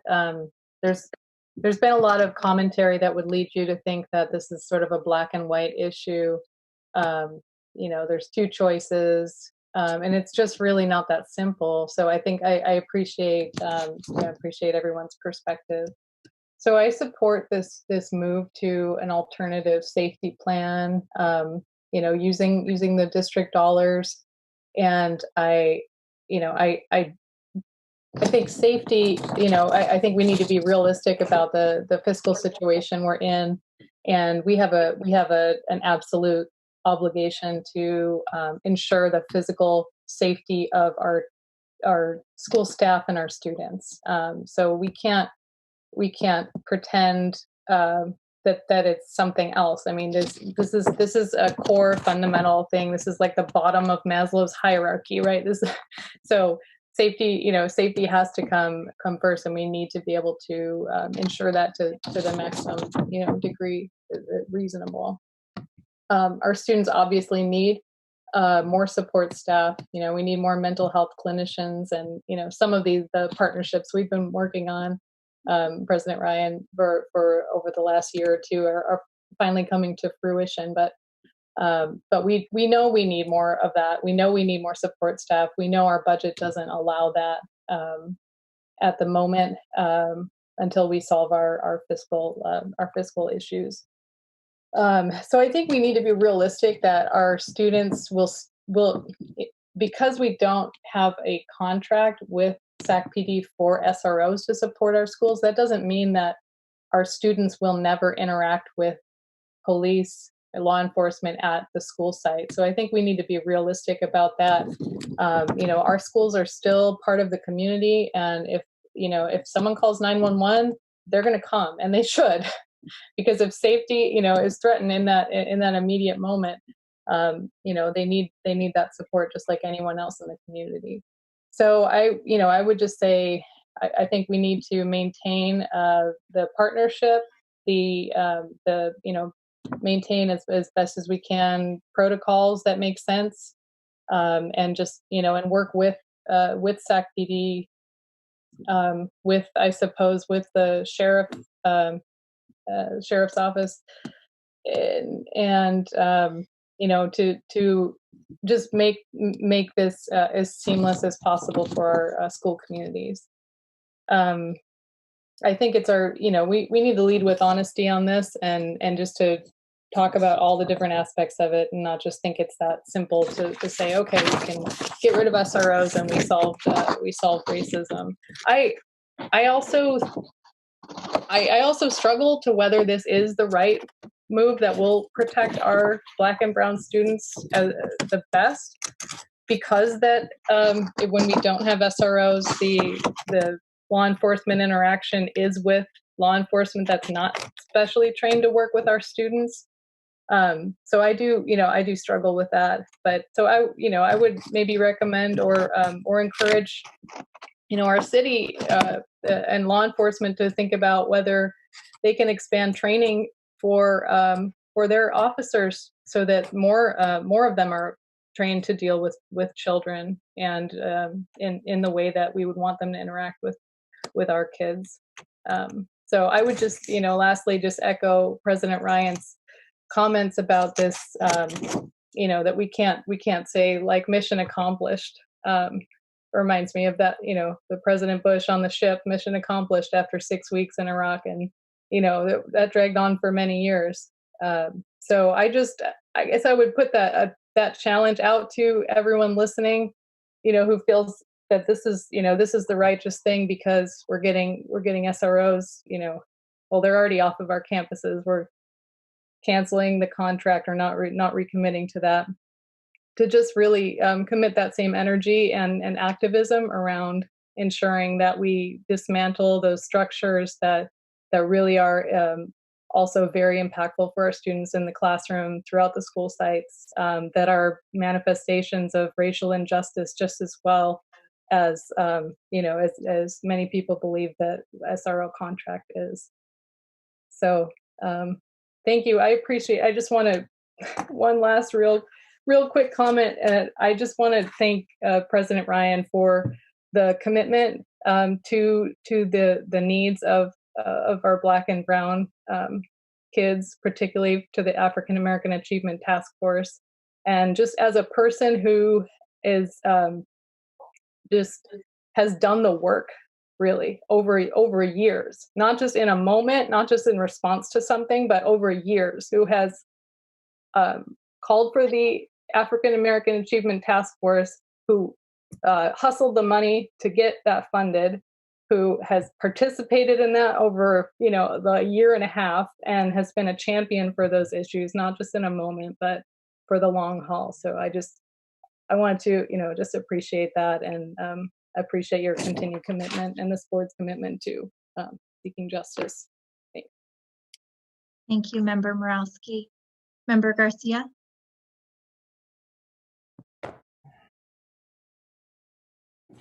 Yes, thank you. I'll keep my comments brief. I want to thank everyone for having the courage to have this conversation. And as Board Member Vang said, and speaking our truth, right? We all have, we come from different backgrounds. We have different experiences, but we have to validate each other's experiences and acknowledge that. So, I want to start with that. I did want to seek clarification on a couple of things moving into the proposal. So one is that a task force be, established by the end of July. Is that correct? That's correct. And just also to clarify, you named the sort of the membership of the task force. I didn't hear a youth voice or a student voice. I'm wondering if there is.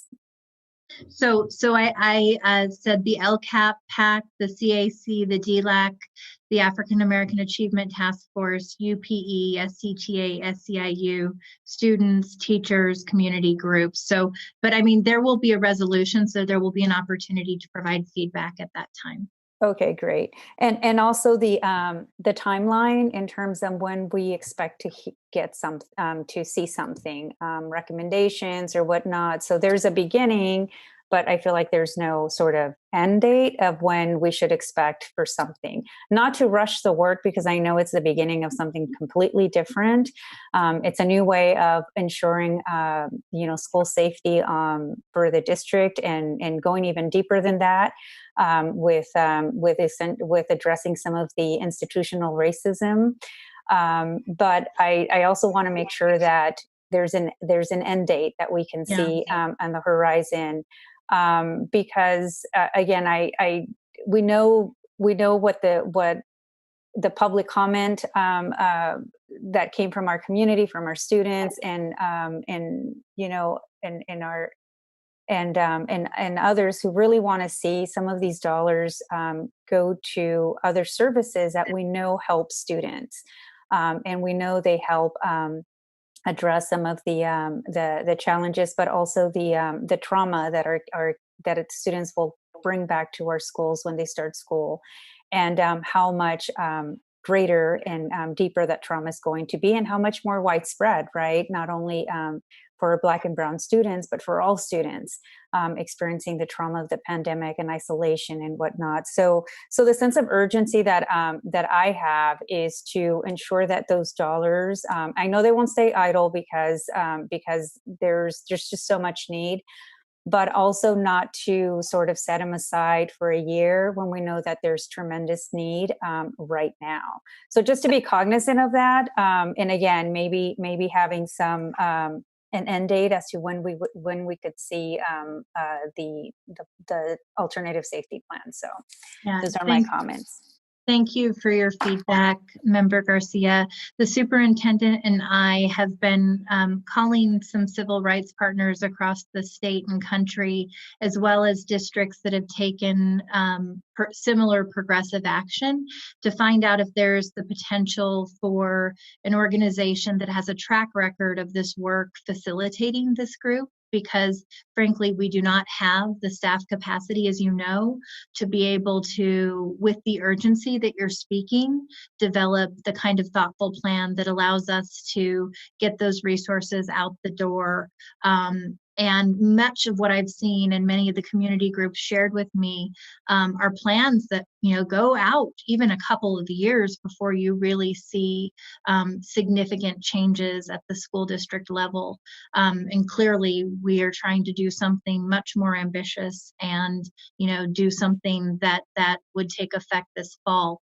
I am committed, and I know the superintendent hears this, because I have had this conversation with him recently, to finding grant funds if necessary to do that work. I've done that, as you know, on a variety of different projects in the school district because we're so resource starved.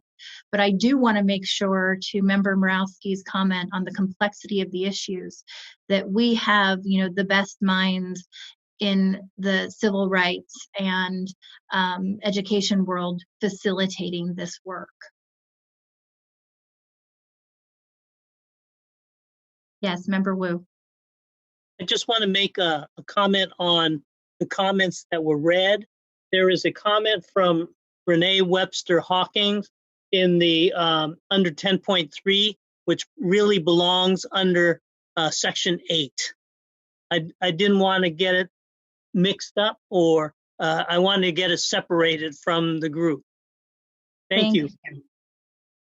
Thank you, Member Wu. I appreciate that. And thank you to all of the community members and students and allies who have used the power of their voice over the last few weeks. I also want to say, in addition to the composition of the work group that I articulated this evening, when we look to bring in the best and brightest minds around this work, some of those individuals are right in our own backyard and have already reached out and want to be a resource. And so believe me, that is a consideration. This idea that if we're going to address institutional racism in Sac City, in particular when it's so deeply rooted and well documented over decades, individuals who have an understanding of the complexities of the work will be able to tackle this in a much more thoughtful, expedited fashion. Okay, so with that, we're going to take a motion to adopt the tentative. Oh, sorry, Superintendent, go ahead.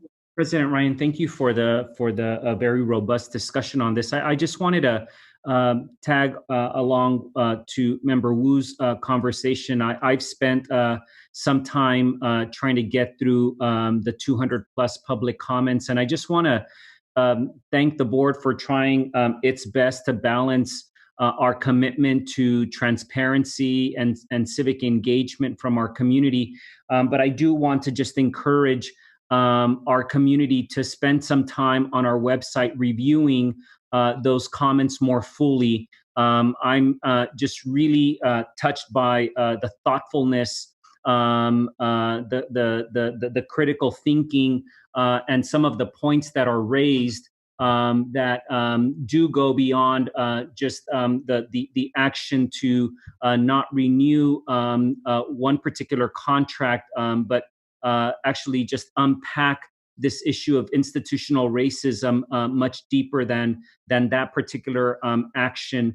So I'm grateful again to you and to our team that really quickly spent time figuring out the best way to create a repository, and again, really just want to encourage our community to invest some time to better understand the overall needs that are going to have to go into really addressing this issue, given its complexity. So I look forward to continuing to read that, and as you said, there's going to be a lot of individuals that do have a great deal of expertise, given what I've read in those public comments. Thank you, Superintendent. This is an action item. Do we have a motion? Move it. Do we have a second? Second. Okay, roll call vote, Superintendent.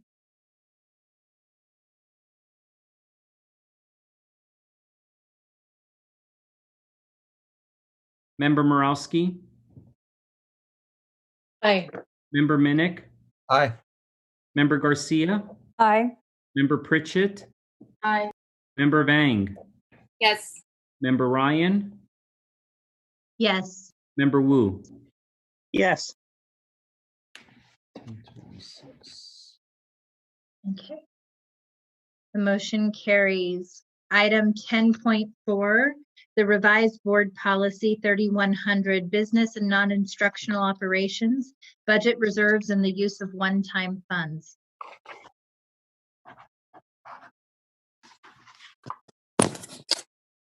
Madam President, you may want to extend the meeting. Oh, thank you. We'll We're move to coming. extend the meeting till 11 o'clock. Perfect. Do we have a second? Is that enough time? Yes, I think that will be. Second. All those in favor? Aye. Aye. Okay, thank you. Okay, good evening again. This is Rose. You guys have seen this before. We brought this a couple of months back, and with all the interruption that we had with COVID-19, we were not able to bring it back as quickly as we wanted to. So it's coming back for a second reading for additional comments and any other revisions. You could please advance to the next slide. We did add one of the requests that was made at the last meeting when it was last presented on the economic uncertainty regarding the goal of a 5% minimum reserve. The request was to add some statement in there about, what could be achievable given our situation. So a couple of ideas that were thrown out was perhaps it could be the target could be a year 2022, 23, or after the deficit is eliminated. So that's been added there for your review. Next slide, please. And again, this is the same slide, the benefits of having this reserve above the minimum required, that it provides a buffer for the district, and it allows the district time to make adjustments to the budget thoughtfully and strategically versus just going in a slash and burn mode whenever we have a sudden or an unexpected decrease to revenue or an increase in our liabilities. And the next slide is just to give you an idea of what a 2% reserve, which is our basic bare minimum. The 2% is about 11.5 million, and the 5% would be roughly about 28 million. And then we just provided some cash flow data there for you to help kind of guide this. And the next slide, then this is the other part of the revision. The proposed revision is the use of one-time funds, that the board would take action separately on the use of one-time funds for ongoing expenses or just for one time. And this would occur at the budget adoption period of time. And then the benefits are just laid out there that, just to protect the district, of course, from committing itself to ongoing expenses without any kind of exit plan or any other sustainable source. And so basically, we're just bringing it back for, again, your consideration, additional comments and questions, and until you get to the point where we're ready to take action to adopt.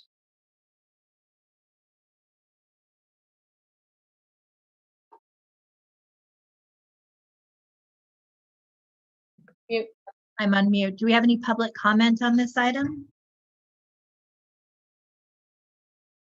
Did we lose Ann? No public comment. Okay, thank you. Do we have board member comments? Board member Minnick? Board member Morowski? Ms. Ramos, could you repeat what you said about the one-time funds? I heard you say something about us needing to approve those separately, and I didn't quite understand what you meant. I just wanted some clarity of when you were on that slide. Sure. What that would mean, and we could just, craft that any which way, but it would call out the one-time funds versus them being just buried into the budget, because, our budget is quite large and it does not necessarily itemize all of our revenue sources. It puts it into huge categories. And within those categories, we have a variety of one-time funds. Just off the top of my head, I could think of like donations, for example, mini grants that we get. And under this proposed revision to the board policy, we would list those. These are the one-time funds included in the budget, and this is what they're intended for. And in the cases of those mini grants, often they are for a one-time use. It could be a summer program or some type of initiative during the school year, and it has a known expiration date. And so, again, the goal is that that one-time fund wouldn't be used to sustain an ongoing salary without, some kind of exit plan. And I do want to say that in those cases where salaries are applied to one-time funds, what districts typically do, and Sac City does that now, is that the actual posting of the job and the job description often itself has an end date. that is made very clear that this is a limited term assignment or position based on contingent upon continuing funds, but it usually ends at the end of the school year or when the funds expire. Right. No, I realize that. And actually, I really appreciate this proposal to have these itemized out and have us look at them separately. Obviously, you know, we all know that part of the reason we're in some of the, you know, financial issues that we are is because of one-time money being used for ongoing expenses. And to, you know, to have to look at that and make those decisions separately will be a good, I think, reminder for us whenever there was that possibility that we could have made that mistake again. So I think that's a kind of a good way of giving us a double check to make sure that we don't go down that path again. So thank you. Thank you, Board Member Minnick. Board Member Morawski. Thank you, President Ryan. I appreciate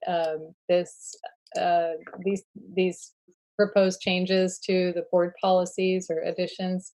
I just had one comment, and I did send this to you and the superintendent, so I know you're aware, but just for the record, I had requested an addition to the one-time funding board policy that just specifies that a supplemental budget display be presented to the board for approval that clearly explains the source of the funds, restrictions on the funds, when it expires, just clearly how they're going to be used, and if it is ever proposed to support an ongoing expenditure, a rationale around that and how the plan to support that expenditure going forward after the expiration of the one-time funding. And just also to clarify that one-time funds can be single year or multi-year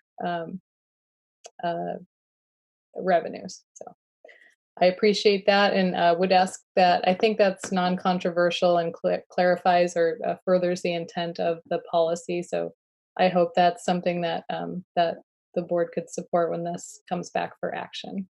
Thank you. Thank you, Board Member Morawski. Board Member Garcia. Yes, thank you. I do think that the original language needs a little bit of strengthening, and I had also shared some additional thoughts in making sure that one-time funds are for one-time expenditures. In the event that one-time funds need to be used for ongoing expenditures, that the additional level of transparency and all those details that Board Member Morawski just outlined are a very necessary step.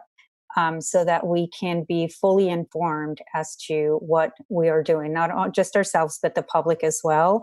And also limiting how many times you use one-time funds for any particular program, right? If there is a program that every year you use a different one-time funding source to cover that ongoing program, we need to make sure that we limit how many times we do that.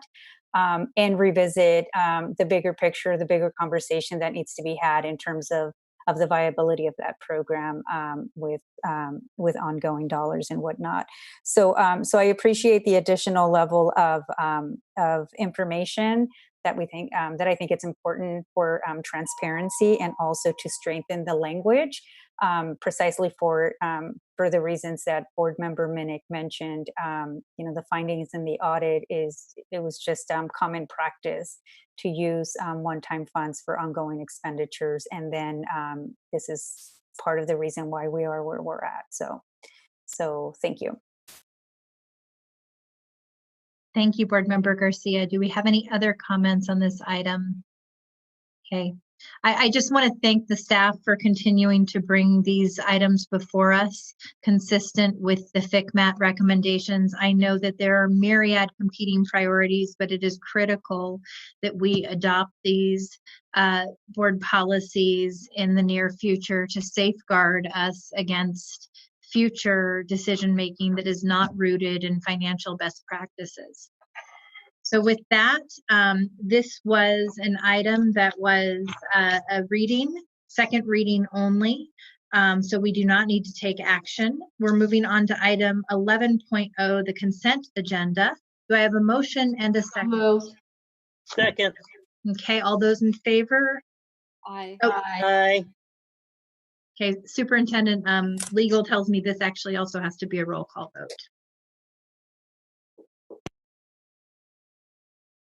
Member Morowski, Aye. Member Minnick, Aye. Member Garcia, Aye. Member Pritchett, Aye. Member Vang, Yes. Member Ryan, Yes. Member Wu. Aye. Okay, the motion carries. Moving on to item 12.0, business and financial information reports, receive reports. Item 12.1, business and financial information. Do we have any public comments on that item? No, no public comment. Okay, item 13.0, future board meeting dates and locations. Actually, this should read date still to be determined for July. We are not taking the summer hiatus as we normally do. We will have at least one board meeting in July, both because we will have revised budget numbers, but also because we will be dedicating a board meeting to our school reopening, which is so critical and time sensitive. Okay, item 14.0, adjournment. Do we have a motion to adjourn? I'll move to adjourn. Okay, second, thank you. All those in favor? Aye. Aye. Okay, everyone, thank you. Have a good night and stay safe. Wear your masks. I don't know if you saw the COVID peak numbers. We all have to do our part to keep one another safe. All right. Stay healthy, everyone. Good night. Good night, everyone.